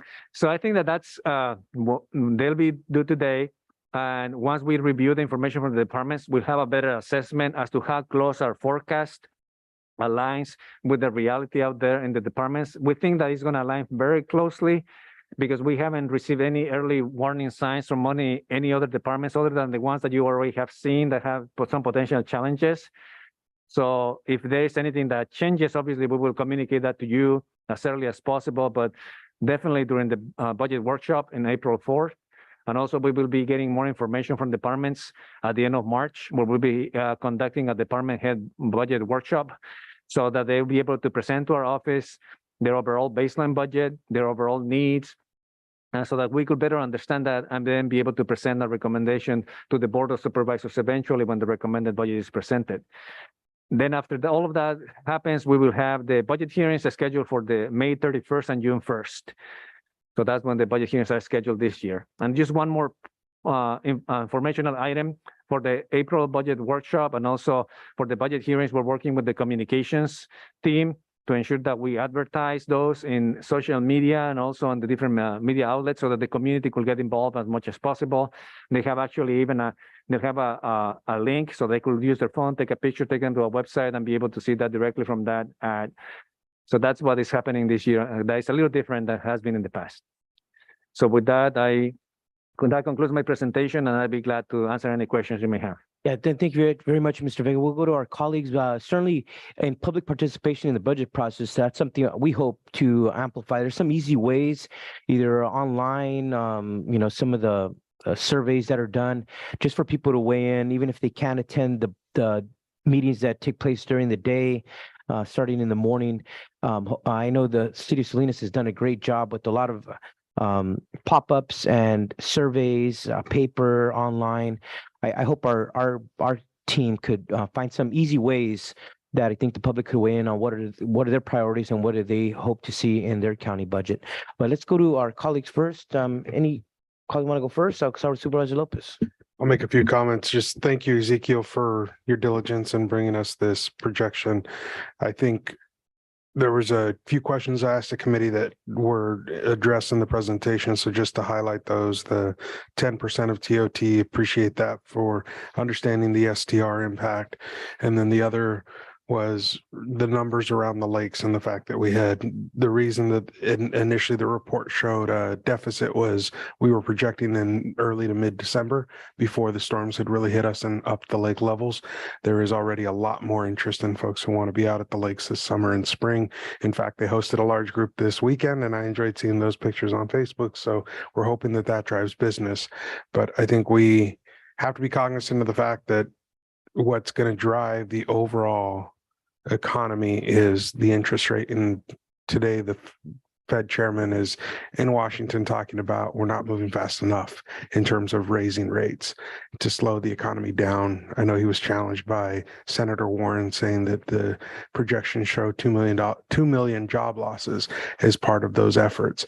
And so those are all the pieces that we have to be aware of that are different from the picture that we've seen in the last few years where yes, we've been worried about COVID, but they were sort of uncontrollable factors, and the factors that are in play now are more in control by the Fed, and it's an intentional slowdown of our economy that we're facing. And so I think that just is a different picture than what we've been dealing with for the last 10, 15, even almost 20 years.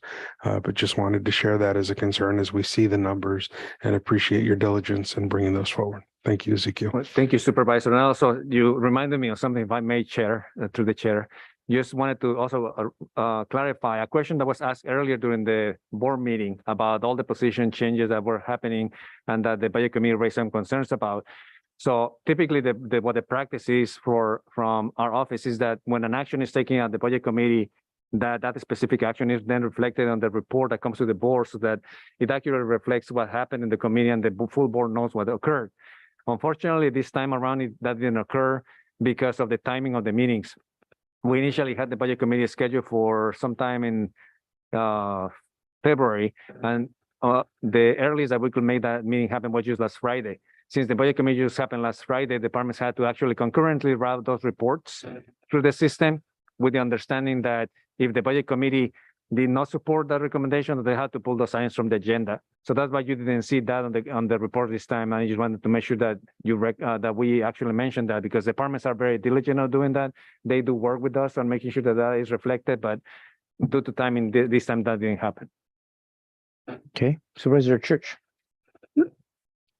And, I want to just kind of elaborate on that. We did have a budget committee meeting scheduled earlier. I was unable to attend it because I was at the CSAC conference. So this is one reason why it's coming in too late. That's, want to make sure the staff is clear on that. That's on me. And just the scheduling. So I have a couple of questions here too. I know there's quite a surprise on the TOT numbers. You have expressed that. Could we get a little breakdown on that analysis between, I think it was 2018 and 19, which was a high point of 28.5 million to now 40. And, what were the drivers into that? It just a little more elaboration would be helpful at some point. I will work with the treasurer tax collector on making sure they are the ones who collect the data as to all the collections. So I'll work with them. Okay, thank you. We'll provide you something about to that effect. And I know there was 10 million or thereabouts taken out of the cannabis fund for Laguna Seca as a loan. Isn't that correct? Yes, yes. I don't know the exact numbers onto that. Is that, when is the payback schedule on that? Is that put into this forecast here? The payback schedule, okay. So there was no payback schedule when this was originally conceived, but I think that since we had a very good fiscal year for 21-22, the full loan was repaid at the end of that year. So there's no specific repayment due anymore. It was fully paid back. All right, thank you. And also just a couple more questions. Then on cannabis, I know it looks like not going to make the 4.6 million this year. That is scheduled, but on that, for future years, we do have 4.6 million. So in terms of, the plans for those that are delinquent, the new structure that we have, and looking at this year, if we can't raise 4.6 million, are you still optimistic we might be able to have 4.6 million next year or the year after that? Or are you thinking that we might have to do some major changes on this? It depends, I believe, on the overall actions that the board takes between now and the time that the budget is adopted, because I know that there are some pending reports that are going to be coming in front of the board for consideration. So right now, what we kept is what we know as of today. This is based on the tax rates that the board approved. This is what the forecast could look like. But also, as indicated during my presentation, those numbers are likely to change. For the current fiscal year, we don't anticipate that we'll collect that much as budgeted, and potentially into next fiscal year. So then at that point, as a county, we have to make certain decisions as to how to continue with this program. Okay. And I know we have a cannabis issue coming up later, and although it's just a first reading, I think it might be good to have a little discussion on some of these numbers at that point. At least I have some of the questions at that point too. Okay. Thank you. Let's go to Supervisor Adams and Supervisor Askew. Thank you. Yeah, just a couple of comments. Thank you very much for your presentation, Ezekiel. It's always good to see the numbers really clearly defined. Regarding TOT, first going to Supervisor Church, there is a really good breakdown from the MCCVB on the changes and the uptick and some of the reasons why there has been such an incredible amount of growth in the visitation here on the in Monterey County. But in addition to that, I was just thinking, we're all getting these notices about the atmospheric river that is supposed to be coming on Thursday. All it takes is one major storm event, And we can see TOT just bottom out. The road closes, something else happens. One more sort of mistake on how we talk about telling people, don't come to visit because of the weather. That really translates long-term for people choosing to go to Napa instead of coming to Monterey.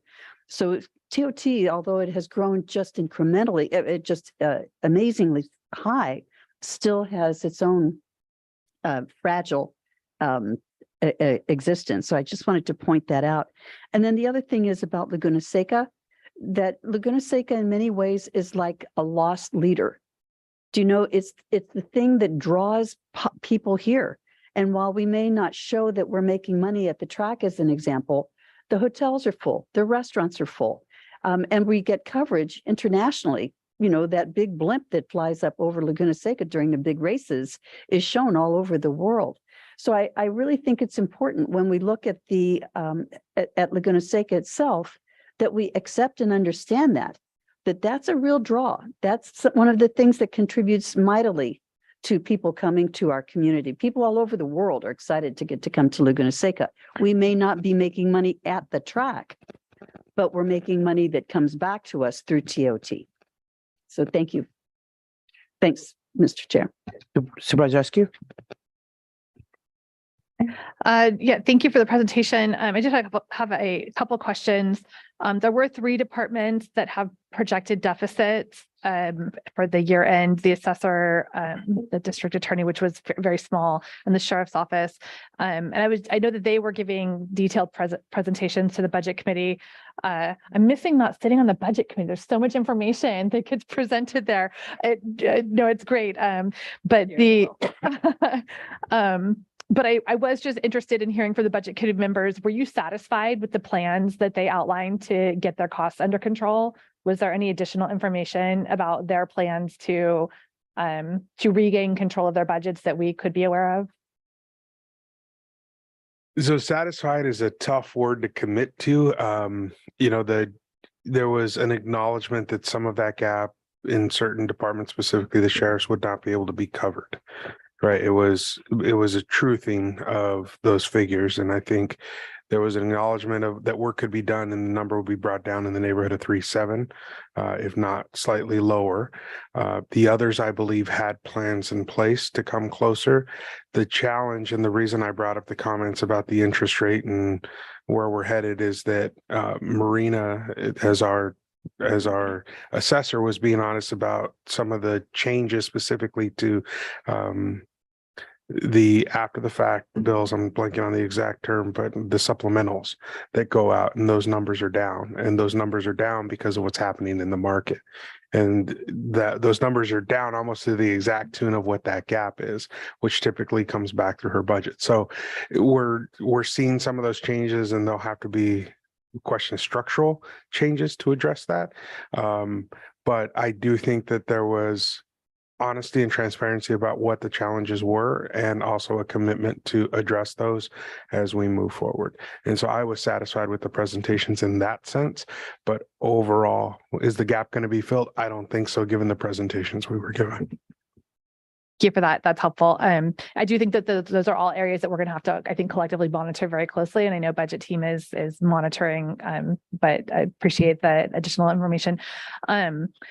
In regards to the financial policies that we're also adopting today, we've always had, or at least for many years recently, we've had budget requests from outside organizations that show up at some point in our budget process, and there isn't a clear mechanism. There isn't a clear way for where we identify this is how much funding we have available for outside budget requests. This is the process by which an outside organization should or could engage in making that request. I know that some of our other local cities have more formally put in place processes by which they make those allocations and then fairly and transparently allocate funds to community groups. And I do think it would be really helpful for us as a county if And I think that some of the outside organizations that we funded, Hartnell Promise, this Salinas Soccer, they're very valuable and worthwhile. And I hope that we can continue supporting some of these groups. But I do think it's important that at some point we talk about what a fair and transparent process would be, so that anyone in the community who wants to access those doesn't have to have some secret, back door into access someone who knows how to navigate that process. So that would be a request that I'm making. If not for this year, then for future years for our financial policies. And I would like to see something in the financial policies to that effect. Sorry, and then my last comment is specific to Laguna Seca, recognizing that operating loss of $800,000 is not insignificant. I appreciate the staff report that references the need for ongoing careful monitoring of performance, and that there's a verbal promise or verbal projection that we'll see improvement in the future. I'm still waiting to see a clear business plan that corroborates those promises, which is concerning to me. And then not to contradict your comments, Supervisor Adams, but it's also hard to reconcile the significant increase that we saw in TOT occurred at a time, by and large, during which Laguna Seca was not operational. So if we're going to talk about data and we're going to use data to make our decisions, we have to, I think, continue. Again, I'm just going to continue to ask that we have some very honest conversations about how we can maximize the value that Laguna Seca represents to this county. And I think we have a lot of opportunity to maximize that value, to generate the kind of return on investment that we want and to have happen. I don't know that that's happening currently. If I look at the information in front of us, I think it could happen. And I hope that we can continue to have some very honest conversations. But those would be my comments for our budget presentation today. Thank you. Thank you very much. I would just say several things on this, some key points in my point of view. On cannabis, obviously, that's something that I hope our budget committee and the full board could get some updates on. I mean, we were pushing that off up until January, kind of solidified a payment program. And so we should be getting, over the next few months before the end of the fiscal year, get some reports from the cannabis and our tax collector, our cannabis program director and our tax collector on the progress that we're seeing on the changes that we just recently implemented, not even 2 months ago. And so I hope that we're seeing a more participation of our cultivators participating in that program and making their monthly payments, so that the number is not as low as is being forecasted here. I mean, that was the intent. That obligation will not go away to pay those taxes. So if we end up short next year, that's going to carry over to next year. And then there's added cost of not paying that. So I hope that's something that we're monitoring and seeing how it's working or not working, so that we could just be cognizant of our decisions in January. On the sheriff's office, certainly our new sheriff came in with this, an issue that was already there for the first half of the fiscal year, but certainly a deficit of $5 million when last year it was a surplus of $3 million. And that was largely due to the ARPA funding that went unspent. I think that's an area that I think it's so significant, such a large amount, that there needs to be some special attention on how we're going to drop those numbers. There's an ability to mitigate costs from now through the end of June. We should be having that frank conversation right now, because that is just an enormous amount and it's an amount that we would not let any other department exceed by that amount anywhere else. So when it's that large, we should be tackling that and trying to see how we're going to mitigate that as much as possible by the end of the fiscal year. Just on the MHSA, the Mental Health Services Act funding, this is a constant one, and I just want to let my colleagues in the budget committee, this is something I paid close attention to, because it's almost $60 million that is sitting in a bank account. When the voters approved the ballot proposition that created this fund, it was intended to deliver services to those who need it the most, including our homeless residents, other residents with major needs. There's a lot of flexibility, but there's also restrictions on this funding. And I know I've paid attention, and Director Jimenez has come forward and her team to try to spend down that funding. But and yes, they say no funds are at risk of reversion, because the state auditor and the legislature, especially when times get tougher, this is when the state is going to look to claw back money. And so there's a cycle. So money that's not at risk right now in 6 months could be at risk, right? So it's something that we have to pay close attention to. But just overall, having almost $60 million that is not being put to use to services, we have a lot of great things happening right now. We should be being a little bit more proactive in terms of getting the money out to serve the people it was intended to. So I just hope that we could get more attention on this particular area, because we should be using that to deliver services out in our communities.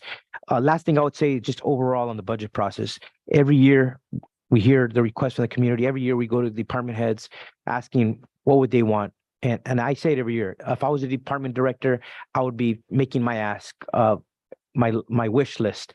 And at the end of in the process on May 31st and the 1st, what we'll do is go through every department again and look at the wish list. We won't give them everything, but then we will add a few positions here, a few positions there. But at the end of the process, it's another 100 employees that we're hiring. And we've done that over the last 3 or 4 years, adding over 100 employees each and every year, which is increasing our obligation of additional pension, healthcare. I think this year, we just have to be very cognizant of that.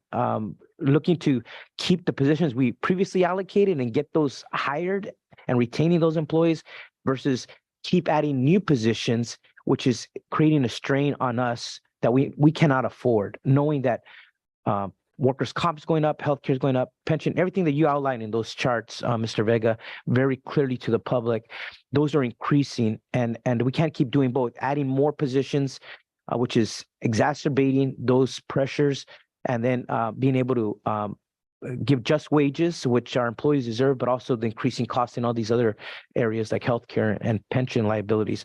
Otherwise, we're going to really hit some hard times comes in, and right now is the time to mitigate it.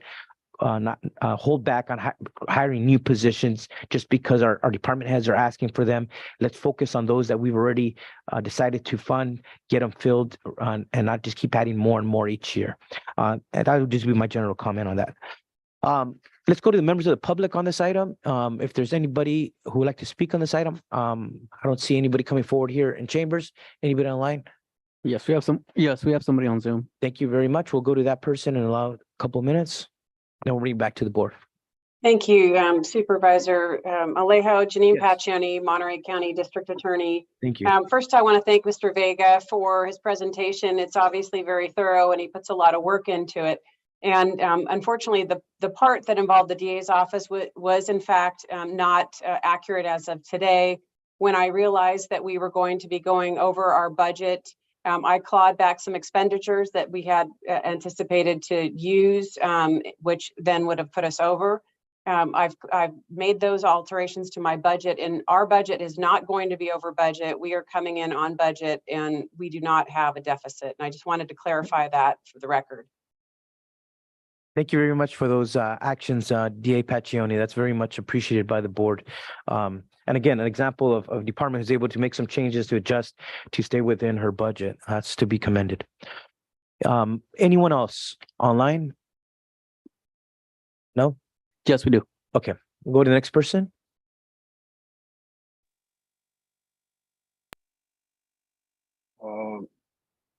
Okay, can you hear me? Yes, we can. Go ahead, Bernie. All right. Bernie Gomez with Milpa. Good afternoon, Chair, Board, and members of the public. Just want to say, again, I'm thinking about how this board helps the sheriff's office, mitigate the impacts, financial impacts of, incarceration, right? There is alternatives to incarceration, which are cost effective, right? That also translates to just being able to provide more services, community-based services to individuals that might just are stuck in recidivism and contributing to this this whole push and pull within the sheriff's office, right? And it's just Ms. Tina Nieto came into this organization, the sheriff's office, with the vision a certain way. But I'm thinking also like how many vacant positions are being paid for at this time still, I know there was a few when the last administration was on. So maybe that's something to look at too, I'm not here to say, oh, we need to, defund or take away, just fiscally responsibly got to look at what can the sheriff's office do with what it has, and how can this board help the sheriff's office with what they have, not kind of like what you said, Mr. Alejo, with not adding new, right? Because it burdens, it burdens the fiscal responsibility of this board. But yeah, I'm just thinking there's alternatives to just that will help mitigate this fiscal responsibility. So thank you. Thank you, Bernie. Anyone else online? We have one more. Let me go ahead and put their hand down. Great. Be recognized for 2 minutes. Thank you. Sanja? Good morning, good afternoon.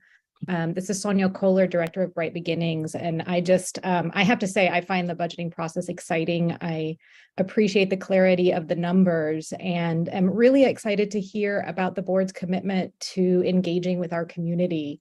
That's something that's important for Bright Beginnings. We have the Salinas mamas who come and speak in your chambers often. We appreciate that you listen, and we see how you listen and guide your investments by what the community brings to you. So I'm excited to see that. And as always, we will do what we can to help bring the voice of the community into the chambers during this process. So just a thank you. Thank you, Sonia. Anyone else? A shot. That's it? No one else? Okay. Okay, we'll close public comments, bring this back to the board, and we'll start with Supervisor Askew. Last comments. Thank you. Just one final comment, and I'm sorry I missed it on my notes earlier. I know there'd been some conversation as we're losing access to discretionary revenue in the cannabis fund that Supervisor Adams, you had talked about wanting to have some additional contingency fund to be able to make adjustments and respond to needs over the course of the year. So this would be our chance through the financial policies to make that change. I think it's currently set at 1% of our total budget. The contingency, which we've spent down as we've approved the budget the past couple of years. But I just wanted to make sure that we knew this was our chance to make that change if that was something we wanted to do. And then to Supervisor Alejo, in terms of your comment about community engagement, I would love to see a meaningful and robust community engagement process for our budget. I would just I would want to make sure that what we're putting out through our communications allows for meaningful inclusion of feedback that we receive. So what Salinas has done is really incredible with the ability to collect community feedback and then use that community feedback in terms of the direction that they're giving staff to develop the budget. I'm not sure if we can put something like that in place, and I think it would probably require some staff time and commitment to actually have a meaningful engagement process. I'd be very interested in that, maybe for future years, to recognize how meaningful it would, how much staff time it would take to actually do that in a meaningful way. Of course, let's invite the public to our process, but if I'm going to go out to my community and ask them to meaningfully contribute feedback, I would be hoping that we could have some sort of commitment and mechanism by which we're able to incorporate that feedback into our process. So that's just, but thank you. I fully support the idea. Great. Other colleagues, last words on this? Okay, see none. You heard from all of us. Thank you. And certainly, I think we should just ask our budget staff. I agree, just to find out. It seems like we're not doing much besides a hearing. What we could do outside of these chambers to engage our constituents, I think, would be valuable. And there's a lot of things that I think are not very time intensive to just make it easier to invite that input. All right. Seeing no other comments, then we will just accept this report. Thank you, Mr. Vega. And then we will recess for lunch, and we will see everyone back at 1:30. Thank you.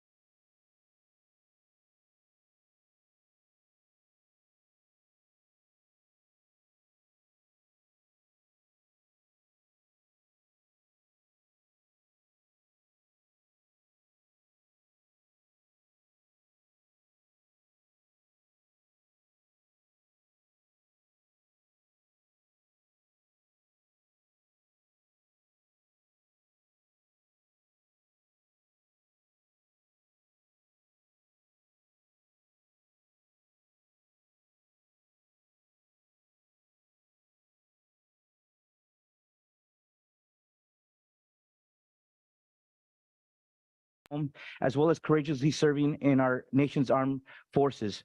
Women are leaders serving in the forefront of progressing social change movements, securing their own rights of suffrage and equal opportunity, and fighting for the rights of others to create a more just and equitable society for all.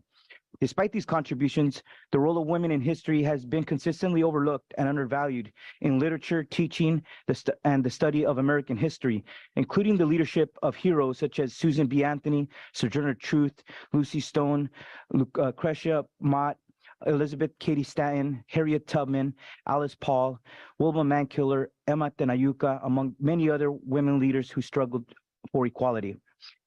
The National Women's History Project has selected Celebrating Women Who Tell Our Stories as this year's annual theme to bring attention and to honor women for their unrelenting and inspirational persistence, demonstrating the power of voice, fighting against all forms of discrimination against women and girls, and shaping America's history and our future. Despite the advancement of women in Monterey County, and that female persons constitute 49% of our county's residents, much remains to be done to ensure that women realize their full potential as equal members of society. Today, it's our honor to recognize these amazing women leaders in Monterey County, and we have so many other women leaders, and we wish we could recognize them all, but our county has over 5,400 employees. It would take a lot of time, but definitely those in our different departments that have risen to the very top, we thought it would be important to give them the recognition they deserve. We did a ceremony like this 5 years ago.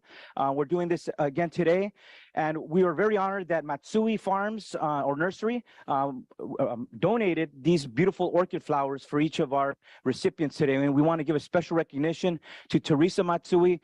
She did this for us 5 years ago. They're doing it again. She was very pleased to be able to provide these donations for our women leaders of the County of Monterey. So we're going to start, first of all, with Historic 5, because this is the first time our 5 countywide leaders, elected leaders, are filled by women in our county. And we're going to start with seniority and go down. We're going to start with Mary Zeeb. Mary Zeeb has served Monterey County since 1987 and was elected as the first female Monterey County Treasurer Tax Collector in November 2010. Let's give her a big round of applause, everyone.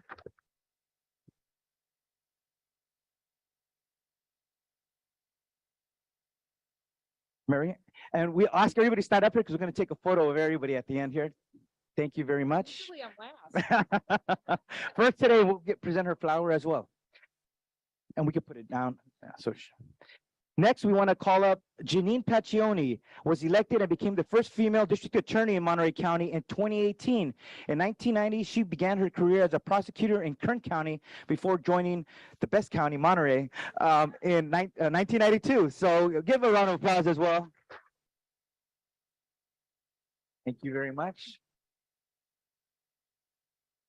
Next, we have Rupa Shah, was elected Monterey County Auditor Controller in 2018 and holds a certified public accountant license. She has served Monterey County ever since. Congratulations. Thank you.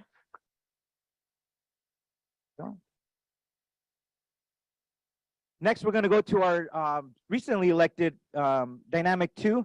We're going to start with Sheriff Tina Nieto. She began her career at the Los Angeles Police Department and later became Chief of Police for the City of Marina, served in the United States Army, and is the first woman, first person of color, first openly gay LGBT person to be elected sheriff in beautiful Monterey County. Congratulations, Sheriff.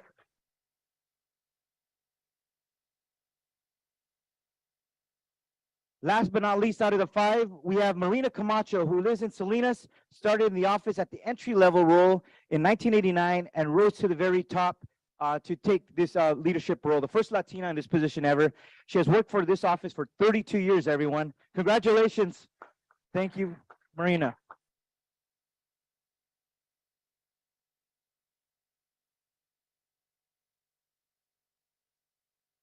Next, I got to go to our colleagues. Here, we're going to go with District 4 Supervisor. Actually, let me start with Mary because she's been here longer. Supervisor Mary Adams serves District 5 and represents Carmel, Carmel Valley, Big Sur, Pacific Grove, Pebble Beach, Monterey, Highway 68, and Las Palmas.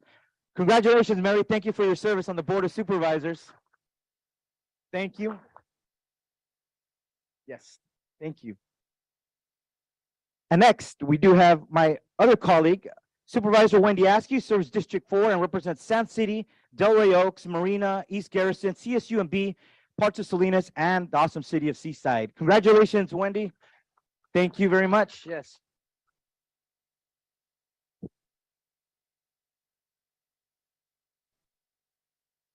Now we'll go to another historic first.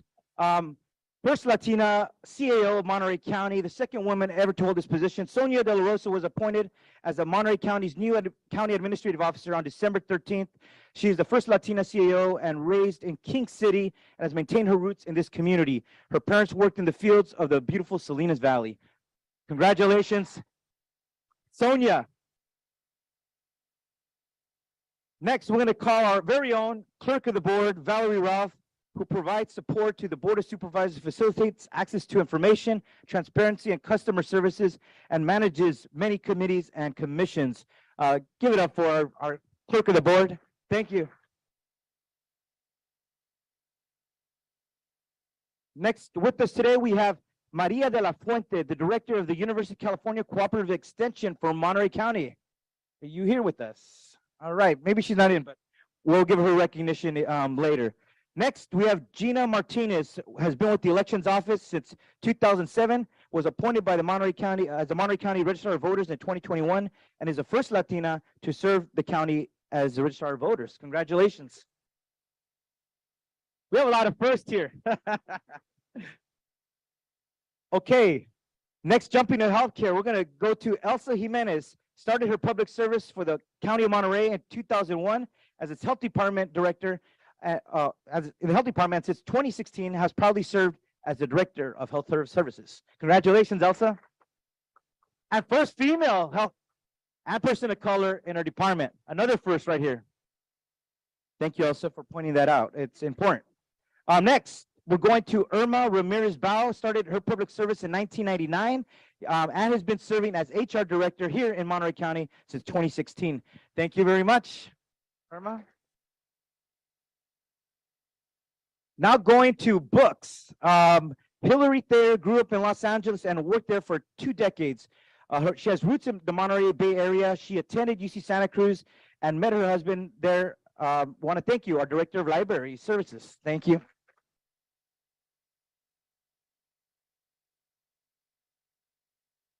Now going to access to justice. Susan Chapman was appointed public defender in December 2016. She was a certified specialist in criminal law, practicing in our local courts for over 30 years. Thank you to our chief public defender. Congratulations. Thank you. Next, Lori Medina joined Monterey County in 2016 as their social services deputy director. In 2019, she was appointed as the director of social services. Give it up for Lori Medina. Thank you very much, Lori. Okay. Okay, now going to our boards of supervisors. It's probably not the first time, but it's certainly the truth today that all 5 chiefs of staff for our board of supervisors are all women. We're going to start with Priscilla Barba, chief of staff for supervisor Chris Lopez. Congratulations, Priscilla. And Priscilla actually started my assembly office many years ago.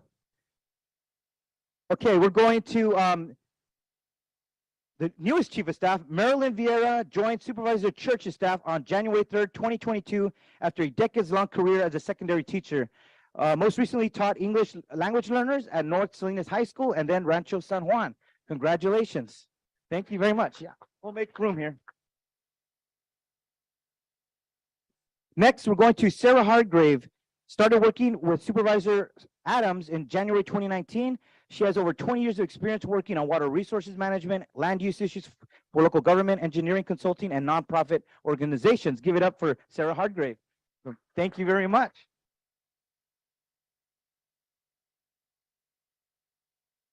And with us, not with us today, but we wish they were, we want to recognize Yuri Anderson, the Chief of Staff for District 4, and also my Chief of Staff. She's in vacation in Mexico. Linda Gonzalez, Chief of Staff for District 1. And also we have Leanne Majowski, who's also couldn't join us here today. Could we give it a big round of applause to all these amazing women county leaders? And I wanted to ask our board of supervisors, the rest of our colleagues, to join us for a big group photo. Oh, and last but not least, our chair of our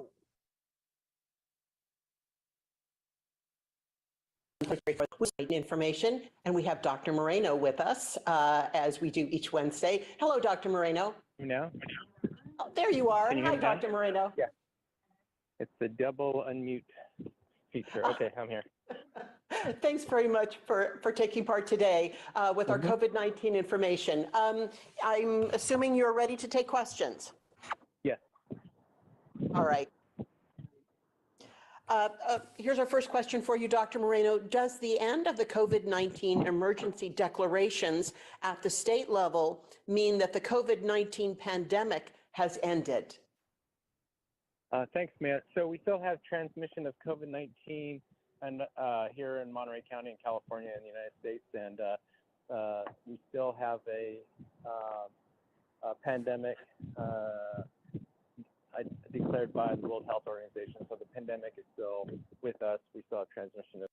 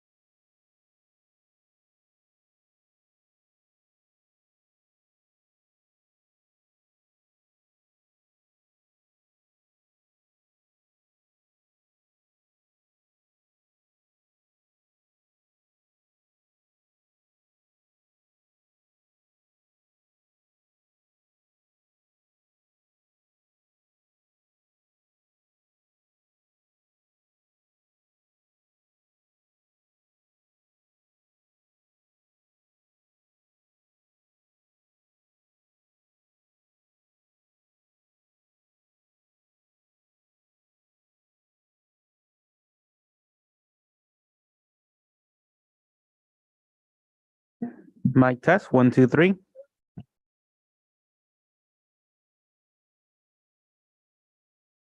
Mic test, 1, 2, 3.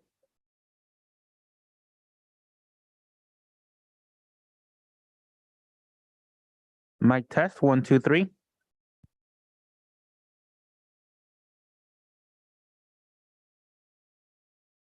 Mic test, 1, 2, 3.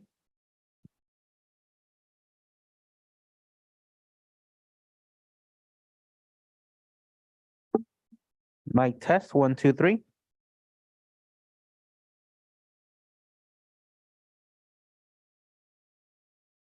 Mic test, 1, 2, 3.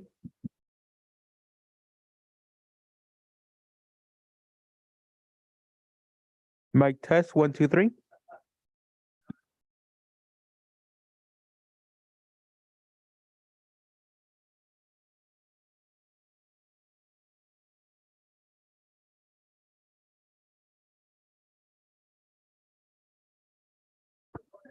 Mic test, 1, 2, 3. Mic test, 1, 2, 3.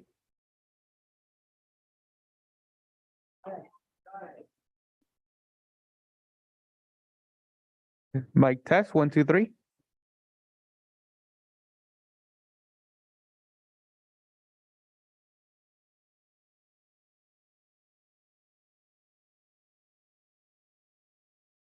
Handheld mic, 1, 2, 3.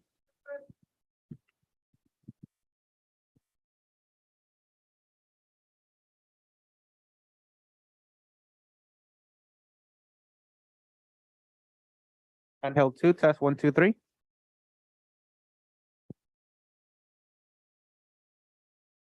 Test 1, 2, 3.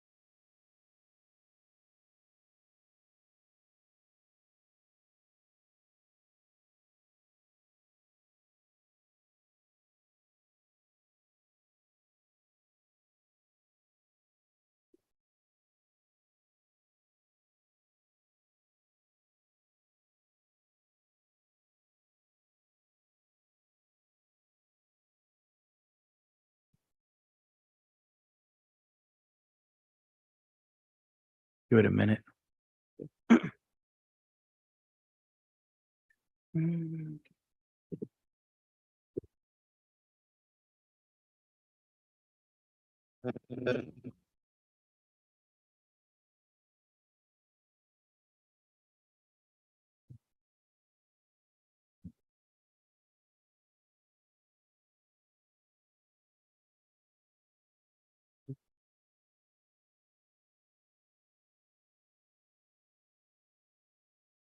All right, we got most of the supervisors here.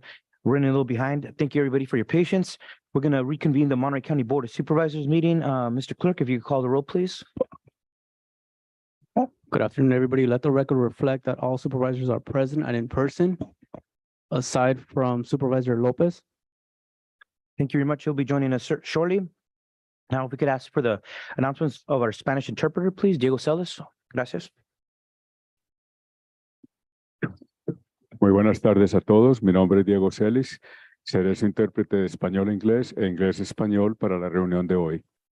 Si está planeando hacer un comentario y necesita servicio de intérprete, por favor, hablar lenta y suficientemente fuerte para que yo le escuche.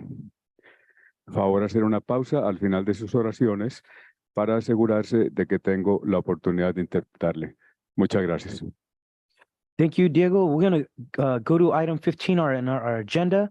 This is adopt a resolution continuing the local emergency for the 2022-23 winter storms atmospheric river event that started on December 26th, 2022. And we know we got another atmospheric river storm coming very soon. We're going to Kelsey Scanlon, Emergency Services Planner. Thank you. Hello, can you hear me? Yes, we can. Thank you so much for having me. It's a pleasure to be here. One moment, let me share my screen real quick.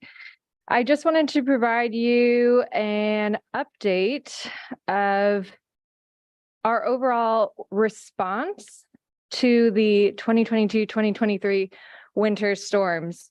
As I'm sure you're aware, we received about 20 plus cumulative inches of precipitation over about 45 days. Obviously, that resulted in rapidly rising waterways as a result of oversaturated watersheds. And we saw those impacts directly along the Pajaro River, the levee system, the Carmel River, the Big Sur River, the Arroyo Seco River, the Salinas River, and the Nacimiento Reservoir. Here's a quick graphic of the cumulative precipitation throughout the county. You'll notice that Fort Hunter, Liggett, and Big Sur saw a cumulative 28 inches of precipitation over that event. And then this is the Pajaro River in Moss Landing. You'll notice that there's somewhat of a data gap. And this is something that we are working with our local, state, and federal partners to have more of a long-term solution to get more real-time data with rain gauges and stream gauges. And then here you'll find a picture of the Nacimiento Reservoir. And you'll notice in the upper watershed that it had about 23 inches of precipitation during the event. So short of the long is that's a lot of water. Here are some graphics of the stream gauges for the Pajaro River and the Carmel River and the Salinas River. I wasn't able to fit the Big Sur River on here, but essentially throughout the duration of the event, we saw rapid increases of water in the waterways and obviously ebbs and flows as a result of the storm and the changes in the weather pattern throughout that event. But ultimately, they far exceeded what we had recently in the past couple of years experienced along any of the waterways. This is the slide that I'm most proud of, with the exception of the last slide, thanking all of our disaster service workers. But this is a huge feat considering, to my knowledge, we're the only county in the state of California that did not have any fatalities or injuries directly as a result of the storm. And that was due to, in a big part, not just the Monterey County Sheriff's Office, but our fire protection districts, as well as our Public Works, Caltrans, really all of our partners working together to share information and resources so that we would have an effective and efficient response countywide.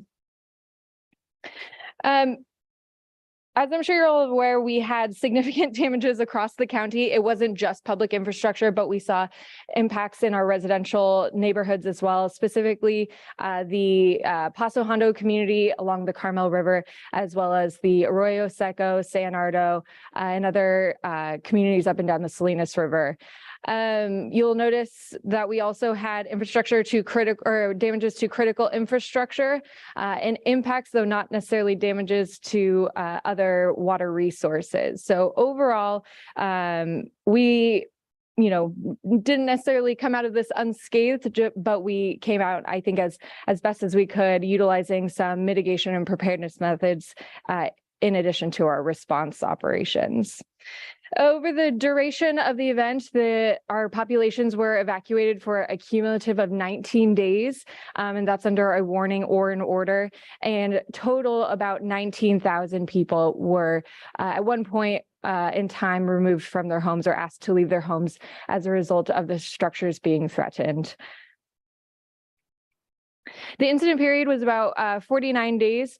We had 8 local jurisdictions, including the county, proclaim a local emergency, and we had 4 emergency operations centers and one of that 4, one was a department operations center that was activated in response to the winter storms. The last time we had this many EOCs activated was for the beginning of COVID. The local incident for Monterey County did start December 26th, but the federal incident start date is December 27th. The EOC did activate December 30th, and I'll explain a little bit about the lag between those dates and the actual EOC activation. And then the EOC did activate February 12th, well after the federal incident was closed, and that was primarily to prioritize our recovery efforts. The EOC was activated for 45 days of the 49 days. We tried to stay at duty officer status for as long as possible, and the next slide will show you our staffing. But in that 45 days, we provided the Monterey County Operational Area 33 coordination calls to make sure the local jurisdictions, the special districts, and county agencies were all on the same page and understood the risks in the same form and fashion that the county had received them. And the Department of Emergency Management participated in 11 statewide coordination calls where we shared information and best practices with our local partners, such as Santa Cruz, San Benito, et cetera. This was also an opportunity for the county to express needs and request resources from the state for things that we might not have been able to provide our communities on our own. The most impressive number of this is the 29 days that we stayed at level 2, which is significant staffing. We tend in general to hover around duty officer level 3 status. And so having a sustained period of 29 days at level 2 is pretty new for us. I don't think have done this since I think Sobranis in 2016. This is a graphic of the EOC activation level, and the blue line is the total number of staff on duty that day. And so you'll notice that the blue line and the bars rise and fall at the same rate, meaning we were appropriately staffing the EOC at the appropriate level that it was activated. And of the 500 county disaster service workers that served approximately 4,000 shifts during this activation, 200 of those served at least one shift within or in the emergency operations center. Now, these numbers don't include partner agencies that are not county agencies such as Caltrans, Cal Fire, Monterey County Regional Fire. This is strictly county employees who served during this disaster. And a bulk of the staff in the EOC obviously made up operations. That's not unheard of, but more impressively, our logistics section was very well staffed, and it means that the first responders and the people out in the field accomplishing our flood fighting operations had the resources that they needed to accomplish those jobs. And there's some very impressive statistics later on.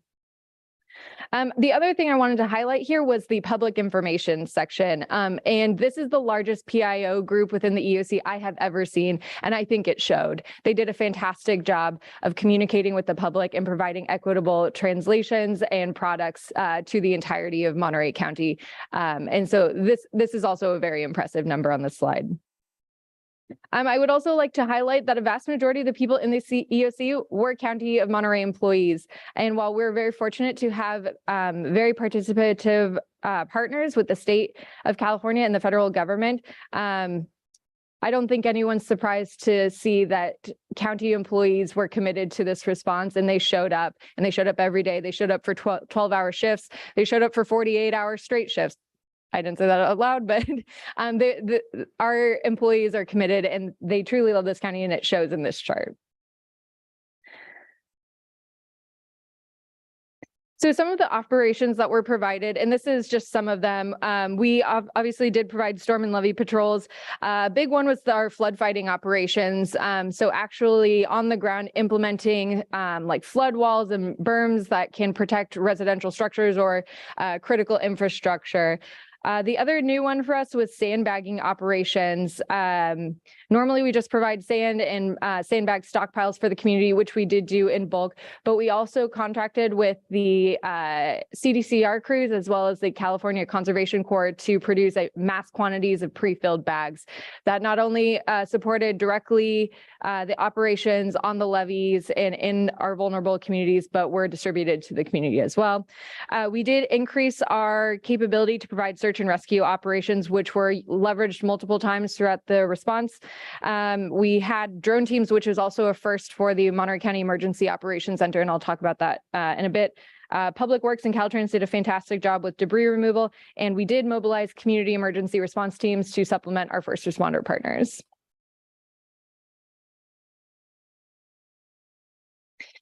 Sandbag stockpiles and sandbagging operations are easily the easiest thing to get out to the community, but they take a lot of effort.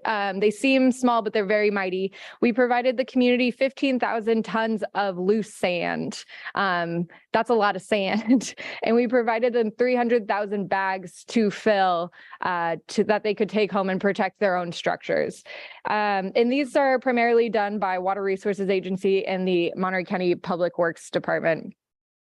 The left side of the slide indicates the total number of filled sandbags that the CCCs and the CDCR hand crews were able to fill. And over the course of 20 days, they filled 80,000 sandbags that were either used on the levee or other critical infrastructure or were provided to the community. We did conduct flood fighting operations to directly protect critical infrastructure and residential homes along the Carmel River, the Pajaro River, and the Salinas River.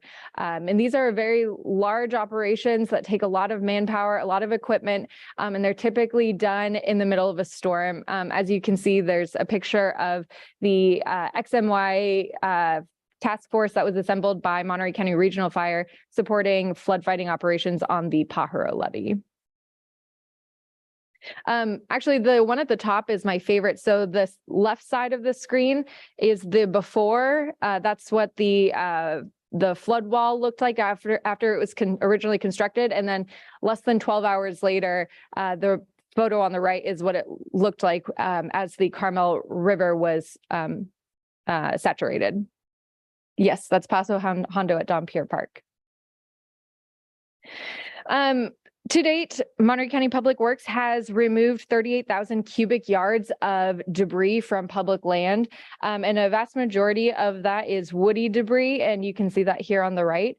And that's a lot. That's a lot of truckloads. And then the other important things that we did provide bins to the community for them to remove their own debris, whether it was from inside the dwelling and mud, silt, but also woody debris that might have come onto their property or other materials that might have floated down the river and onto their property.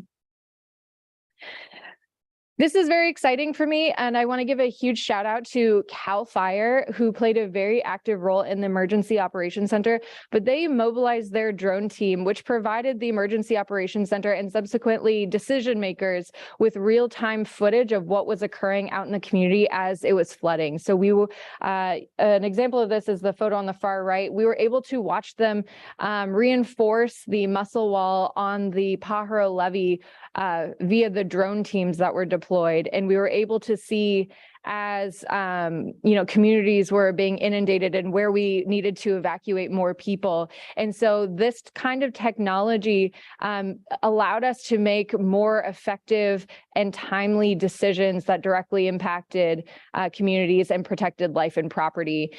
During this time, CAL FIRE flew, this is a cumulative of the Sheriff's Office and CAL FIRE, but a vast majority of this is CAL FIRE. They flew 171 flights and a total of 50 hours, which is more than every other CAL FIRE drone team in the state of California combined. Yeah, it's very impressive. And it's something that we will continue to encourage have occur in the Emergency Operations Center in the future. This is the other one that I'm very proud of. We provided 9 shelters. I think in the past, we've really only been able to provide maybe 3 maximum. And so for the county and the state of California to provide 9 different shelters in the Monterey County operational area for the 45 days is very impressive. It's something that we've been working with the Department of Social Services to develop for the past 5 years. And it shows every time DSS shows up, and it's the first place where people feel like the county is there to hear them and to support them and to wrap around them and to provide them services, especially on one of likely the darkest days that they'll experience, having been removed from their homes due to the structure being threatened. We also provided 4 temporary evacuation points, and this is part of the community resilience strategy that we've had in place for about 3 years now, leveraging libraries as disaster hubs, finding a safe community space where people know it's located, they know the staff, they know the services, they're ADA compliant, they have what's needed for people to go and just find a temporary place before they move on to their friends, family, or network. And so we did provide 4 temporary evacuation points. And through that time, we served almost approximately 1,000 people between the temporary evacuation points and the shelters. We did provide commodities for those who had been displaced from their home for prolonged periods of time and had to go back, who might have lost power throughout that duration. And we Monterey County, in conjunction with All In Monterey County, provided 2,000 meals, 6 pallets of diapers, 300 grocery bags, 250 servings of fruit, 80 water jugs, and 6 pallets of water. And so it's also one of the first times that we activated the EOC equity officer position. We had literally just created it like 6 months before, and we're able to staff it with the public health department staff. And the insight and knowledge that that position was able to provide allowed us to more readily meet the needs of our most vulnerable populations and helped connect us to resources to actually accomplish those operations. As I'm sure you all remember, we had our Big Sur air bridge, which provided commodity distribution to approximately 160 people who had been stranded due to the landslides for about 41 days. And that was 1,000 MREs, 2,000 pounds of water, and groceries, medication, pet food, and mail. Our local assistance center served approximately 2,000 households, utilizing 20 county, state, and federal and nonprofit agencies for 16 days in 2 locations. Our logistics section processed 1,435 mission resource requests. And you should note that each of these mission resource requests isn't like 1 bottle of water. It's like 10 pallets of water is 1 mission resource request. They processed a lot. And it wasn't just from county departments. We provided resources to some of our local jurisdictions, but we also provided 20 resource requests to the county of Santa Cruz. And that included shelter workers, cots, water, nurses, behavioral health specialists for the Watsonville shelter specifically. You'll note that a lot of these were actually services, contractual services, as well well as supplies and equipment. And a vast majority of them were either for life safety or immediate needs and high priority needs. So these are all very critical supplies that we really don't have time to wait around for. So they were ordering very rapidly and were able to exercise their rights under the procurement policies and the federal procurement policies as well to support 44% of the operations mission resource requests, 11% of the planning section resource requests, and 15% of the management resource requests. We did request several state and federal resources, and I'd like to thank our state and federal partners. We requested 10 National Guard high water vehicles to support any evacuations or high water rescue operations. Specifically, they were strategically placed around Pajaro, as well as Carmel Valley, and up and down the Salinas corridor. We had one air rescue for a family that was quickly surrounded by about 10 feet of water in Arroyo Seco. We provided CHP provided an air bridge for the Big Sur community. We had 12 California DSS shelter workers, one CDSS vest worker, one CCC hand crew of 17 members, one CDCR hand crew, one 500 kilowatt generator to support the City of Salinas Industrial Wastewater Treatment Plant, one DWR flood fighting specialist to support Monterey County Water Resources with regards to the Nacimiento Dam, as well as the Pajaro levee system, one Mixteco translator, 6 CalOES representatives, one CDSS representative in the EOC, one Caltrans representative, 3 CHP agency representatives, one National Weather Service meteorologist who is in the EOC providing real-time updates about the weather, and 4 public assistance representatives from Louisiana and New Jersey. You didn't leave anybody out. I don't think so. Just wait till the thank you Nobody slide. left behind. No. But seriously, this is not an easy feat to broker and navigate the state and federal resource requesting system. Is not an easy feat. And for them to mobilize this many people within 24 to 48 hours is truly impressive. And I think it goes to show the partnership between not just Monterey County, but between the state and the federal government. And it's very impressive. Our planning section, they write plans to make sure that everyone knows what we're doing, that we have a strategy in place, and they cover everything from staffing in the EOC, feeding in the EOC, what we're going to do out in the field, how we're going to communicate with the field, what are the management objectives, how are we going to communicate with the board, how are we going to, communicate with other departments. But most importantly, they provide situational awareness. So they're constantly monitoring what's happening. And this was staffed by Monterey County Water Resources Agency hydrologists. And they were constantly monitoring every single stream gauge, every single report that came from the National Weather Service. And more importantly, the Housing and Community Development Department also provided the historical knowledge that has occurred throughout the Monterey County history with regards to flooding. So I wasn't here in 1995, unfortunately. I was just learning to read that year. But we did have people who had the historical knowledge from 1995, I think 1986. And it was very insightful to have them provide guidance as to what we've done in the past, what worked, what didn't work, and how we can build moving forward. And then the other one that everyone is very familiar with are the maps. The planning section provides the maps that everyone relies on for, is my evacuation zone activated? Has it been lifted? So the planning section, while small, is very mighty. Public information. This is so impressive. Your communications division provided 4 press conferences, 63 press releases, 114 media interviews, 175 original posts, which translates into thousands of reposts, and 550 hotline calls through 211.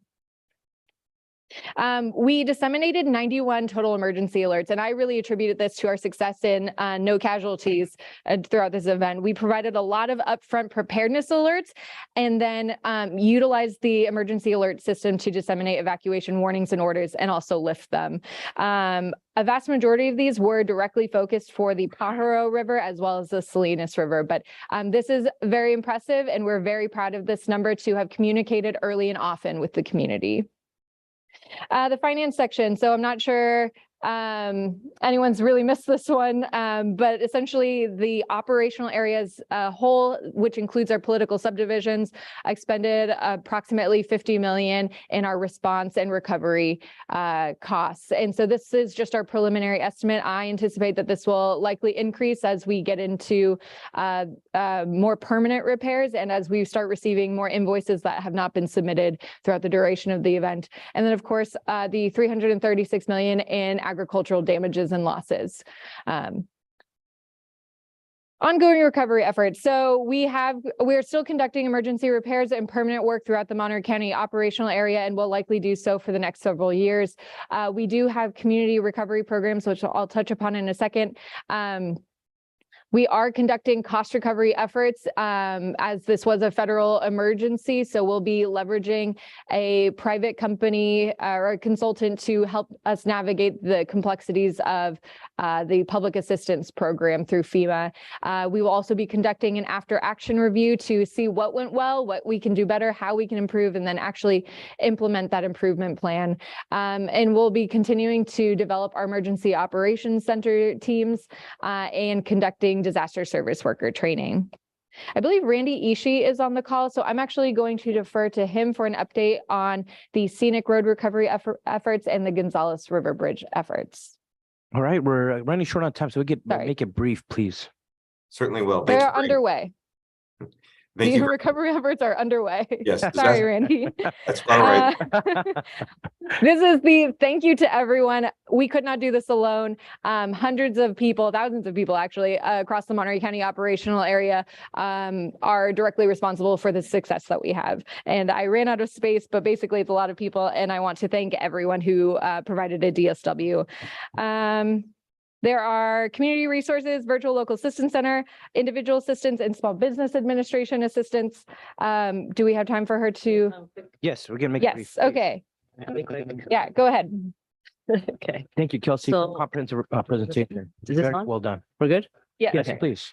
So I just want to give a little bit snippet because we are close to the deadline, which is the 16th of March. So anybody who does need assistance for homeowners, renters, businesses, and nonprofit organizations, they can get this assistance as soon as possible. So for businesses, for all homeowners, we offer up to $200,000 to repair, replace physical damage to your home, and $40,000 for personal property, anything that's inside the home and your primary car. This goes for the renters, they can get only the $40,000. So make that clarity. Has to be your primary residence. For business, we offer up to $2 million to repair, replace physical damage to your property, inventory, equipment, supplies, etc. And also about $2 million for economic injury disaster loan. So it's basically anybody that was closed during that timeline of whatever Kelsey that mentioned is December 27th through the January 31st. That's the incident period. So anybody who was affected can get these low interest government loans. For businesses, also for nonprofits, it's up to $2 million, also physical damage, as well as an economic injury. So that's why I said, everybody see what your options are. For homeowners and renters, they get referred back to FEMA. So they need to, as soon as they get denied from us, so they can follow through the process. So they can see what other needs assistance is available. So I just want to mention also the numbers as for Monterey County. So it's 56 have been received, about 23 also business loans, and 16 economic injury disaster loans. So that's what I told you, it's that economic injury, which is that working capital loan to regain your business back. So overall, 95 is the total. So it's up to $1 million has been loans has been approved so far. So as we suggest, everybody see what your options. We basically there no closing costs, and we cover a deductible. So basically you apply online at disasterloanassistance.sba.gov. They have also 1-800 number at 1-800-659-2955, and they can go to the Shillings, basically the Disaster Loan Outreach Center. Thank you for all showing me all the all in my head. But I want to also mention the interest rates to be really quick. They're up to 30 years. For home loans is as low as 2.31%, for business as low as 3.30%, and then for nonprofits as low as 2.37%. And economic injury is October 16th, so they know the difference for that, as well as that. Okay, and mitigation, we have that option as well for improvements to prevent for future disaster. They have that option as well on the application process. So that's it. Try to get that all in there. Great, thank you. Thank you. Thank Sorry, you, I'm Kelsey. almost done. Yes. More recovery resources. Okay, so the San Ardo Water District, essentially, the sewer ponds were damaged as well as some of the critical infrastructure. And as such, they're hauling 5 truckloads of raw wastewater from San Ardo to King City. Pumping and hauling costs about $100,000 a month. And they are somewhat hemorrhaging money. And they serve about 300 residents. And in the meantime of hauling this waste from San Ardo to King City, they are in desperate need of conducting critical permanent repairs, and even just emergency repairs. And essentially the cost estimate right now is $1.2 million. My understanding is that San Ardo only has $300,000 in reserves, and they're spending all of that on truck pumping and trucking the waste to King City. And at this point in time, they're unable to actually conduct the permanent repairs. And so this is a huge public health problem. Even just the movement of waste along the Highway 101 corridor 5 times a day, every day for the last several months, and until the work is completed is a huge risk to the community, not just along the Highway 101 corridor, but to the San Ardo community if they're unable to flush their toilets, essentially. And so we are hoping that the Board of Supervisors can provide direction to county staff on how best we can support the San Ardo water and wastewater treatment facility for conducting emergency and permanent repairs. That it? Yes. Okay. That's all I have. I was waiting for the end. Yes. All right. Randy doesn't have to add anything. Randy, do you want to add? Want to cut him off? Quite all right. Thank you very much, Chair. Randy, very quickly, please. In the interest of time, we defer to your board That in was quick. terms of this last question. Oh, I think Your you're mic, muted. you're muted, Randy, if you're speaking. Hopefully that is better. Okay. Oh. All right. Otherwise, we could come back to him. We're going to go to the board, Randy, and maybe we'll get back to you when your mic is working. First of all, thank you, Kelsey. I think we've all seen you in action. You've been phenomenal, and I think it's very well appreciated. And to see your presentation, you acknowledge all our many partners that really made it possible to not have a fatality. That yes, we had a lot of damage, but I think it could have been worse in many ways had it not been done. Had it not been for the preparation, the monitoring, and mitigation constant throughout the storms that you just mentioned. So I want to recognize that work, and it's very much appreciated. Certainly, counting misinformation and then providing accurate information constantly was critical. So this is the work that gets done behind the scenes, our public view, but it's nice to remind the public everything that went into all these collaborative efforts during these storms. And when I know we got more ahead of us, so I hope everything that you explained will continue, hopefully get us through these next series of storms. Other colleagues, Supervisor Adams. Thank you. I have some questions for you, but I have one question for Barbara as well. The question that I have for Barbara is that would the SBA loans be applicable to houses in our lagoon area to raise the houses as mitigation? So that's the thing. When they do apply for the application, they'll find out what is the limits to each homeowner. That's why we have the center there to get that 101 and ask the questions and see what they have. Yeah, it's not like millions of dollars. It's additional 20% of the total damage. So that's why I said it just depends on each.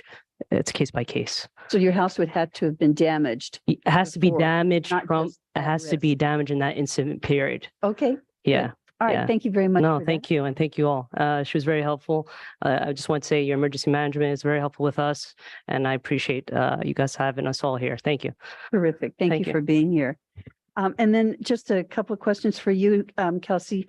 You know, you remember back during the Soberanis fire, where there was so much damage after the fire, the flooding, particularly in the Palo Colorado Canyon.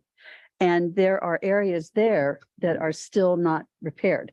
And I know that FEMA has been, great, and the money, continues to come in when we pull really hard on getting it back in. But I was wondering if there are any places of damage throughout from the current flooding, the most recent flooding, that is like that area that we may not be knowledgeable of, or even know remote areas that are not going to be fixed for, 5 years essentially.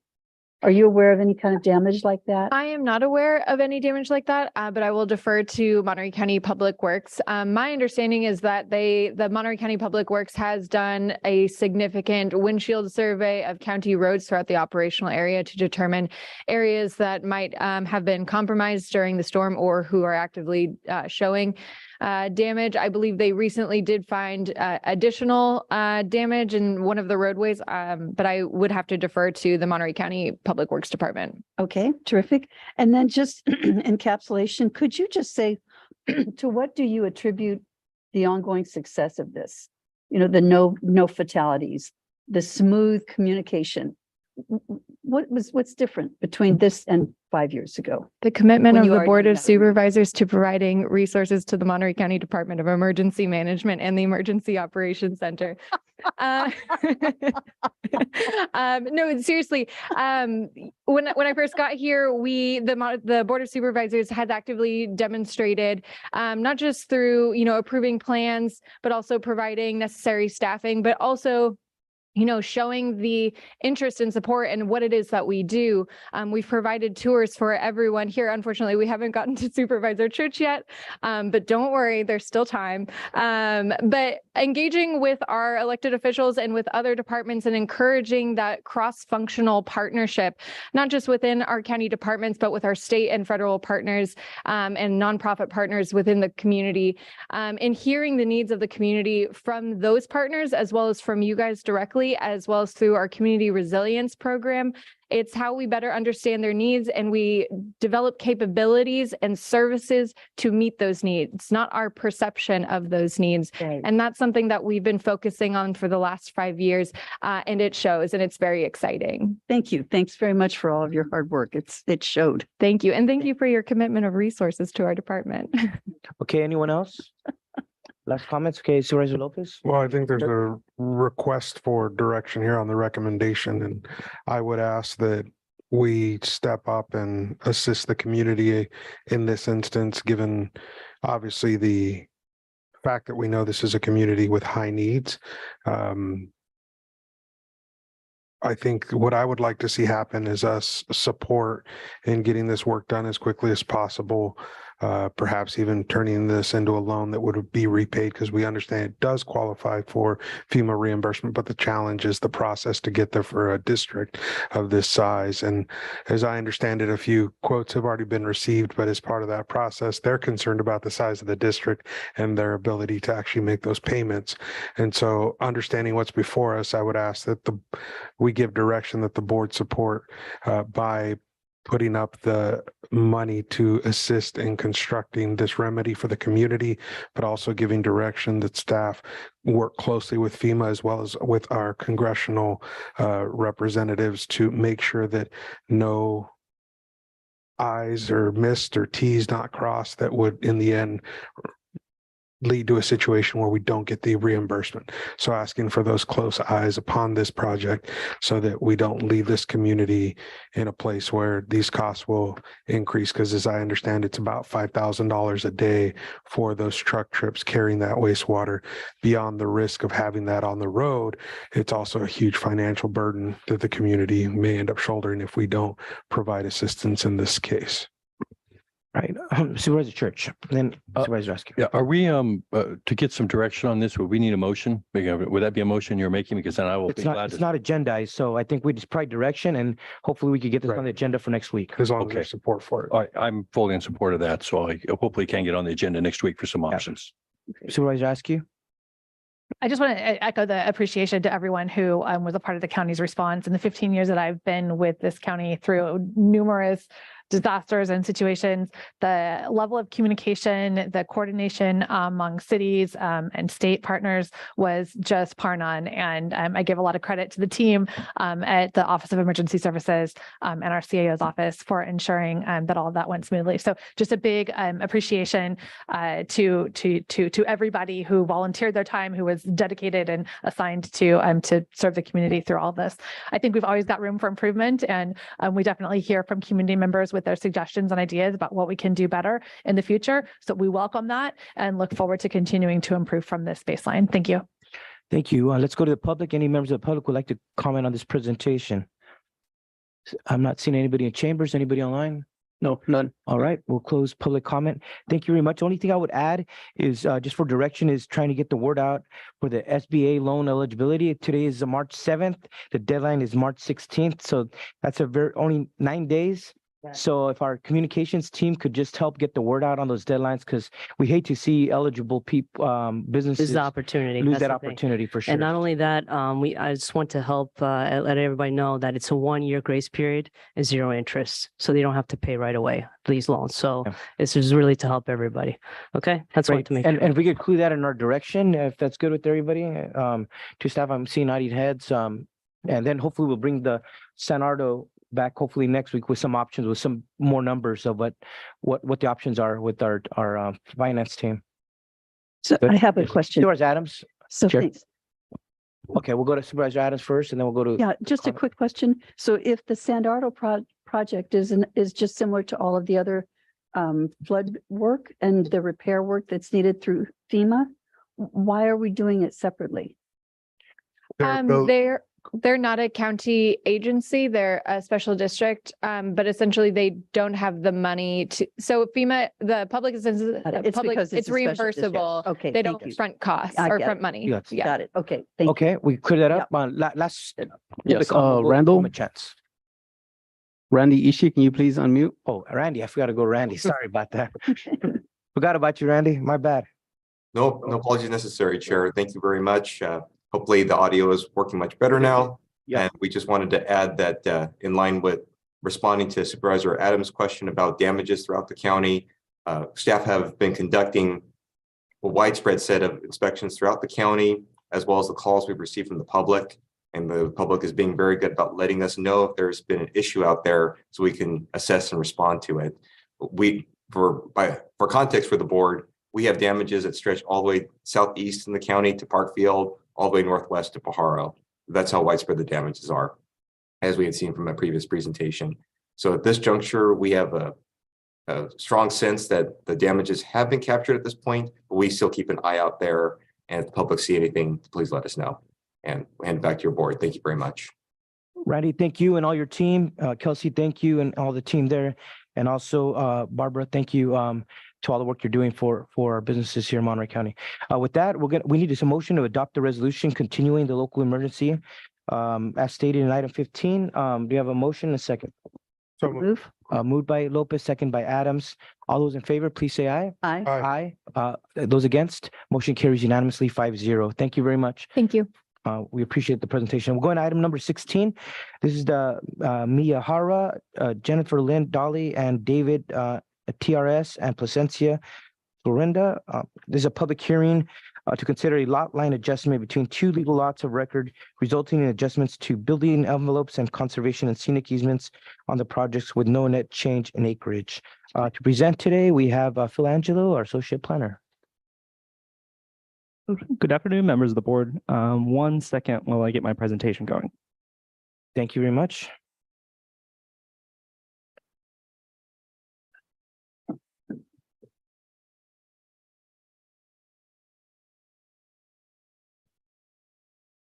So I'm Phil Angelo, and I'll be presenting staff's report on PLN 210-285, the Miyahara project. The project is located at 19608 and 19610 Brentwood Court in the North County Area Plan and consists of a lot line adjustment between two properties, amending an existing conservation and scenic easement, and considering a certificate of correction to amend two building envelope locations.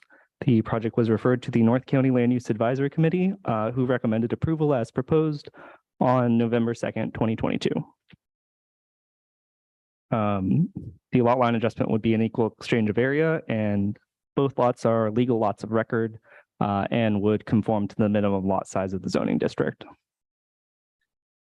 The properties were created through a 9-lot subdivision, the San Sauci subdivision, in 1981. As part of that subdivision, all the areas that are outside of the designated building sites were placed in a conservation and scenic easement. The records from the late 70s and early 80s relating to the subdivision don't have a detailed explanation as the purpose of the easement, but staff believes it was to preserve open space and surrounding habitat areas by restricting allowable structural development on each lot to approximately 10,000 square feet. The amended scenic easement locations would be consistent with this and maintain the same developable area on each lot. The subdivision map also designated building envelopes, which take the place of setbacks on the final map. Homes on both lots 8 and 9 appear to have been inadvertently built partially outside of their building envelopes. However, Monterey County Code allows the building envelopes to be adjusted either through an amending map or a certificate of correction. The new building envelope locations would bring all structures into the building envelopes while maintaining setbacks that are consistent with the underlying zoning and the surrounding neighborhood. The applicant paid the application fee and requested a fee waiver for the county to refund the paid fee. And their agent contends that the county should have verified the setbacks of the homes when the homes were constructed around 1984.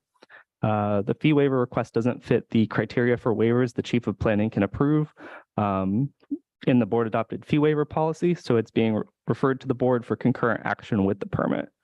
Staff are recommending that the board deny the fee waiver request as costs associated with time spent researching and processing the application would not be recovered. And therefore, staff are recommending that the Board of Supervisors find that the project is categorically exempt from CEQA, approve the lot line adjustment, approve issuance of the certificate of correction, approve the amended conservation and scenic easement, and deny the fee waiver request. And that concludes staff's presentation. Staff is available for questions. Thank you, team. Before we go to supervisor, we're going to go to the applicant. We'll allow up to 10 minutes. If you don't need it all, you don't need to speak that long, but we'd love to hear from you on behalf of your clients. Thank you. Thank you, supervisors. Jason Retterer on behalf of the Miyaharas. I'll try not to get pulled like Randy earlier. I'll make it quick. I won't need 10 minutes, hopefully do it in 3. Really appreciate your staff's hard work on this application and Phil's efforts to bring it before the board. No need to really repeat all the permitting history and what happened with this property. I think staff did an excellent job laying that out in the staff report. Miyaharas obviously support staff's recommendation on the lot line adjustment, the scenic easement amendment, and the revised building envelope. The Miyaharas reviewed the conditions of approval of the lot line adjustment and are supportive. They also reviewed the terms of the scenic easement amendment and the revised building envelope, and those are also acceptable. So we would respectfully request that this board approve those items. We were hopeful that staff would support the fee waiver request. The waiver request was actually suggested by the staff person at the permit counter when we met with them initially to explain the situation and what happened and why we were going through this process. They thought that this could be a candidate for a fee waiver request. We know this is an unusual request, but we think that the circumstances justify it. The situation obviously could have been avoided had the prior contractor as well as the county staff done a better job, done better due diligence, kind of expecting where this house was constructed relative to the building envelopes. That didn't happen, and the Miyaharas bought this property not knowing that the structure was actually outside of the building envelope and encroaching into the scenic easement. They only discovered that error once after they bought the property. They had a surveyor just come out and survey the property lines because they wanted to understand where all the improvements were relative to the property lines, and the surveyor identified that this was a particular issue. So that was about 1.5 years ago, and it's taken a little bit of time to actually get to this point. Fortunately, it's been great working with staff, and we've come up with what we think is a good resolution. But in terms of the fee waiver request, we'd still request the fee waiver or at least a partial waiver. Our client is spending a tremendous amount of money, not just on the application fees, but then there was another, I think, $10,000 on a surveyor to do all the work that was required for the application. And there's some other costs as well, including the $2,200 condition compliance cost that is associated with the 4 or 5 conditions that have been attached to the lot line adjustment approval. So with that, I would appreciate the board's support of the fee waiver request and moving staff's recommendation. Thank you very much. Happy to answer any questions that the board might have. Thank you, Mr. Ederer. I don't see any. We usually give time if there's any organized opposition, but I don't see any here. Let's go to questions first, then we'll go to public comments on this item. We've heard from the applicant's representative and our staff. Any comments or questions? Supervisor Adams. I just have a quick question. Can you tell me whether or not, it sounds like you said that this issue was not disclosed to your client when they bought the property. Right. It was not disclosed to them. Have they attempted to go back to the seller to recoup the $12,000 in costs? Yeah, the sellers have basically hightailed it to South Carolina. They're no longer around. We've tracked them down, and this is definitely something that we're talking to them about. We haven't received a response from them to date, and I think nothing short of probably a lawsuit being filed might result in us collecting those fees. And unfortunately, the original builder back from I think it was the early 80s is defunct as well. So there's no possibility of maybe tracking down the prior builder and seeking some compensation through them. So we may or may not. It could be a long process, a long and expensive process to try to recoup these costs from the seller. Thank But you. it's something we're exploring. Thanks. Thank you. Supervisor Church.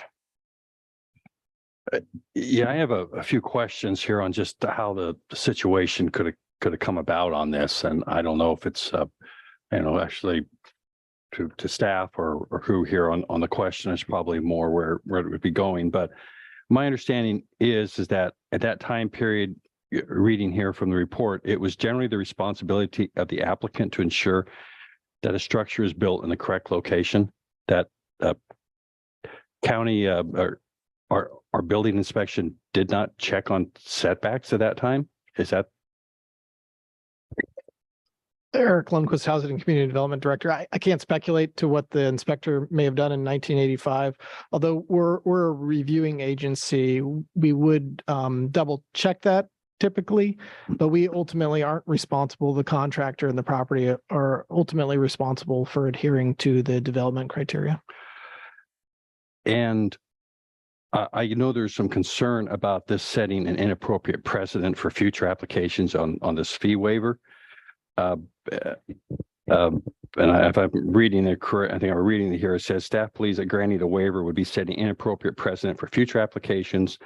Not only would violating conservation and scenic easements be retroactively approved, it would be approved without the cost to the owner. But the violations that went on was back 40 years ago, basically, where those people are long gone. And the current owners have no responsibility for, or no I shouldn't say responsibility, but no blame for violating anything. It's just what they inherited essentially, or when they purchased it. Correct? That's correct. And the last questions I really have right here is when I looked at the sign-off sheets, and there are 2 lots here that are involved, lot 8 and lot 9, is that one was signed off on encroachments in 7/18/83 and the other on 1/17/84. There was nothing else in the record that was signed off about the encroachments at that time. Do you have what would have been the encroachments? Typically, when a new single-family home is built, a driveway apron is installed that would connect to the county maintained public right-of-way. And so the encroachment permit would allow the construction of that improvement within the public right-of-way. Wouldn't that require measuring where the envelope is for building? Not on the encroachment side, but on the construction side, the actual sticks and stones of the vertical construction of the residence, that would typically warrant inspection by virtue of the contractor laying out the forms and then, measuring from the forms to the property line to ensure that the setbacks are met. And because this is off not just by a couple of feet, by some sizable matters of space, it just seems the inspector that came out there should have really caught this. And I'm having a hard time seeing that there isn't some negligence from the county in that regard. Yeah, and I appreciate that opinion. And I also thank the applicant for voluntarily coming in and correcting the situation. It is unusual, admittedly, and the board policy doesn't specifically allow the chief of planning or the director of housing and community development department to waive those fees. And so that's why we're bringing it here today for the board's consideration. The board has that authority. Okay. All right. Thank you. You're welcome. All right, anyone else? Supervisor Askew? Just a quick clarification, what the total amount of fees that are being requested for waiver are? Bill, do you have that? I had figure? 7,600 here, but you mentioned 12,000 and I just wanted to click clarification. Second. To do some math. Bill's going to do some quick math. I think the initial request, so the application was initially going in one direction. And so the fees, we thought when we made our waiver request, it was $7,000 because I think that was the fee estimate at the time, but then it evolved into a lot line adjustment, scenic easement amendment, and a building envelope correction, which added some additional fees. So I think in the staff report, it laid it out. I want to say it's in the $12,000 neighborhood or. Okay, great. It was- 12,113. All right, just wanted to make sure I knew what we were talking about. Thank you. And I would point out that the good news is that I did review a staff report recently for a house that was being built within a building envelope, and there was a condition that required that the building envelope be staked. So I think from a planning standpoint, they're doing a better job, and they're actually requiring this on the ground to avoid these kinds of situations. I think that's good. Thanks. Anyone else? Okay, let's go to comments from the public on this item. Any members of the public? I don't see anybody in chambers. Anybody online? Nobody. Mr. Clerk, okay. Bring it back for a motion and a second. Yeah, I would like to make a motion on this, and that would be, get everything lined up here. That would be to approve, 1A, 1B, 1C, and 1D on the recommendations plus 2. But I would make the motion that the request for a fee waiver be accepted. For the 12,000. I'll second that. On that motion, I could agree waiving half the cost, but not full cost. Thank you. I'm not able, so I appreciate that the current owners weren't involved in the property, when it was built. However, we do have significant staff time and cost associated with processing applications. And there's nothing in our approved fee waiver program that makes this request for a waiver eligible for consideration. So I don't think that the cost of this waiver should be paid by the general public when it is for the benefit of a property owner. We have a lot of things that come before us, and 12,000, 7,000, 5,000, it's a significant chunk of change and would otherwise be have to fall on the backs of planning and public housing and community development. So I'm not able to support. I appreciate the motion. I'm not able to support the request for fee waiver, but I could support the full staff recommendation. Could you support half of the waiver? None. Okay. Supervisor Adams. Any comment on just the waiver, half or all? Or none? The supervisor in whose district this is. But I do see Supervisor Rudasky's point that it's the general fund would have to cover it. There's no other place to come out of it. How would you feel about doing half? Well, I think the thing here is when we're looking at fee waivers, we don't have anything listed down here where there's, negligence by the county. I mean, that's not something we would normally, I don't think put down in there. And this is really what I'm looking at here. I know there's considerable staff time put into this, and been general agreement between everybody here on the process. But when I look at here at who's responsible, it's one, the builder. We can't find the builder. That they're gone. Perhaps previous owners who had known about it should disclosed it. But when I look here at who is not responsible, it's the current owners. It's either, previous people who owned it, it's either the builder or it's the county from a neglect. And I just think, we got to step up. It's an amount of money that's, significant, but it's not overwhelming. I just think we have a right in this, and in the county when we mess up to correct ourselves. And I think in this case, this is one of these. This isn't something that comes up very often, is it? Not so often, but it's not unusual. There is occasion where buildings are built outside of the envelopes or outside of the setbacks. Unfortunately, those things do occur. And as Mr. Redder just pointed out, we're correcting that by having surveyors document before we pass inspections. But if I can on the question through the chair, just point out two things that would make me hesitant. Is one is if they are trying to receive compensation through the previous owner, or maybe through title insurance, that if the county waived, they would be getting two sets of monies to offset this impact. So perhaps if their motion does pass, that there be some consideration for first working with the client and the previous owner and the title company to recover that cost. And if they're unsuccessful there, then we consider the waiver. The other is that it's just not, to Supervisor Askew's point, it's just not housing and community development fees that are part of the application costs. There are other departments that participate in this review. And I think on this application, some of those fees are being collected to offset county council costs, also Environmental Health Bureau costs. And we didn't feel like we had the authority to waive their fees on their behalf. Thank you.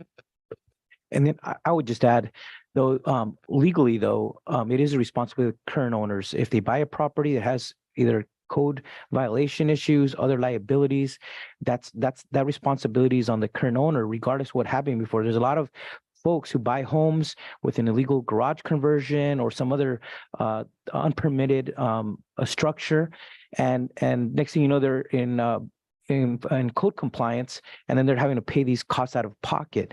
I think it's unfair to put the 100% of the costs on current taxpayers who would have to subsidize this for something that happened in the 1980s. That wasn't only the county staff issue then, it was also the contractor then who doesn't exist. So that's where I try to come a middle ground and said, okay, let's try to find a middle ground by going halfway at the minimum in this unusual circumstance here.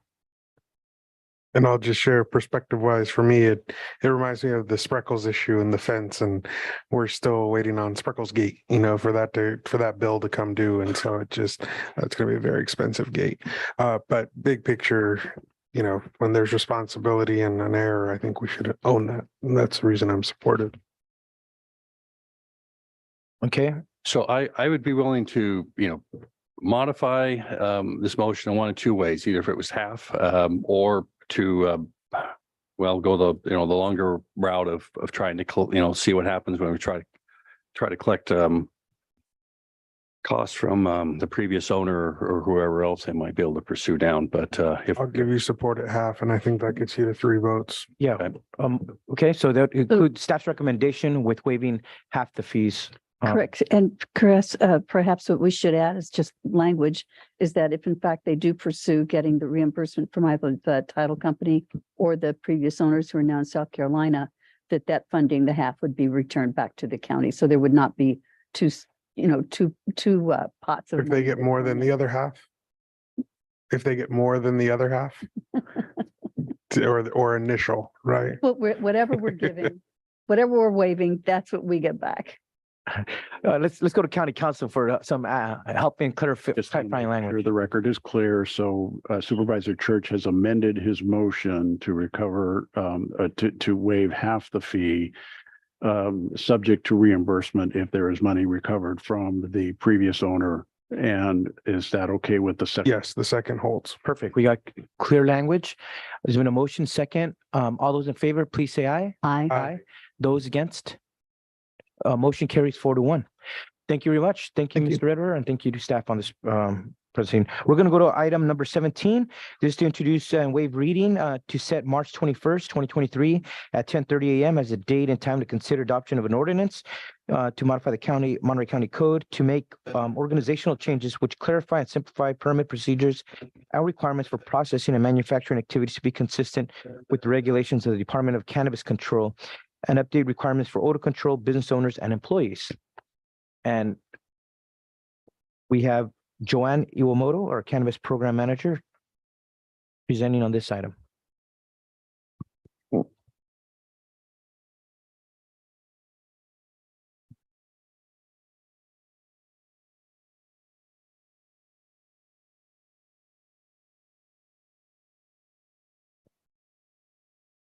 Good afternoon, Chair Alejo, members of the board, Joanne Iwamoto, Cannabis Program. Here with me today is Norma Seves and Miles Etchenik, Management Analysts. Today, we are reviewing the proposed amendments to Monterey County Code 7.9 Commercial Cannabis Business Permits.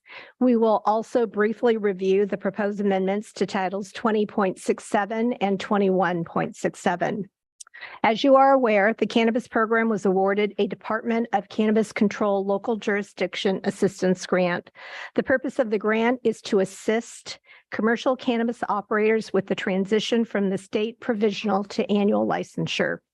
The award also provides for ordinance-related work, and the program collaborated with the Housing and Community Development Department, and they used their quote-unquote on-call services by using an outside consultant, Rincon Consultants, Inc., for some of the work presented to you today. Next slide, please. Here is the background of the proposed amendments. For some time, the program has been researching other jurisdictions, meeting with industry members, conferring with county departments, and we have maintained a list of possible amendments to Chapter 7.9. It is important to note that the proposal today represents lessons learned from the past years, as well as the consolidation of the 3 state licensing bureaus into now what we know as the Department of Cannabis Control. The proposed amendments improve the legibility and readability of Chapter 7.9. It clarifies operational and application requirements while eliminating redundancies and oversight between our local ordinance and that of the state, and it defers to the Department of Cannabis Control where appropriate. The proposed amendments also include prior Cannabis Committee direction related to retail operations that are related to the repeal of prohibiting graphics depicting cannabis and cannabis products visible from the exterior, and security regulations that would allow retailers to hire staff that would conduct security functions so long as they hold a Bureau of Security and Investigative Services guard card. Next slide, please. I will be providing detail as to what the program proposes to the amendments. Some of the more simple items is that we added the word business to any reference to the cannabis commercial business permit. We added references to state annual licenses, and for cultivation, manufacture, waste, and storage requirements, those have been consolidated into or within the operational requirements. Next slide, please. For 7.90.050, which relates to the commercial cannabis permit application process, sections 18 and 19 have been revised to require the operators to submit and maintain a current copy of the agent authorization form as needed. This is very important in speaking with the operators and their agents to make sure that we are speaking with the appropriate and authorized agent. And in the past 4 years, it has changed often. 7.90.070, this is for the commercial cannabis permit modification process, renewal process, and grounds for denial. So we added subsection 1 to section B to reinforce the DCC's requirement that cultivators must submit a science amendment if amending their cultivation plan. The term science amendment is a state term that relates to proposals from a licensee to amend their cultivation site diagrams. And why is this important? When we go out to the site diagram must match the current diagram that has been submitted by the operator. The next one is 7.90.100, and this has to do with the commercial cannabis operating requirements, specifically odor control. In the past 4 years, the program has received 1 odor complaint, and it was resolved through a series of mitigations by the operator. But since that time, we do not receive odor complaints.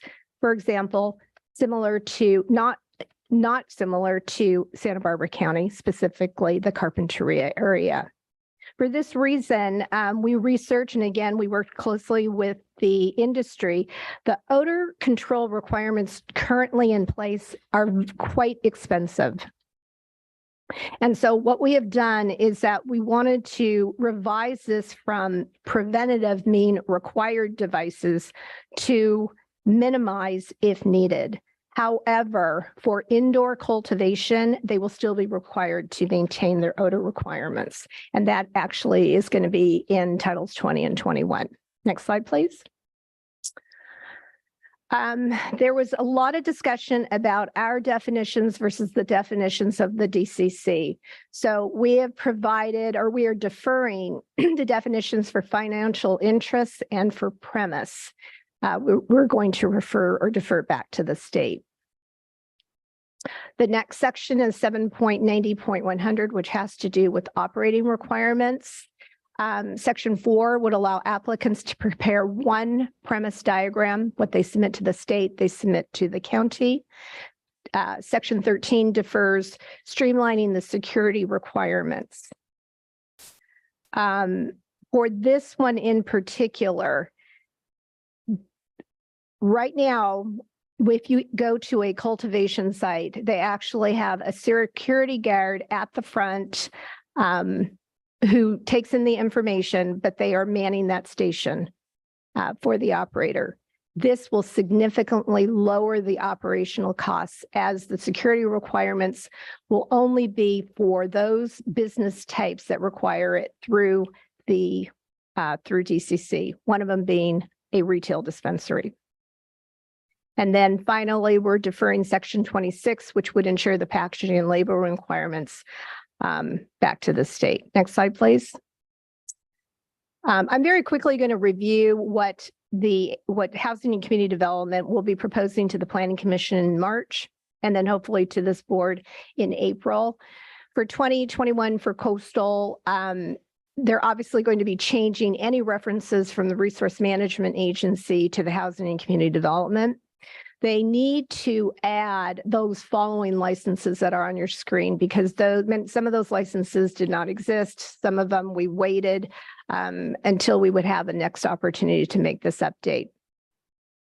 We are going to remove the reference to Chapter 7.3 of the Monterey County Code, which has to do with a process for security with the Sheriff's Office. After multiple conversations with the Sheriff's Office, they actually do not use 7.30, although it has not been repealed, but the process does not exist for their office. So there's been a bit of confusion for the operators. Again, this is where you're going to see that odor control will be still required for indoor cultivation. For 2021.69, which is the outdoor commercial cannabis cultivation pilot program, we need to extend that date to 2030.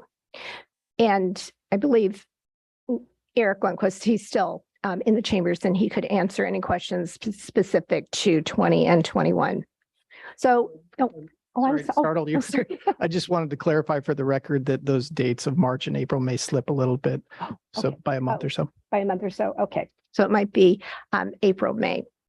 And so this does conclude our presentation. And I would like to thank Jerry Hittleman and Susan Hernandez of Rincon for assisting us with this process. And again, to Robert Brer and to Kelly Donlin for reviewing the proposed ordinances. We also want to recognize that we have worked with the industry and their representatives over many years. And I know that they continuously asked about this proposed, because we feel that this is a huge overhaul of the chapter, but it has taken us time. But we're very pleased that we're here to present this to you today as a first reading, and I'd be happy to answer any questions. All right, let's open this up. Anybody want to go first? I think Supervisor Church wants to try it. Yeah, I have a number of questions, and you know, we had a little discussion with cannabis earlier here on funding too. So I made reference that I feel I need to kind of open this up to a bigger picture here as well. You know, I'm all for this. You know, we're moving ahead here on. I'm just not sure if we're really doing enough at this point on a whole range of things. And I know this is just really a first read. It's going to come back, but I just really feel we need to get some clearer direction on where we're going to go with the, the cannabis program at this point. It really hasn't come up for a discussion since I've been on the board. So I want to get a little background information here to kind of assimilate into this. But how many operations do we have right now functioning in the county? Okay, so may I give you just a bit kind of from where we came from? Okay. Go right ahead. Okay. So as the Cannabis Committee board members realize that we do a lot of tracking of data. So if we go way back from the beginning, we had 120 operators who applied for a cannabis business permit, and they were actually operating. Since that time, we have had a significant number of closures, and that number is 51. So currently, today, as of today, and this number somewhat changes daily or weekly, it can. We have what we consider to be 61 non-retail operators, and we have 9 retail. So we've gone from 120 to 69, and that's where we are today. Of those 59 that on the right side, all those owe us money. Is that basically correct? I wouldn't say all. Or most, I should say. Some. How much of a total is that altogether? Do you have a number? I don't have that information. I can ask the treasurer, and maybe can you see if the treasurer tax collector's on the call? So commercial cannabis tax revenue is considered proprietary information. So what I receive is who is delinquent, but I don't know the amount. But we believe that that's an important piece of information to be able to share and continue to update the Cannabis Committee, not the who, but the number and the amount and from which fiscal years. And so we are working to be able to bring that information to you, but I don't have it today. Okay. And well, it's off topic in terms of how much is owed in businesses, but don't you have another presentation coming next week that's more comprehensive on cannabis? Well, the presentation on the 14th relates to Supervisor Lopez's board referral on the land use permit process and the transition to annual licensure. But maybe at some point we have brought it up earlier today that we just need a presentation on since we made those changes in January on the taxation, how are we doing so far in getting monthly payments under that, and maybe just have a more in-depth discussion just of what the questions that Supervisor Church is asking, because I think we have this deadline about the permits and July 1st moving to provisional, but I think there's a need to have a more another discussion basically on what are the latest trends on cannabis with the full board and not just the members of the cannabis should that go to the budget committee first, or should that come directly to the board? I think we're at a point where we need to have the discussion with all 5 of us, right? Okay. Because the industry is hemorrhaging. We made some changes a few months ago, and we need to kind of see how it's going and what our kind of plan is for the next 6 to 9 months. I'm sorry. Let's go. No, that's I know I can wait on those questions if we can maybe get something back in the next few weeks, so we can go a little more as you're suggesting. Just give that, because this is focused on these changes before us, but I think there's a need for that kind of conversation as well. So we will be presenting a report to the budget committee on March 29th. Okay, and then maybe come to this full board after that. The direction. I know April 4th we have the town hall, so maybe the meeting after that. The direction has been from ACO Dwayne Woods to present the item on April 4th. Okay. Yeah, but April 4th is our budget town hall though.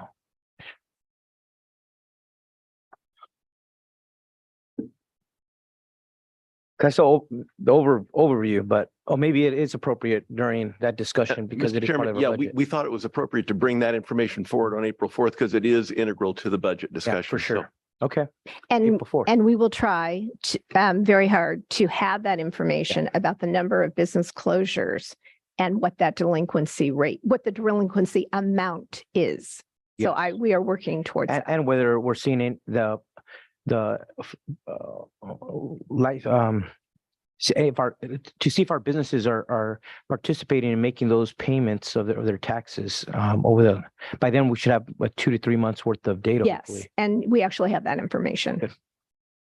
Okay, let's go to Supervisor Adams. Thank and you. we'll go to other colleagues. I just wanted to draw everyone's attention to a memo that we received stated February 27. It's from Robert Roach, who outlines the numbers of cannabis businesses that have closed, how many have paid on the payment plan, how many have not, how many have terminated, how many are current on taxes, et cetera, et cetera.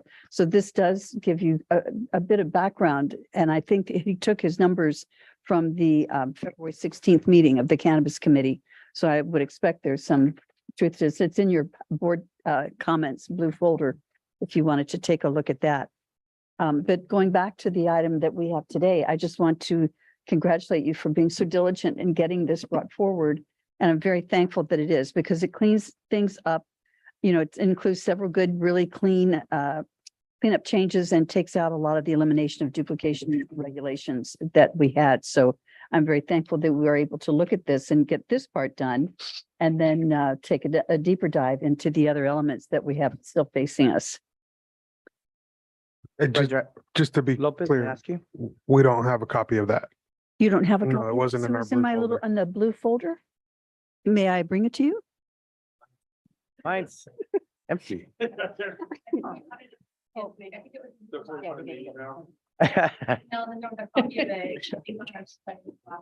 regardless, we should verify those numbers from our staff versus the industry association. But I thank Mr. Roach for putting that information forward. It's great.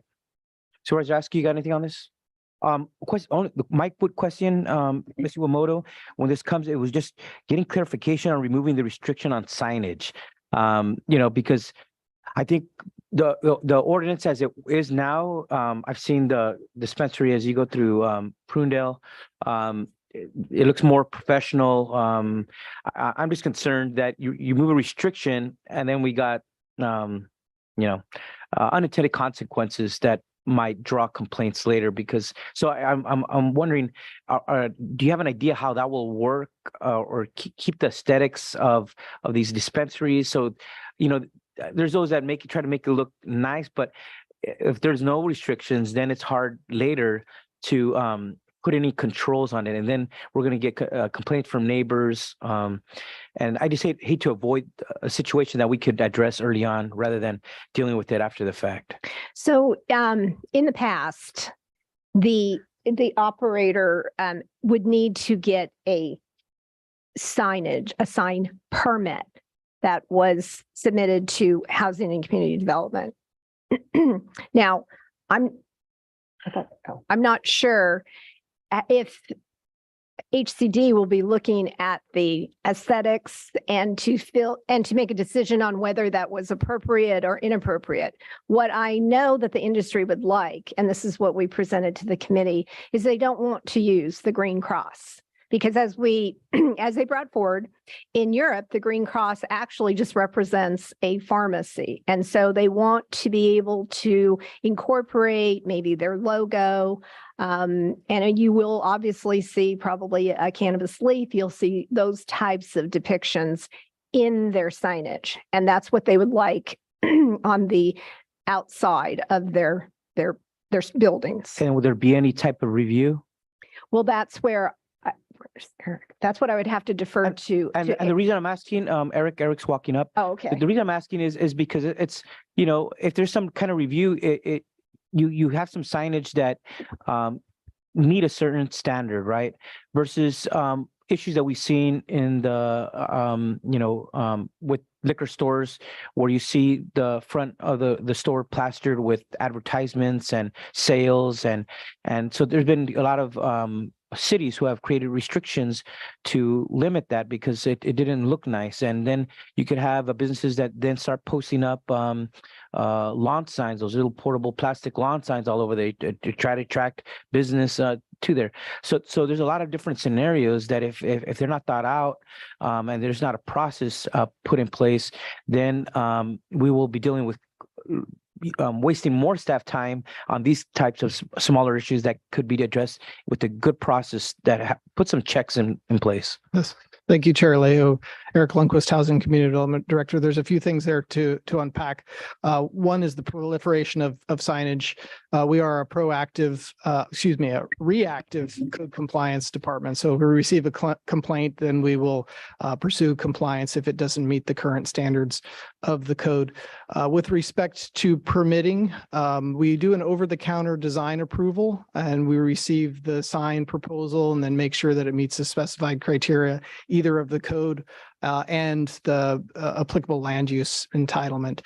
So it's within the discretion of the board to set those standards. And if they're ultimately integrated within the code, which they are currently, we make sure that those are adhered to, and or if they're amended, we would make sure that the applications are adhering to those requirements. I would say that signage often falls at a lower priority in the enforcement and also in the permitting. Once these operators find that they get the land use entitlements, they're really excited. They've made it. They're able to open, and then often the signage gets overlooked. But we're trying to be better about making sure that those operators are in compliance with the regulations. So there will be still some process to put a check on the signage that comes up before it gets put in? Yes, through the over-the-counter design. Just want to be clear on that, because I get it's like whatever was around signage early on when the industry started, it's going to change today, right? The Green Cross was maybe good at the beginning, but things marketing needs to evolve in this kind of an industry, and I get that. I just wanted to avoid those worst examples that will appear somehow if there isn't a process to have staff just oversee those early on. Yes. And before they spend any money on any signage, it will save them a headache and frustration as well. Okay, anyone else? See none? Okay, this is just to, I guess, introduce waive reading and then set March 21st, 10:30 to consider the adoption of an ordinance. Let's go to any comments from the public. We got somebody coming up in chambers here to speak, and then from those in chambers, we'll go to those online. We got some folks. Okay, we got one. I'm gonna put 2 minutes. Okay, so hello, I'm Eloise Shim, and I guess one of the reasons why they decreased the tax revenue was because there was too much supply. Is that right? Too much supply and not enough demand, and so you decreased the tax revenue. Am I right about that? Yes, I think so. Anyway, what I'm wondering is, do these commercial cannabis people with the extra supply, do they export it in California, nationally, internationally, and are those numbers being calculated and reported to the council, to the Board of Supervisors, to the people in general? That's my question. Thank you for your comments. Anyone else in chambers? We'll go to those online. On Zoom, we have Joey Espinoza. Joey, we'll go to you first. 2 minutes. Thank you for joining us. Hey, good afternoon. Thank you. I didn't want to get too far off topic for this, but I do just want to note, kind of along the lines of what Supervisor Church brought up, there is definitely a concern in the timing of all this and what's going on with the taxes. We had 31 folks sign up for a payment plan, 12 that have been told to shut down because they were not able to keep up with it. So if we wait another couple of months, who knows what we'll have left. So there's just something to keep in mind. But as far as this specific topic, I really just wanted to thank the county, thank staff, Joanne's team, and the other folks that were involved in this. I know more often than not, you just hear about the issues and the things that we want to see changed. And this is a reflection of that. This is essentially what we are doing is catching up with state regulations. We've had about 5 years of implementation, and most of these changes are very positive for the industry. They will definitely help the operators in terms of being less burdensome, helping them save money by not having to purchase certain things that they've had to purchase in the past. So overall, I support these changes. I think they're positive for the industry, and I just wanted to say thank you. Thank you, Joey. We'll go to the next person and we can put the timer on, please. Of course, we have Valentia Valentine. Ms. Valentine, thank you for joining us. Thank you. Good afternoon. I think that it's imperative that we revisit the sign. I like that we're going to recommend that we're going to make a change. As I've shared with you in the past, that green cross has always depicted a licit and an illicit store, because I had college kids that would track them down. I have a lot of patients that come into the store that are so pleasantly surprised when they see and feel safe. I believe that being able to open my shades will give them a peek inside to reassure them that what they're entering is not as stigmatized as what we've all been taught in years past. So I feel that if we can have the beauty of the plant, as you, Monterey County Cannabis, has on your logo, I think that it will depict a level of class and that it's medicine. I've had 5 multi-state operators leave California in the last 6 months, and we hear 30% more are going to fail due to California's market being too large, not effectuating caps, and the regulations and taxes. This is a major concern for mine. The patient community microdoses, low doses, and the one operator, Columbia Care, who is medicine in 16 states, 5 smokeless, has now definitely left California and Colorado and Washington, because their take is California just wants to get high and needs 25 and 50 milligrams. So I appreciate that this has been brought back up to the board and that it's seriously being taken into consideration. Thank you. Thank you very much. Next person. No more people on Zoom. Thank you. We'll be back for a motion in a second. Just if I could address the one question from the public about what's happening with overages. Moving product throughout the nation is illegal. It's still a registered product, so you cannot move it over borders. It has to stay within California, and we're tracking where it's going here locally. Thank you. Thank you very much. We need a motion and a second. I'll make a motion to approve the changes as presented with any other changes based on public comment and majority board support. Okay. I'll second that. Moved by Adam, second by Askew. All those in favor, please say aye. Aye. Those against, motion carries unanimously. Thank you very much. Thank you, staff, for your work on this, and we'll look forward to the follow-up on March 21st. We're going to recess the Board of Supervisors meeting. We're going to go into the Board of Supervisors of the Monterey County Water Resources Agency for our 1:30 agenda. And Mr. Clerk, if you could call the roll, please, for the record. Good afternoon. Good afternoon, everybody. Let the record reflect that all supervisors are present and in person. Thank you, sir. We're going to go to item number 4, first scheduled item. Consider adopting a resolution authorizing the Monterey County Water Resources Agency to enter into a funding agreement with the California Department of Water Resources, and also to sign a funding agreement for the Castroville Seawater Intrusion Project Well Rehabilitation and Replacement Project. To present on this, we have Amy Woodrow, Senior Water Resources Hydrologist. I believe she's online because I don't see her in here.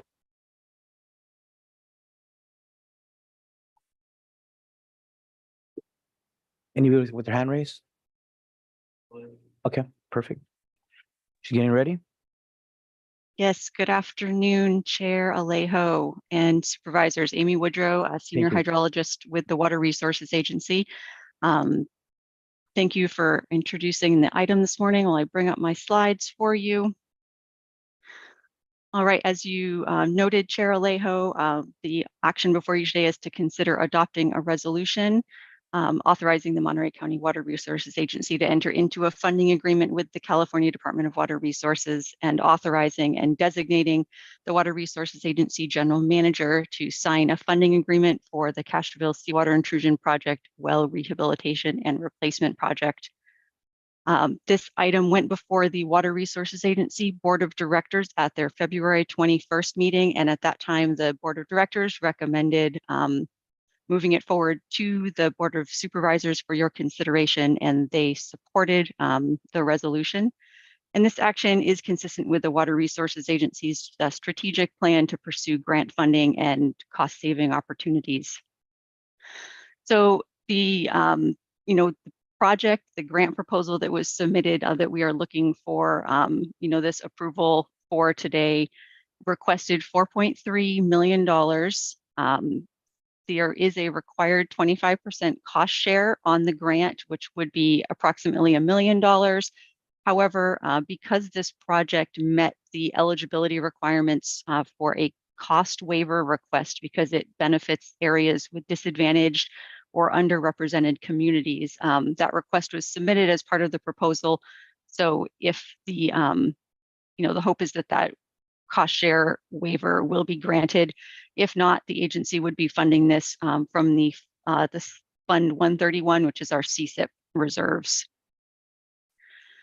The grant funding that we have applied for is from the Department of Water Resources as part of their 2022 Urban Community Drought Relief Program. In total, there was approximately $300 million available, with a set aside of $85 million for projects that benefit underrepresented communities. Each proposal needed to be at least $3 million, and awards are expected to be announced beginning in spring of 2023.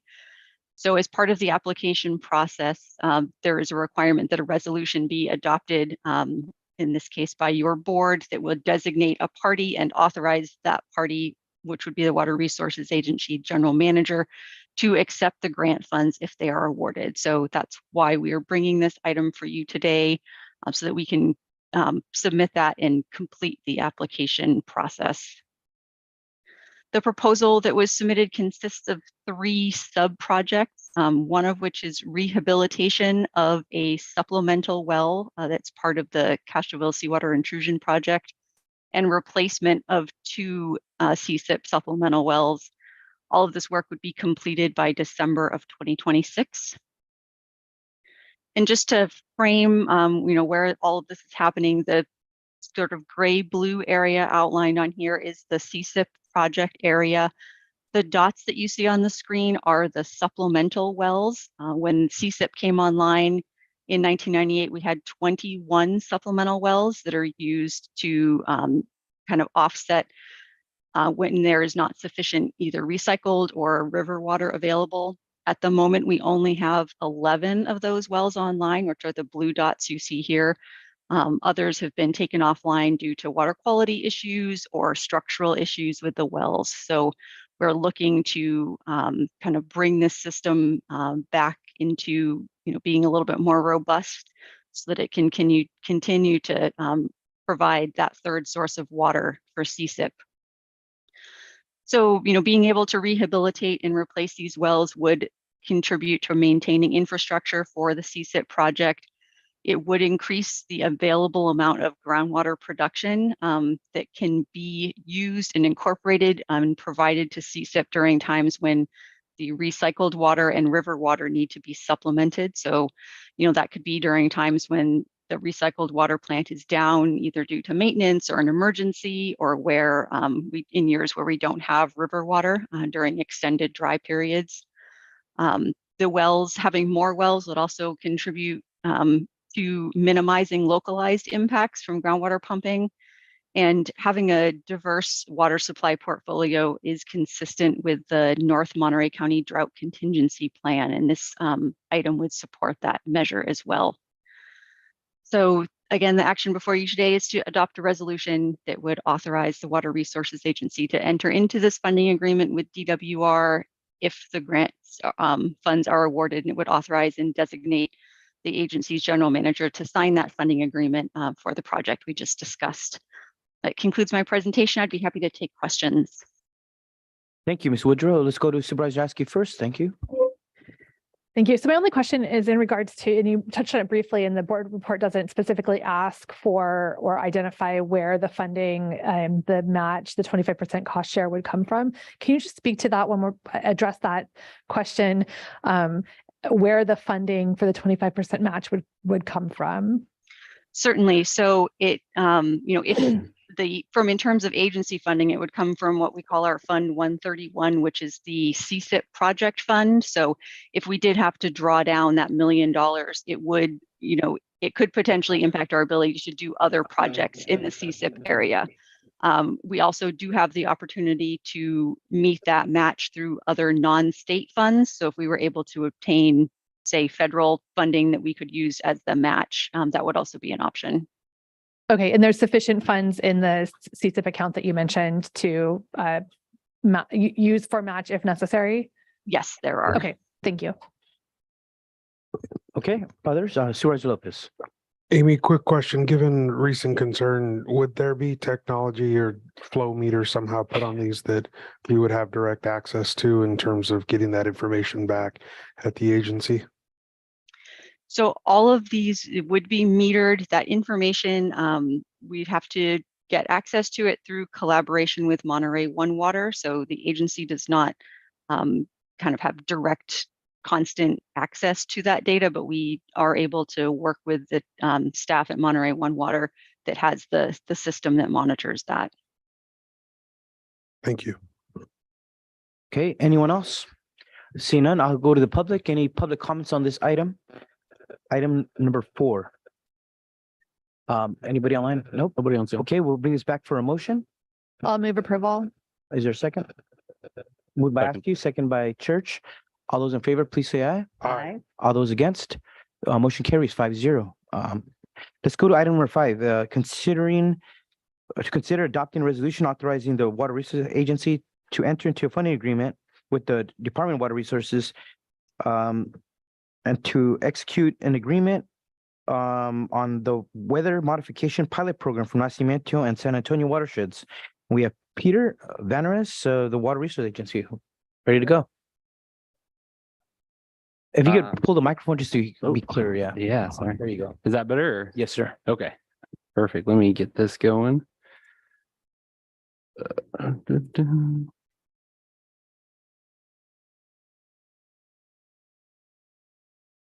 All right. Good afternoon. Peter Veneris. I'm a water resource engineer at the agency. And today I will be presenting on the item Chair Alejo stated, and it's to consider adopting a resolution authorizing the Monterey County Water Resources Agency to enter into a funding agreement with the California Department of Water Resources and authorizing and designating the Monterey County Water Resources Agency General Manager to sign a funding agreement for the weather modification pilot program for the Nacimiento and San Antonio watersheds. That was a mouthful, but so the prior actions that have occurred up to this point begin with the initial inquiry for letters of support for the project, which included a letter of support that was received on January 27th from the Supervisor Chair Alejo. An action item was also taken to the February 21st Water Resource Agency Board of Directors meeting, which recommended that the supervisors approve this resolution. The grant application is an action that is consistent with the Water Resource Agency strategic plan, goal C, strategy 6, which encourages pursuing grant funding.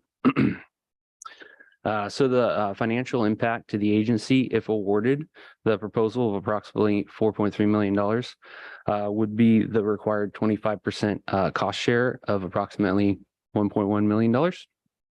This cost share would be budgeted from primarily our Fund 116 or other non-state funding if available. This, of course, is if the grant is awarded. So this grant is the same as the one that Amy Woodrow presented on. So it's the Urban Community Drought Relief Program through the Department of Water Resources. It has the roughly $300 million dollars available with that $85 million set aside for underrepresented communities. And like she said, a $3 million minimum grant proposal was required, and the grant did require this resolution to designate and authorize the Water Resource Agency to accept the grant if funds are awarded. Okay, so the grant proposal consisted of one primary project with 2 supporting projects. The weather modification pilot program is the primary project and will consist of further precipitation augmentation program development, a sequel analysis of the program, and up to 3 winter seasons of aerial cloud seeding. The 2 other, I didn't mean to do that. The 2 other projects will be data collection and analysis support projects.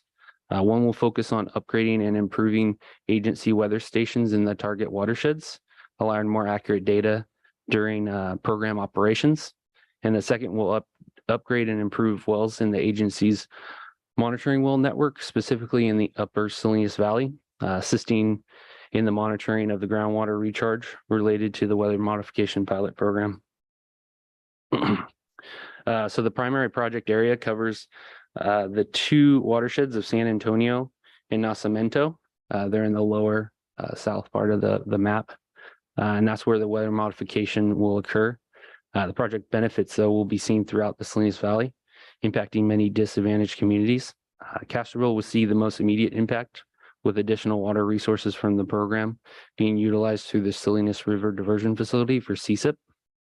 An increased groundwater recharge will be seen through the Salinas Valley, with concentration occurring in the upper Salinas Valley. So the weather modification pilot program will have benefits of increased reservoir inflow from the precipitation augmentation, contributing more available water for storage and conservation releases. Further benefits will be the increased SRDF operation, which is used for the supplemental CSIP water, especially during peak irrigation season. There will also be contributions to aquifer recharge through the Salinas Valley as well. And this project uses methods outlined by the Department of Resources as a water resource management strategy from the California Water Plan 2018. So the 2 supporting projects will focus on weather stations in the target watersheds and groundwater monitoring wells in the upper Salinas Valley. These projects will expand data collection, improve and upgrade equipment, and expand weather station sites and monitoring wells, all of which will be used to verify and record the weather program success. So the outlined benefits will also contribute to positive impacts to disadvantaged communities by reducing groundwater extractions in the Castroville area and increasing aquifer recharge throughout the Salinas Valley, impacting the communities of San Ardo, San Lucas, King City, Greenfield, and others. So this concludes my presentation on today's action item of adopting a resolution to approve and designate the Water Resource Agency to enter into a funding agreement if the grant is awarded for the weather modification pilot program for the Nacimiento and San Antonio watersheds. Thank you, Peter, for your presentation. We'll bring you to questions first for the board. Don't see any. Let's go to comments from the public. Any comments online? None. See none. Do you have a motion and second? I just have the same question that I had for the last item. What the source of funding for the 25% match is anticipated to be, and is there sufficient funding in whatever that source of funds is to provide for that match? So the tentative fund is our Fund 116, and it's over the course of 3 years. So the budget hasn't been worked out that far, so there should be sufficient funding with our budgeting. And it'll get spread out over a 3-year cycle. Because it's a 3-year. Yeah, it's a little heavy loaded in the front because you have to get some of the SQL analysis done and some of that initial work done. But then it'll be distributed through the. But you anticipate having funding within the agency to fulfill that 25% or we'll match? look into other non-state funding as well. Excellent. Okay. Okay, thank you. I'll move approval. Moved by Lopez, seconded by Church. All those in favor, please say aye. Aye. All those against, motion carries unanimously by 0. All right, thank you very much. We're gonna do a readout of closed session for the Water Resource Agency. Thank you, Your Honorable Chair, members of the board. Today, there was no reportable action. Thank you very much, Peter, for your presentation. We're gonna adjourn the Board of Supervisors of the Monterey County Water Resource Agency. We're gonna reconvene the regular Board of Supervisors meeting, and the same supervisor here, so we'll skip that for the record. We're gonna go to item 18, County Administrative Officer comments. First of all, really just a reminder that International Women's Day is tomorrow, March 8th, and it is to honor and celebrate the social, cultural, economic, and political achievements of women worldwide.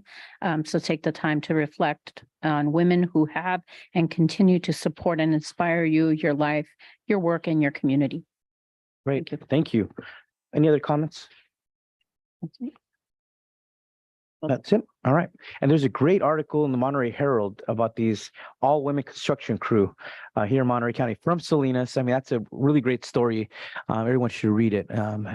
Very rare to see an all-women's crew anywhere, but this is one right here in our backyard. Okay, we're going to go to, we have no new referrals, right? So let's go to item number 20, status on the board referral to consider making Harkins Road a one-way street. We have Tom Bone, I don't want to mispronounce it, Vonnegut?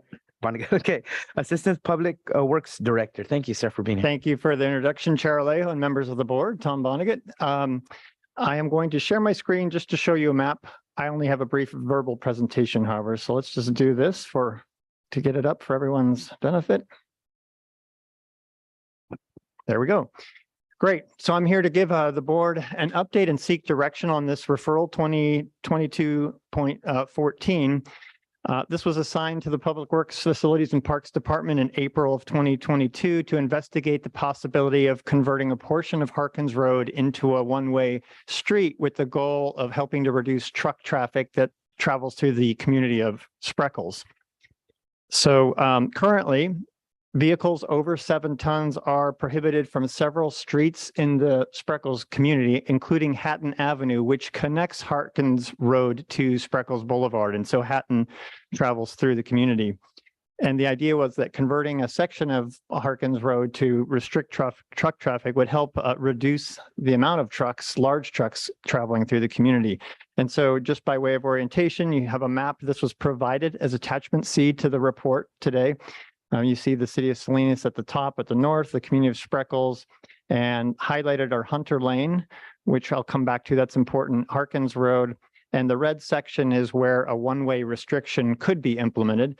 Now, the arrow just is to really highlight that you could do it in either direction, and we'll talk about that, but we're not making a specific proposal today. So I think with that, I'll just take the screen share off and finish some remarks. So the current work plan in the road fund for the current fiscal year does include an authorized project to design, a completed design for the rehabilitation of Harkins Road and Hunter Lanes. And our goal would be to implement that CIP project in the upcoming fiscal year.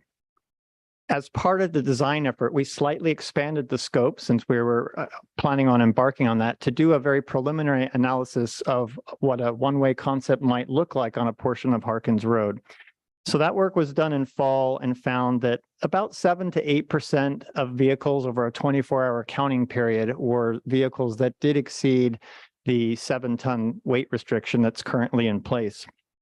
Of that, not all of them were tractor-trailer trucks, which we would typically associate with large vehicles. In that case, they were about the same in both directions.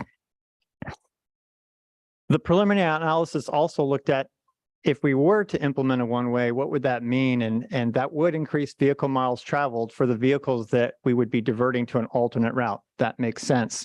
But that would likely be a significant impact under CEQA. And so that would require, if we were to pursue a one-way restriction, analysis in an environmental document, either an assessment, potentially an EIR. But we can't just exempt ourselves out of it, because it does create and require drivers or vehicles to travel a longer distance on a detour route. We did hold a public workshop, as noted in the report, with the community of Spreckles in late December. It was well attended, at least 50 people, possibly more, at the town hall there, but the Veterans Center. And the goal was for staff to provide an update on a possible concept to the community and basically get feedback.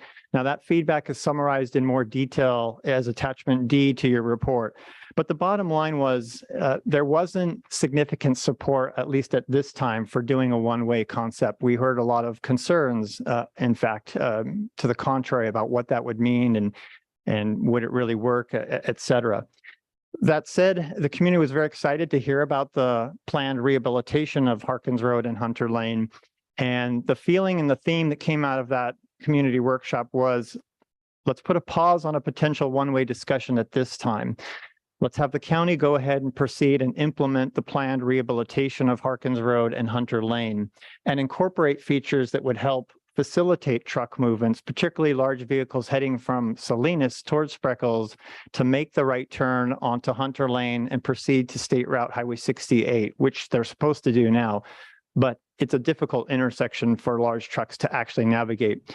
Features that we have incorporated into the design, which has just been completed, is a widened right turn lane area, a very large turn radius, and there's an abrupt grade change if you've been to that intersection due to an abandoned rail line, and that will be removed and the entire intersection brought to a consistent grade. And those factors combined should really help make it easy for large vehicles to navigate that turn and head to where they're supposed to head.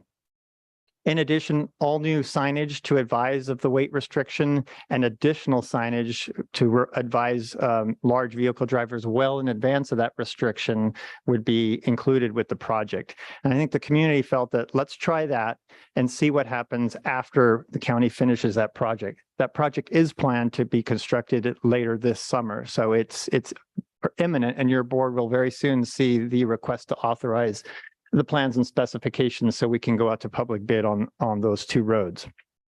So given all that, it's our recommendation at this time that we hold off and put this referral on pause mode, and let's go complete the rehabilitation of those roads. And then in addition, we'll work with our partners in HCD to look at outreach efforts. There could be conditions and operating permits from some of the large agricultural operations that require them to continually inform truck drivers of the appropriate routes and the restrictions through Spreckles. Let's see how that plays out. And if it doesn't make significant improvements, we would come back to your board with an update and suggested next steps.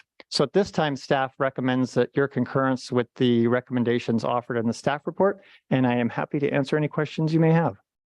All right, let's go to Supervisor Lopez. So just continued appreciation for the work, Tom. I know that this is a tough issue for the community, and this was one of those things I was working on with Ron Eastwood, who recently passed. But I appreciate the update and the efforts that are being made to improve that ability for trucks to make the right choice. I think the concern continues to be those folks who live on that road for incoming traffic. It was a little concerning to receive letters from certain operators who obviously were not aware that they're not supposed to be on that road, saying we need that road. It's a critical thoroughfare for our 18-wheelers. Well, no, you're not supposed to be on it. Again, the message from some of Who was that, by the way? Well, yeah, I don't want to call them out, but that letter came through on some major letterhead. But it was just really interesting to see that. And so I think that continued messaging on our behalf is important. Working with CHP to enforce as well, to spread that education will be important. And I just hope it's something we can nip before we have an accident, because unfortunately what I've seen as I sit there is people know they're doing the wrong thing, so they'll smash on the gas to get through there as quickly as possible. So now they're speeding while also going through an area that they shouldn't be on. And it's really concerning to me. And I just, I'm praying that we don't ever end up on the other side of that conversation. But I do appreciate the work that's going in to make the right decision, the easy decision for folks coming down that stretch. We've even toyed with the idea of like a downtown Salinas welcome arch for Spreckles, so you can't get through with an 18-wheeler, but we're sure that would last about a week. But just, want to continue to share that I know that overall folks are concerned it might take them an extra minute or two. I heard that came out of the community meeting.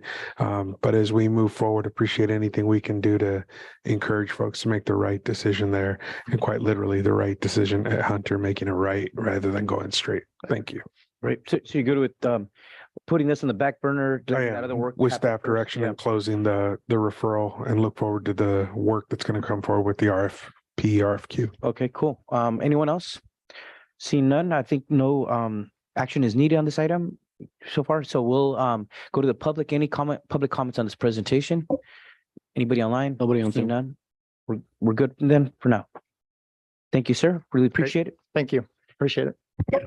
Okay, we're going to item number 21 to receive a preliminary analysis on with the referral on storm recovery rent subsidy program for farm workers. And we have Roderick Franks, Assistant Director of Social Services.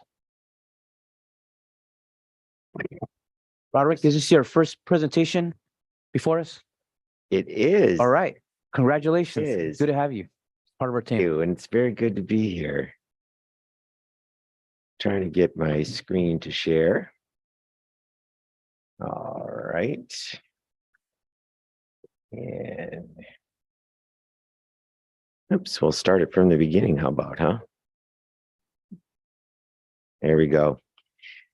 Good afternoon, Chair Alejo and supervisors. Again, it's exciting for me to be here doing my first presentation in front of you since I started here in Monterey County, coming up on almost a year now. So I've thoroughly enjoyed my time serving the people of Monterey. With me today is Angela DiNovella, the Executive Director of Catholic Charities, Archdiocese of Monterey, and we'll be co-presenting the response to the preliminary response to this board referral 2023.04, which is seeking a storm recovery rent subsidy program for farm workers in Monterey impacted by the recent storm. As I indicated, the recent storms have really created a compound effect on our agricultural communities, which have really just begun to recover from the COVID-19 pandemic and wildfires. And then to be again impacted by another disaster has just really complicated what's going on in that community and created layers of complexity in how these communities might recover. Over 20,000 acres of agricultural land in our county were flooded by the recent storms, and Catholic Charities, as one of our community-based organizations, estimates that approximately 3,000 individuals have requested assistance from their agency, the vast majority of those being agricultural and farm workers. This referral really seeks to establish a rent subsidy program for those agricultural farm workers that were impacted by the recent disaster. And we'd like to say that assistance with rent followed by assistance for food support were the two most common needs for assistance that were expressed to Catholic Charities and other community-based organizations that were participating in our local assistance centers. I'd like now for Ms. DiNovella to really give us a snapshot of what it was like in her agency actually interacting with many of the farm workers and agricultural workers in our community who were seeking assistance. Thank you. Thank you, everyone, and thank you for the opportunity to be here and share a little bit of our experience. And you have in front of you a little bit of the snapshot of the picture that we have been experiencing with people affected with the storms. And just as a background, Catholic Charities has been the designated disaster case management agency working with survivors of the ZZU wildfires in Santa Cruz Mountains since 2020. So when the storms came, we were one of the first agencies to really be there to support the community again during the storms. And what we honestly witnessed in the county of Monterey, we didn't witness in any other counties. We were both in Santa Cruz and Monterey, San Benito, and also San Luis Obispo of the local assistance centers. And again, the picture that we saw here was really very unique. You heard early on about the 2,000 people that attended the LAC here in Monterey in Spreckles, and we saw all those people at our tables when we were there in the first 4 days of the local assistance center. The majority of the people who attended the tables of Catholic Charities were primarily seeking rental assistance and about 28% followed by food assistance. And we see here also that the majority of the people that came to the local assistance center were from both Salinas and also from South County. As you see here, about 38% were from here, from the city of Salinas, but also 31% and 10% from Greenfield, Soledad, Gonzales, and Chular. So about 45% were in South County, and some of them, 9% about of the people attending were from Pajaro, Royal Oaks, and Los Lomos, and Brundale, and a little bit of 3% from San Ard and San Miguel. The primary industry that they were working it's agriculture. So, and 82% of the people that attended were also affected by other phenomenon, both because of lost wages during the storms, and also because they were recovering from the COVID-19 pandemic. Less than 15% really suffered damages to their homes. The majority, again, were really affected because of the lack of work. People were describing that they were out of jobs because of fields being flooded and their crops being lost. About in terms of the work that we've been doing is really making assessments and supporting people in applying to FEMA benefits. The reality is that not many people will really qualify for FEMA because, as you saw, not many buildings were affected in the county of Monterey. And some additional information that we had after we put this slide together is I also want to share that about 56% of the people that attended had families of 2 or more kids, which is really significant. And about 13% of those households also had someone with disability. And I just want to present that as a full picture of the people that are really requesting assistance, because it's really the people who are really needing the most here in our county. Again, the primary unmet need is financial assistance and housing assistance, and the majority of the people that we saw are really undocumented. And also, we saw about 2,000 people there at the local assistance center, but I also want to share that after that, we receive about another 1,000 people through our phone lines seeking assistance. So we have about 3,000 people on our list that are really in desperate need of support. Thank you. So in really considering this information and the need that is there, we tried to put together a project proposal that was strategically targeted to those most vulnerable and most impacted by the recent disaster and who would be able to benefit the most, and comparing that with a meaningful benefit amount. When we looked at the number of, let's say, 2,000 farm worker families that may have been impacted in need of rent assistance, with the fair market rate of a 2-bedroom apartment in Monterey County going for about $2,600 a month, if you were just to supply all of those with a full rent subsidy for a month, we'd be looking at about $5.4 million. And so you can begin to see that we really needed to look at how we might be able to target the project to those most in need and provide a meaningful benefit at the same time. So what we really considered doing was providing a 2-tier program. The first tier is really to provide a more traditional rental assistance of about $800 up to 500 farm workers who would be able to demonstrate the need for rental assistance. But that doesn't really take care of the whole picture, because many of the families and persons that we're working with have more non-traditional housing arrangements and may not be able to demonstrate the real need for traditional rental assistance. So we really wanted to consider a second tier to the program as well, which was to provide a slightly lower cash assistance amount of about $600 to, again, 500 targeted vulnerable farm workers. And do provide that cash assistance through gift cards. Catholic Charities has a long history of providing this type of assistance and utilizing gift cards to do it, and it has been successful. Additionally, we realize that some families may be struggling with their landlords and may require some legal assistance or mediation services to resolve some of their rental disputes and maintain their housing. So we looked at also some additional funds for those types of services. So assistance would be provided on a priority point system basis, with those of highest need and most vulnerability given the highest points, and therefore moving up the priority list to receive the assistance. So program costs.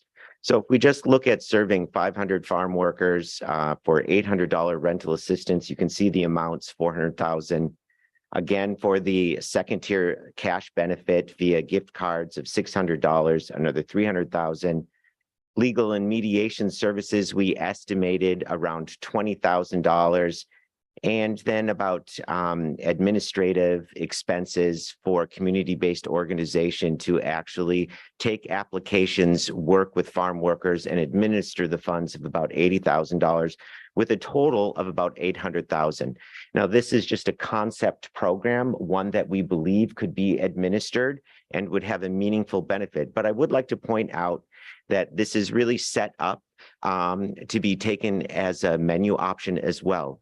We could take one component of the program and move forward with that, or we could take all components.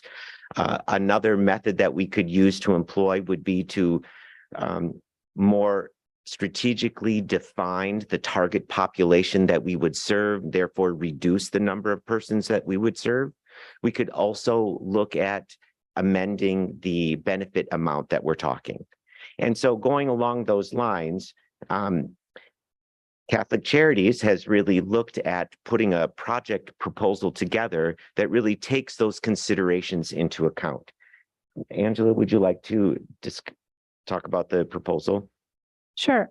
What you have in front of you is really a slim proposal of how could we operate a benefit like this. And we have been offering rental assistance for the past 40 years. So this is a work that we're very familiar with, and also offering cash benefits in the past 2 years for people affected by the pandemic via providing via gift cards. So this is a budget of what we consider will cost us in terms of staff time to distribute these funds. And as you see, there's a component of some salaries and benefits in terms of fringe benefits, but also the direct assistance. We have put a proposal basic of serving 400 individuals through cash assistance or gift cards, and about 100 to provide rental assistance.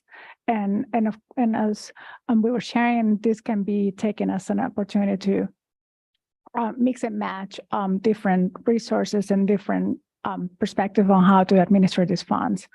So we're looking at about 407 and 20 something for serving about 500 individuals, costing both on the direct assistance and what it will cost to operate a program like this. So thank you. And I really appreciate how your agency took the time to really break down kind of the budget amounts to really show that while having a benefit amount to actually put into someone's hands to really assist them, there are administrative costs that go along with administering these types of programs. So there are some important considerations as well. The Department of Social Services is really challenged right now by a high volume of work due to the disaster recovery, the public health emergency unwinding, and various other aspects that would really make it difficult for the department itself to administer a program like this, accept the applications, process the applications, and then process the benefit amounts to individuals. So we currently don't have the staffing capacity to administer the program. That's not really such a bad thing in the sense, considering the population that we are looking to provide the benefit to. Community partners have indicated to us that this population that we're looking at serving may be more amenable to receiving the assistance and engaging with a community-based organization as opposed to engaging directly with a government organization. Angela, would you like to comment on that? yes, thank you. And we have been working with the community again for over 40 years. And what, again, we saw at the local assistance center was really a witness of how the community really trusts Catholic Charities. And we were there, one of the only nonprofits there to serve the community. And we saw all those 2,000 people coming to our tables. So we believe that the community really trusts Catholic Charities, and the fact that we've been there to provide services on an ongoing basis, not only on disaster relief, but also through all different programs, immigration and legal services, through CalFresh and access to food, also rental and utility assistance, and so on. So we have been one of the trusted agency in our community that have been present and being there to support our neighbors throughout all these years. So we believe that we are a trusted agency to serve our community. So some anecdotal evidence, comments that I received as a part of our Department of Social Services involvement in the local assistance center was that people would come in the door, they would bypass our DSS table and go right to the Catholic Charities table. And even though we were there to talk about the disaster CalFresh benefits or many of the other benefits that we have to offer. One of the other things that I also have to bring up is considering the earlier discussion that we had in the morning session of the board meeting around budget. I've been working very directly with our finance manager in preparation of our budget, building out our financing. That we do not, within the department's means, have the financial ability to fund a program like this at these levels. We've also been searching for other types of grant opportunities that may be out there and non-traditional funding sources. We have yet to identify anything that would provide this level of financial financing for this type of program. We would be more than willing, though, to put this together in a more concrete way and bring it to the budget committee, to really discuss to see if there would be any county dollars available for a program like this. So we'd really like to move on to answering any questions. Angela and I are both available to answer those questions. And then we would be looking for direction on how to proceed with the referral. Thank you, Roderick, and thank you, Angela, for coming and presenting. Just as a maker of the referral, one of the questions I asked was whether such a rent subsidy program would be FEMA reimbursable, and I don't know if staff have an answer for that, considering that similar programs were created during the pandemic, and that's why we had experience with it.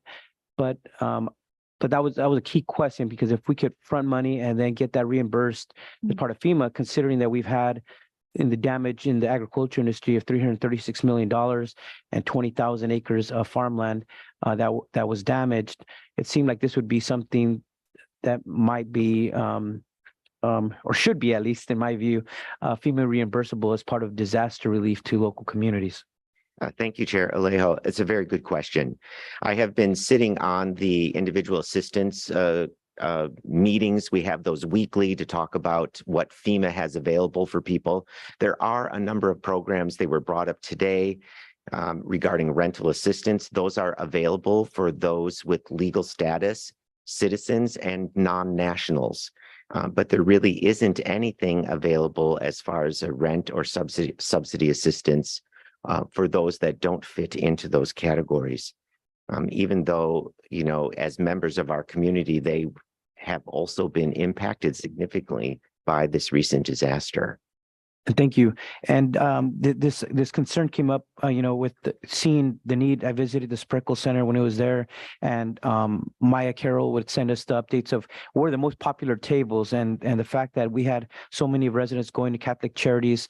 And then in my conversation with Angela, to hear that was a major need. But time is of the essence. Time is running out. People are hurting. And that's why it was timely to try to bring this as soon as possible. Yes, we can help.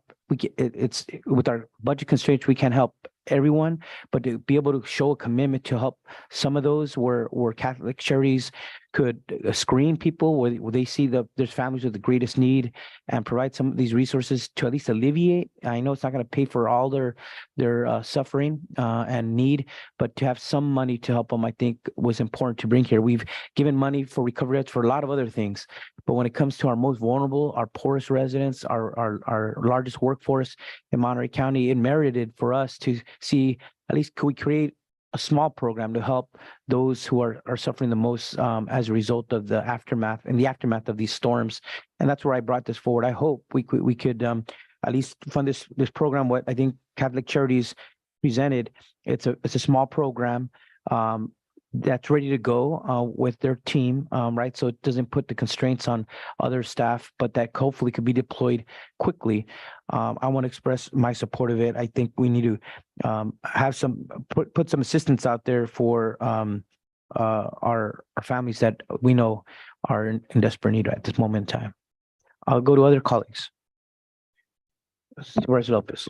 Yeah, just, obviously having been on the ground, spent time with our partners from Catholic Charities and understanding what they've seen, I too would be supportive of a program. I think the big question though is financing.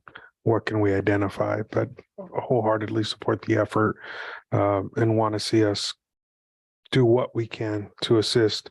I continue to send prayers, hoping that these next systems don't have a repeat of what we've already experienced, knowing that what we've already been faced with could be exacerbated. Thank you. Supervisor Church. I also, very supportive of it. Again, I just almost parrot what Supervisor Lopez said here. I'm, concerned about the funding, where that's going to come from, but I'd, be supportive of proceeding with it and seeing what we might be able to come up with if there is anything. Okay, anyone else? Yeah. Supervisor asking, then we'll go to county Thank you. council. And I think the question about, whether or not there's FEMA reimbursement, I think that really gets at the core of the issue. We have a population here in Monterey County, I think one of the highest percentage rates of undocumented individuals who make up our workforce, who provide us with the labor that fuels our economic vibrancy here. And the responsibility that comes along with that is to ensure that the social safety systems, whether formally through the state or feds, are here to support those folks when they really need that support. So absolutely supportive of this in concept. I feel like we need to have some more conversation about, what our finances are. I think we've fully expended the county contingency. We don't have, we've got some very limited cannabis funding left. I know we've got a couple departments we heard are over budget for the end of the year. So I think we'll need to ask the budget team to take a closer look at this. The other, I'm just going to put this out there, not to put anyone on the spot, but this is a workforce that provides labor to our large agricultural industries here in Monterey County. And I would wonder if it would be worth opening a conversation with some of these large employers to say, these are your workers as well. Are you able and willing to participate with the county in funding a program like this to ensure that our workforce needs are met? And then the other group that I know has been out raising money is the Community Foundation. I'm not sure if they've already determined allocation or for all or any of the funding that they've raised. But I think that this is the kind of thing that we have to be prepared to provide for when our economic drivers are based on in such ways that we've got folks that aren't having their needs met through their regular pay. So yeah, I'm supportive. Thank you for bringing it forward. Look forward to figuring out what our options are, and at what scale our options exist to do something with this. The other comment that I had, and I appreciate it in the weeds of the proposal, I think a lot of the locations where we're talking about the families that have needs, they're not locations where we have large grocery chains. So if we're talking about if we're going to be providing resources to families that need those resources, I'm inclined to provide as few barriers to them utilizing those resources as possible.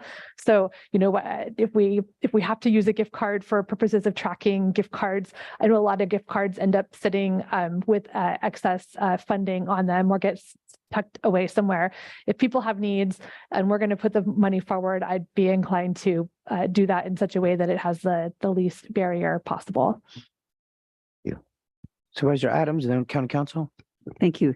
And thank you so much for the time and the effort that you have put into this program. It's really so needed, and I appreciate very much what you've done. I just wanted to know, I remember speaking to the folks at United Way who were telling me that they did the gift cards as well, and they were just gone like that. And I know that it's the thing that's needed the most. So my hope is that if you've not already done so, as you continue to pursue the funding for this, as well as the depth of the program, that you would touch in with them, since they've done that program recently. I believe they were using CARE funds and ARPA funds to be able to provide that need for people who just totally undocumented folks with COVID, and that worked out very well.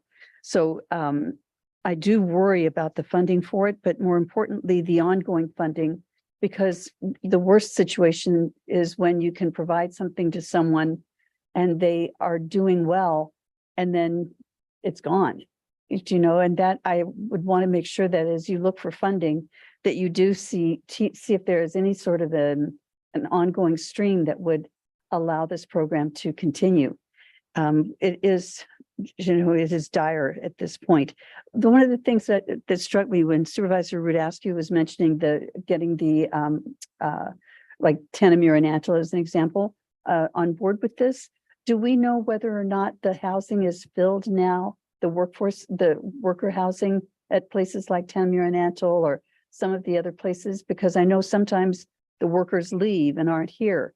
And I don't know whether or not we have, number one, information on that, or number two, if that is something that we could look at as a possibility, which I believe would be a lot more cost effective than, having to go to motels or whatever the situation would be, because the housing virtually doesn't exist. I mean, finding it, if you don't already have them lined up, I think will be a very big challenge for folks. At least it seems to be that from what I've been hearing.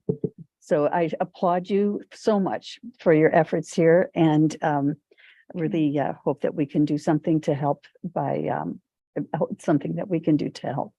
Thank you, County Council. Thank you, Mr. Franks. I noticed in your presentation when you were describing the program that might be implemented by Monterey County, there was an estimate for legal and mediation services. And I would just suggest the number you had in there is low, given the number of people that might be served in terms of your planning. I would double, even triple that for estimation purposes. Yes, thank you for that. Yes, we realize that there may be some that are caught in difficult situations with current landlords because of everything that's gone on. So I appreciate that feedback. Thank you. So because of the urgency of this and of this issue, if it's going to help have its intended effect, can we just in terms of direction ask staff to bring this forward with funding options, with working with budget staff for next Tuesday, if that's possible?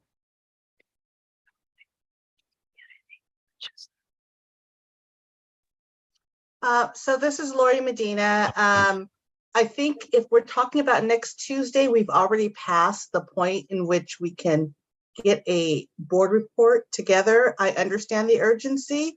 I would just suggest that before we get there, Roderick, who has done a great job with leaning into this conversation, also had some preliminary information about some other potential funding sources. So I would like, if Roderick, if you could just touch on really briefly about some other things that are coming down through the state that might be viable, that might help us in the next couple of weeks. I think 2 weeks is more reasonable than 1 week. Right. Because that's fine. because we're already, past that point. But Roderick, if you could just really quickly speak to some of those other potential funding sources, I think that would be really helpful. Yes, Mr. Chair. Thank you, Director Medina. What's being referenced is a new program that's coming out, being administered. It's a federal program being administered by local community agencies, distributing COVID relief funds to farm workers who qualify for the funds on the basis of being impacted in some way by COVID.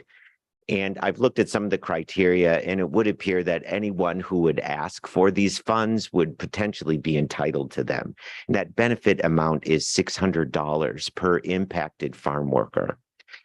I've also heard that there's an additional program of state dollars that may be coming out. And Ms. Novella, are you able to speak to that? Yes. So there's some preliminary conversations of some relief coming from the state. We haven't had any clear direction on that recently, but we had original conversations from the state of California, from the Department of Social Services directly, to provide some disaster relief, same as we had in the past for COVID impact, for people who were impacted by COVID. But speaking on what we had, what you were mentioning before, that's a federal program from the USDA, particularly is for the Food and Farm Worker Relief Program. And yes, it will be for people who were impacted by COVID, starting back in March 2020. And that is coming a little behind. There's some local agencies administering that funding, and yes, it's about $600 that people will receive as in a gift card or check. We know that the need is surpassing beyond what it is available. And that's where we come in to you because of the impact that really the storm had in our local community. So even though those funds are going to be available to our community, actually they are already in our communities. Some local organizations are already implementing, and we will implement some of that program as well down the pipeline, probably close to May. But this is urgent, and as Chair Alejo, Supervisor Alejo was mentioning, I'm really concerned about timing and the people that are right now suffering with maybe 2 or 3 months behind on the rent. So I would just say that if we could bring it back in 2 weeks with funding options and just give us some more concrete details on those other programs, because any federal program or it seems like those take a long time to gear up and money to land in nonprofit hands. So I would just ask for a report on that info so we could take that into account when we make a decision on where could this be funded through in terms of the county resources. Thank you, So that Supervisor. work, Gloria? Okay. Thank you. We're good. So we'll bring that back then. Thank you very much for Thank your you. presentation. Thank Thank you, Ms. DeLonvella. Let's go to item number 22. This is a preliminary analysis on a referral looking at a vacant county property at the eastern corner of 855 East Laurel Drive to construct affordable housing for seniors.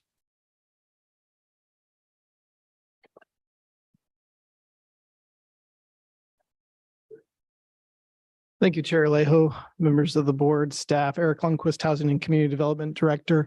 I'm here to present referral 2023.03 regarding the use of county-owned properties for a senior affordable housing project located at 855 East Laurel. This referral from Chair Alejo is assigned to the Housing and Community Development Department on February 7th. It was originally scheduled to report out on February 28th. It was tabled at that meeting and put to calendar today.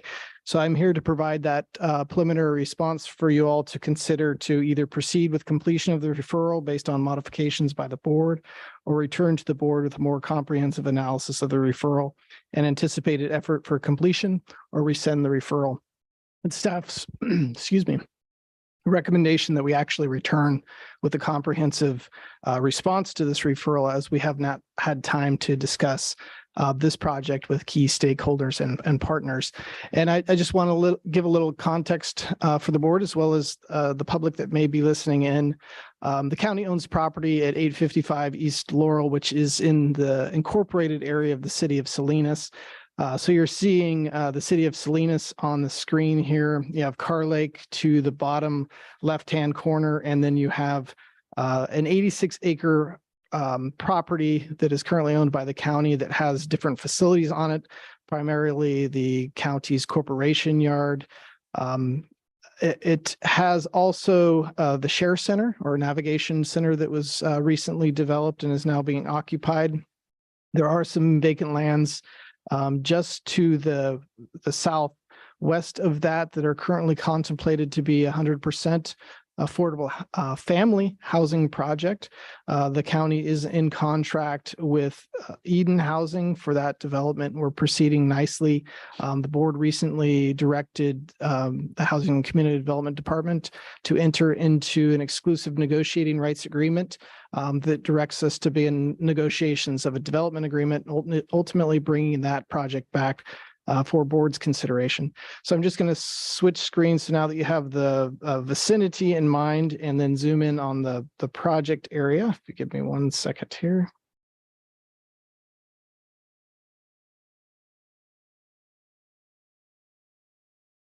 There we go. So the 9.5 acres of the total 86 acres that are currently contemplated under this referral are shown here in yellow. Next to the property line here towards the southeast would be Natividad Creek that runs down and meets East Laurel and then traverses over into Carr Lake. To the western edge is the ROPS, or the Mission Trails Regional Occupation Program that's currently housed there. You see the corporation yard that currently houses Public Works Facilities and Parks. A fleet is also developed there. There is some fuel stations just to the western side of the line of buildings that you're seeing there on your screen in the center. There is a carport and a parking lot that surrounds those buildings as well. What's in blue there is the project that we're contemplating working with Eden Housing on, and that I just mentioned. And then you see the strip of land that's currently vacant between East Laurel and the contemplated housing project. There is currently a pending referral for a BMX a pump track and skate park in that location. You see along the eastern side Veterans Way, which is currently flanked by Veterans Memorial. And then up beyond there, just off the screen, is other vacant land that the county currently holds. As I mentioned, this property is within the city of Salinas, and it is within their general plan designation of public, quasi-public, and is zoned public, quasi-public as well.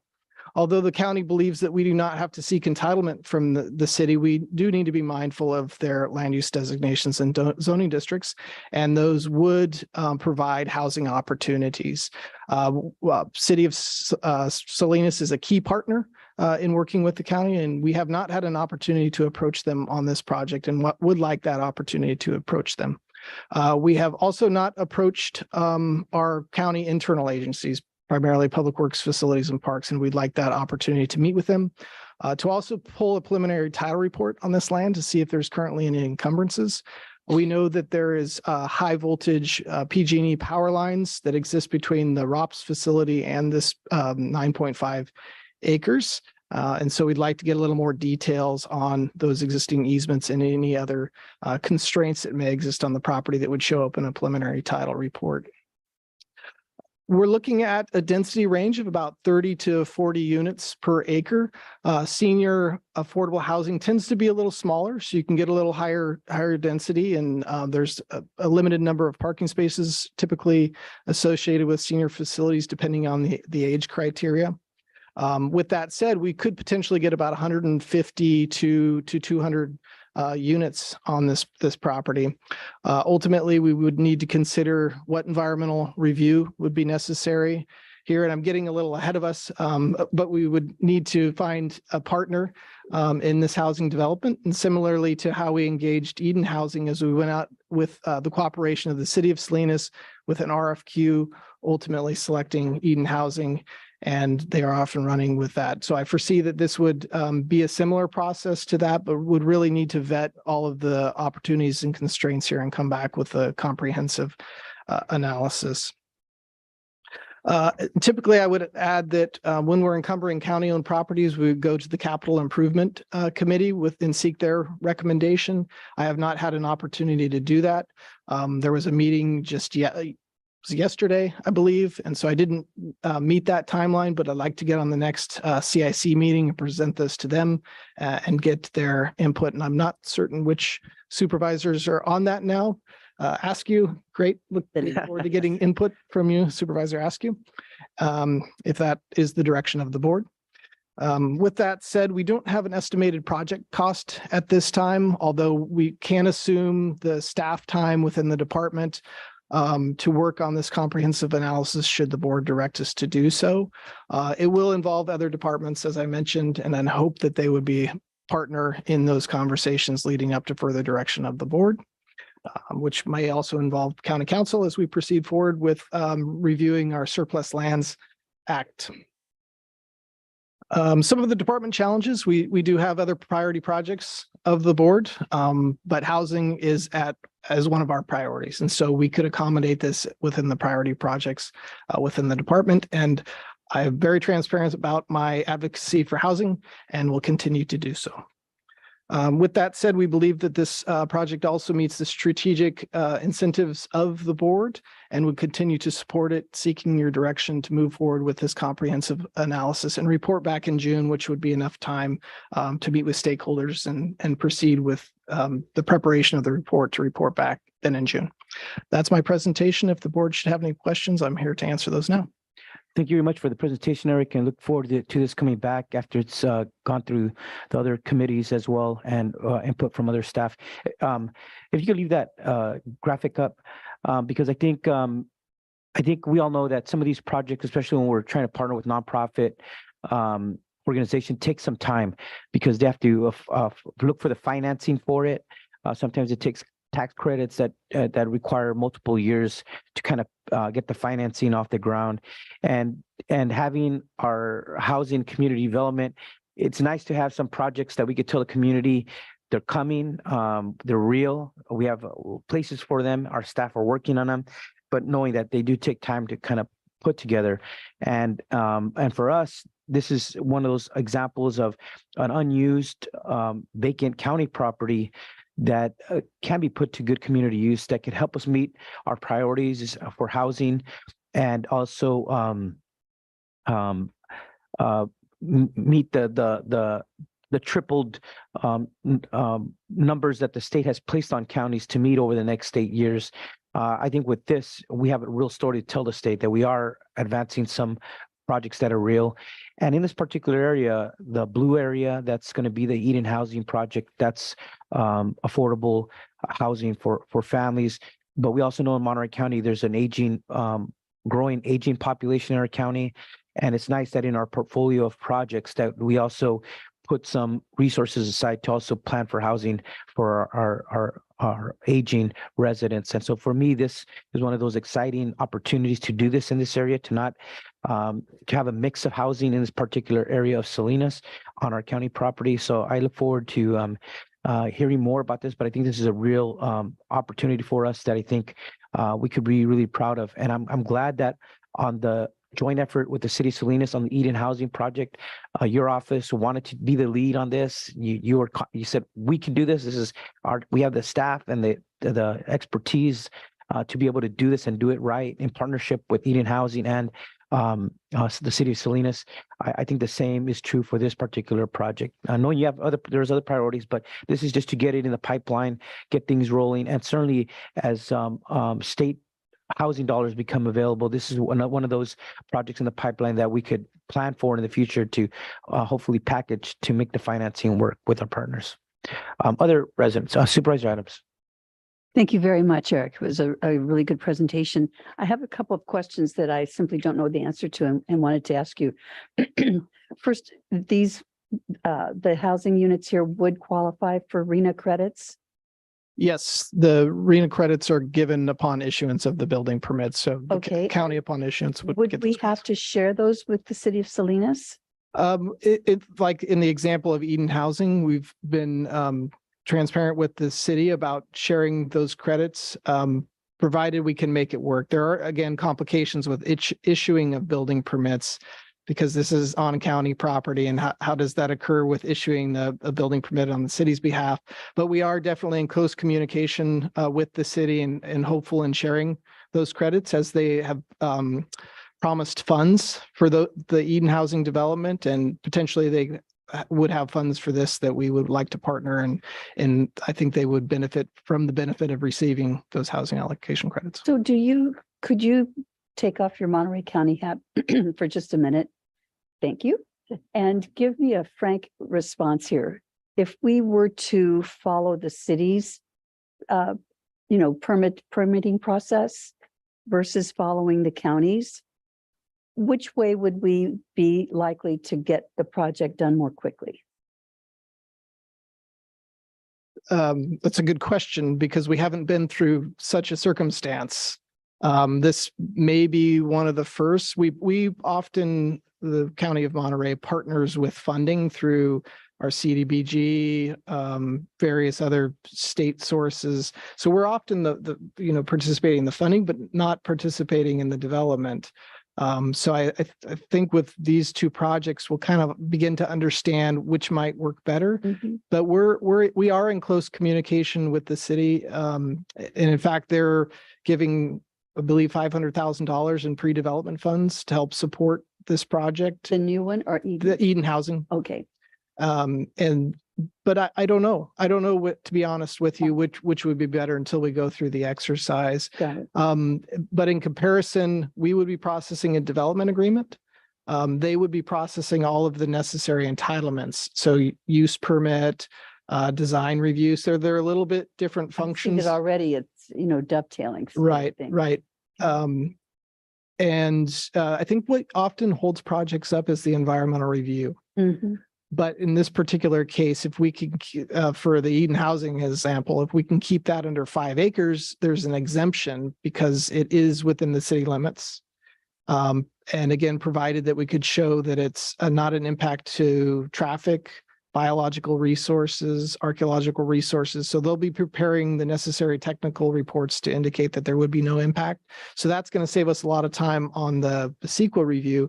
Now, because of the federal funding, often that comes as a result of affordable housing projects being the Eden project or potentially this new project, there is the need for a NEPA analysis, a National Environmental Protection Act review, which may be an environmental evaluation.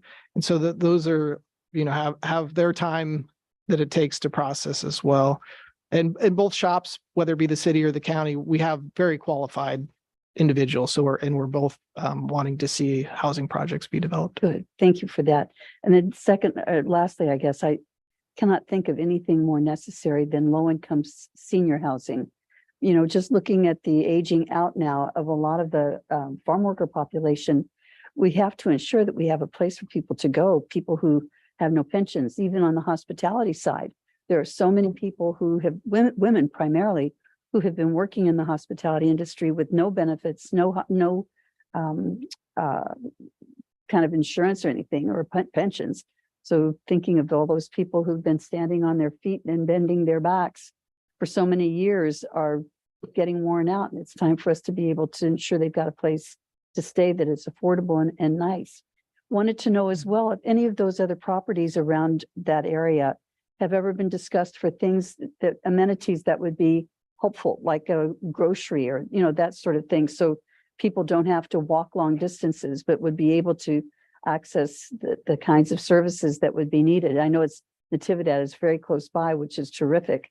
But just wondering about other kinds of things. Have you heard any interest from anybody? I know that the city has some plans occurring in that area. I don't know the details of them and if they include commercial. That's something that we'll be getting with them and talking about. Is this a compatible use, recognizing what may be planned or existing within the area. But on your point too about needing senior housing, by providing smaller units for seniors, that provides an opportunity for them to minimize maybe their current situation, freeing up additional single-family homes or detached or attached single-family homes for families. So there's an indirect benefit by that as well. Yeah, good. Thank you very much. You're welcome. And Supervisor, thank you for your thoughtful comments about our aging farm workers and hospitality workers. But I just wanted to answer on this property. Part of the skate park was trying to improve some of the trails. We're right between this property and the soccer complex. There's a trail that actually goes directly to Safeway shopping center on Constitution. It's the back way, but there's a trail there. And it's paved, but there's been issues there because some of the encampments that exist there that have caused problems for the neighborhood. But there is a very viable possibility to improve that walkway to a grocery store. Yes, Supervisor Lopez. Yeah, I'll say that's a great shopping center. When we were delivering Inez, that's where I would run to get food and supplies, and it's right down the street. So that is a great shopping center. Want to commend the developers who put that one together. My only comment would be the same that I made on the Eden. I hope we can also engage with Natividad and our leadership there about units for our residents. I know that I continually hear from nurses and folks coming over to join our residency program, which doesn't pay a ton, but who need assistance on the housing. And some say we need the distance to decompress on our way home, but some say I'd love to live in the neighborhood so I could walk to work. So just another thought of, perhaps a combo on either one of those projects that might bring in one more partner. But just a thought. Thank you. All right. Anyone else? Anyone from the public have any comments on this referral? Nobody online? Nobody. Thank you very much. Thank you for the presentation, Eric, and look forward to this coming back in the future. You're welcome. Thank you for all your work on it. Okay, we're going to go to board comments, but before we go to last comments from my colleagues, wanted to go back to CAO De La Rosa, because you did do some cool things that I think you haven't shared. You did a reading event, and then you were down in King City. Things that I think our CAO is getting out of the community that I think people want to hear about. So I do thank you for bringing that up, and I apologize. I'm still learning. I'm still learning. I do want to thank each of you. I think at one moment or another, each of you board members have invited me to either go visit your area or go to an event with you, or really just sharing that there's an event coming up and there's people that I need to meet. And hey, by the way, when you get there, you could connect with them while you're there. And so I've been to each of your districts. I think Supervisor Church, I went without you, but I went to the library there at Pájaro and had a chance to chat with Hillary quite a bit, and then learned about the resources that we had pre-COVID. And then the awesome things that she's trying to do once that site's able to open up and facilities is able to have it functioning again. But then Supervisor Lopez we actually went to the Chamber's event in King City. And like I said, I left King City 30 years ago, so it was like, whoa. And some of the people are still there and very, very much involved. Even I met my brother's kindergarten teacher, and for a moment I was like, maybe she was mine, but it was really neat. And of course, Supervisor Alejo, you've invited me to the Salinas event, so I had a chance to see some of the back work that's being done. But what was great is, the state of the city, typically I've seen it draw these people from the community, people, city council members, other, affluent people, and to see an event where it's actually catered to just the working class people and parents. And it was coupled by this awesome show by the students there. And, that was just a different perspective. Great to see. And then, of course, the mayor was able to offer comments and really an update about what's going on in the city of Salinas. Same with the event the day before that breakfast. So as events are coming up, please let me know. And as I can, I will attend for both Supervisor Askew and Adams. I've had an opportunity, of course, to go out to your districts, but then also on these engagement with Hartnell College, who's our next door neighbor. And really there's opportunities, I think, to engage interns that may be potential future employees of the county. So I started with kindergarteners at Roosevelt Elementary. Awesome.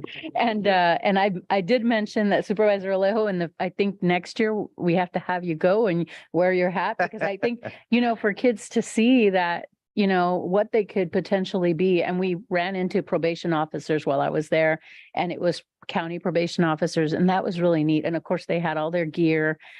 So we need stickers also, because you need to have some swag when you go by, but it's been really great. I've had an opportunity, and I do plan to engage with the Rotary. I'm going to have our PIO actually sponsor me for our local Rotary Club. So yes, I'm doing it. So thank you all. Great. And I would just ask our colleagues, when you invite our CEO, it's helpful for her to help her meet other people at the event, that makes her networking a lot easier as she transitioned into this job. But I'm sure everybody in King City was proud to see their native daughter come back and be there last weekend. Okay, we'll go to board comments, and we'll start with Supervisor Church this time. I don't have any for today. Okay. I'll quickly share that I had the opportunity to read as well at Soledad at San Vicente and also down in San Ardo, where it was really more of a whole day. They had taken all the students outside and it was, rotating between booths. So just great opportunities. Also wanted to just ask folks to be aware of your surroundings as we head into these next storm systems. It's going to be different than the last one in that the ground is saturated. The last time we saw the ground soak up a significant amount of water as it worked its way through our community. So it takes less water to see the rivers respond and rise. I think we saw that with the small rains we've had over the last couple of weeks, but just be prepared as before, have a plan, know where you're going, have an escape route if necessary, and know where you're meeting with family if you get separated. But just encourage folks to have that preparation top of mind. And I think beyond that, just want to continue to thank our community for looking out for one another.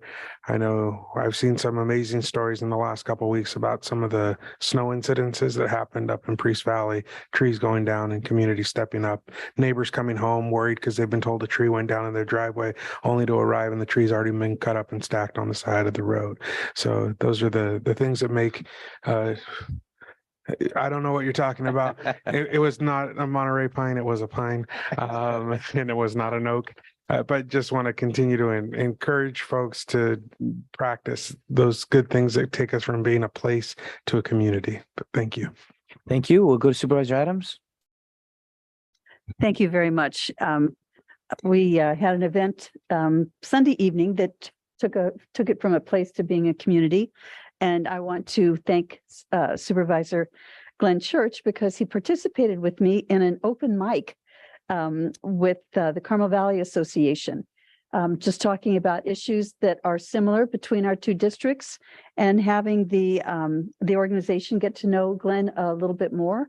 There were a lot of good questions, and I know he already knew a number of the people there, but made a few new friends as well. And I thank you so much for coming to that and sitting there with me like that. I thought it went well, and the audience liked it a lot. This coming, actually next weekend, March 18th and 19th, is the Whale Fest down at Fisherman's Wharf. It's a wonderful opportunity to really learn a lot more about the ocean and all of the many things that are within it. So have an opportunity to go down to the wharf on the 18th and 19th. That would be really enjoyable. And then finally, more on a personal note, I'm going to be experiencing some staffing changes in my district. My chief of staff, Sarah Hardgrave, is going to be leaving me. She's taking a different position, and it's really bittersweet because I will miss her very much. I think all of us will miss Sarah's contributions, but she's going to be pursuing something that is really just right down her alley. So another little bird that just is flying the nest, and you can only just wish them well and move them forward. With that in mind, I am going to be, I've already made Colleen Courtney is going to be my new chief of staff, and we've hired Claudia Link back to be my policy analyst. So, and Susan Moore is remaining as our executive assistant. So we've got a full plate now, and I'm really delighted, and it's going to be a continuing busy, as always, office with a lot of good people helping constituents. That's it. Thank you. Good for you, and good to hear Claudia's back. Awesome. Welcome back, Claudia. All right. A couple things. I just want to just remind everyone that COVID's still out there. COVID boosters are available. It's really easy to schedule an appointment. I got mine last night. I'm feeling it today as my body creates whatever that immunity is that I need. But don't let it catch up with you. Go get your booster. As far as community events on let's see here, March 15th from 5:30 to 7 p.m. I'll be co-hosting a town hall in Seaside with Seaside Mayor Ian Oglesby. We'll be talking about the different issues and programs that the city offers and how that complements the work and the services that the county offers to residents. So everyone is welcome to join us. In the spirit of Supervisor Adams hiring new staff, we also have a vacancy in our office for an executive assistant. And so that is in active recruitment right now. And we encourage phenomenally motivated, amazing people to apply. We have HR is going to be providing us with services to do a blind screening. So we'll be pulling names and genders off and doing our initial recruitment through HR. So please do pass the word and reply. I saw we've also got a county communications position that's posted online. We've got some county ranger positions. There's some amazing job opportunities here at the County of Monterey right now. So if you're out looking for a job, check us out. We've got a lot to offer. Those are my updates for the day. Thank you. Thank you, Supervisor Askew. And just to close, I would say that, first of all, I was able to attend the CSAC Board of Directors meeting last week in person in Sacramento. CSAC was developing its upcoming platform for the legislative season on housing and homelessness. I advocated for two key points that got included. One had to do with incentive funding so that counties and continuum of cares that are reducing homelessness in their point in time count do not continue to lose funding. So they want to push for incentive funding to keep those jurisdictions whole, even when they have a decline in homelessness in their point in time count. The second part was a new idea that CSAC is pushing, trying to have one fiscal sponsor on homelessness funding. I wanted to make sure that the continuum of cares don't get their money taken away from them.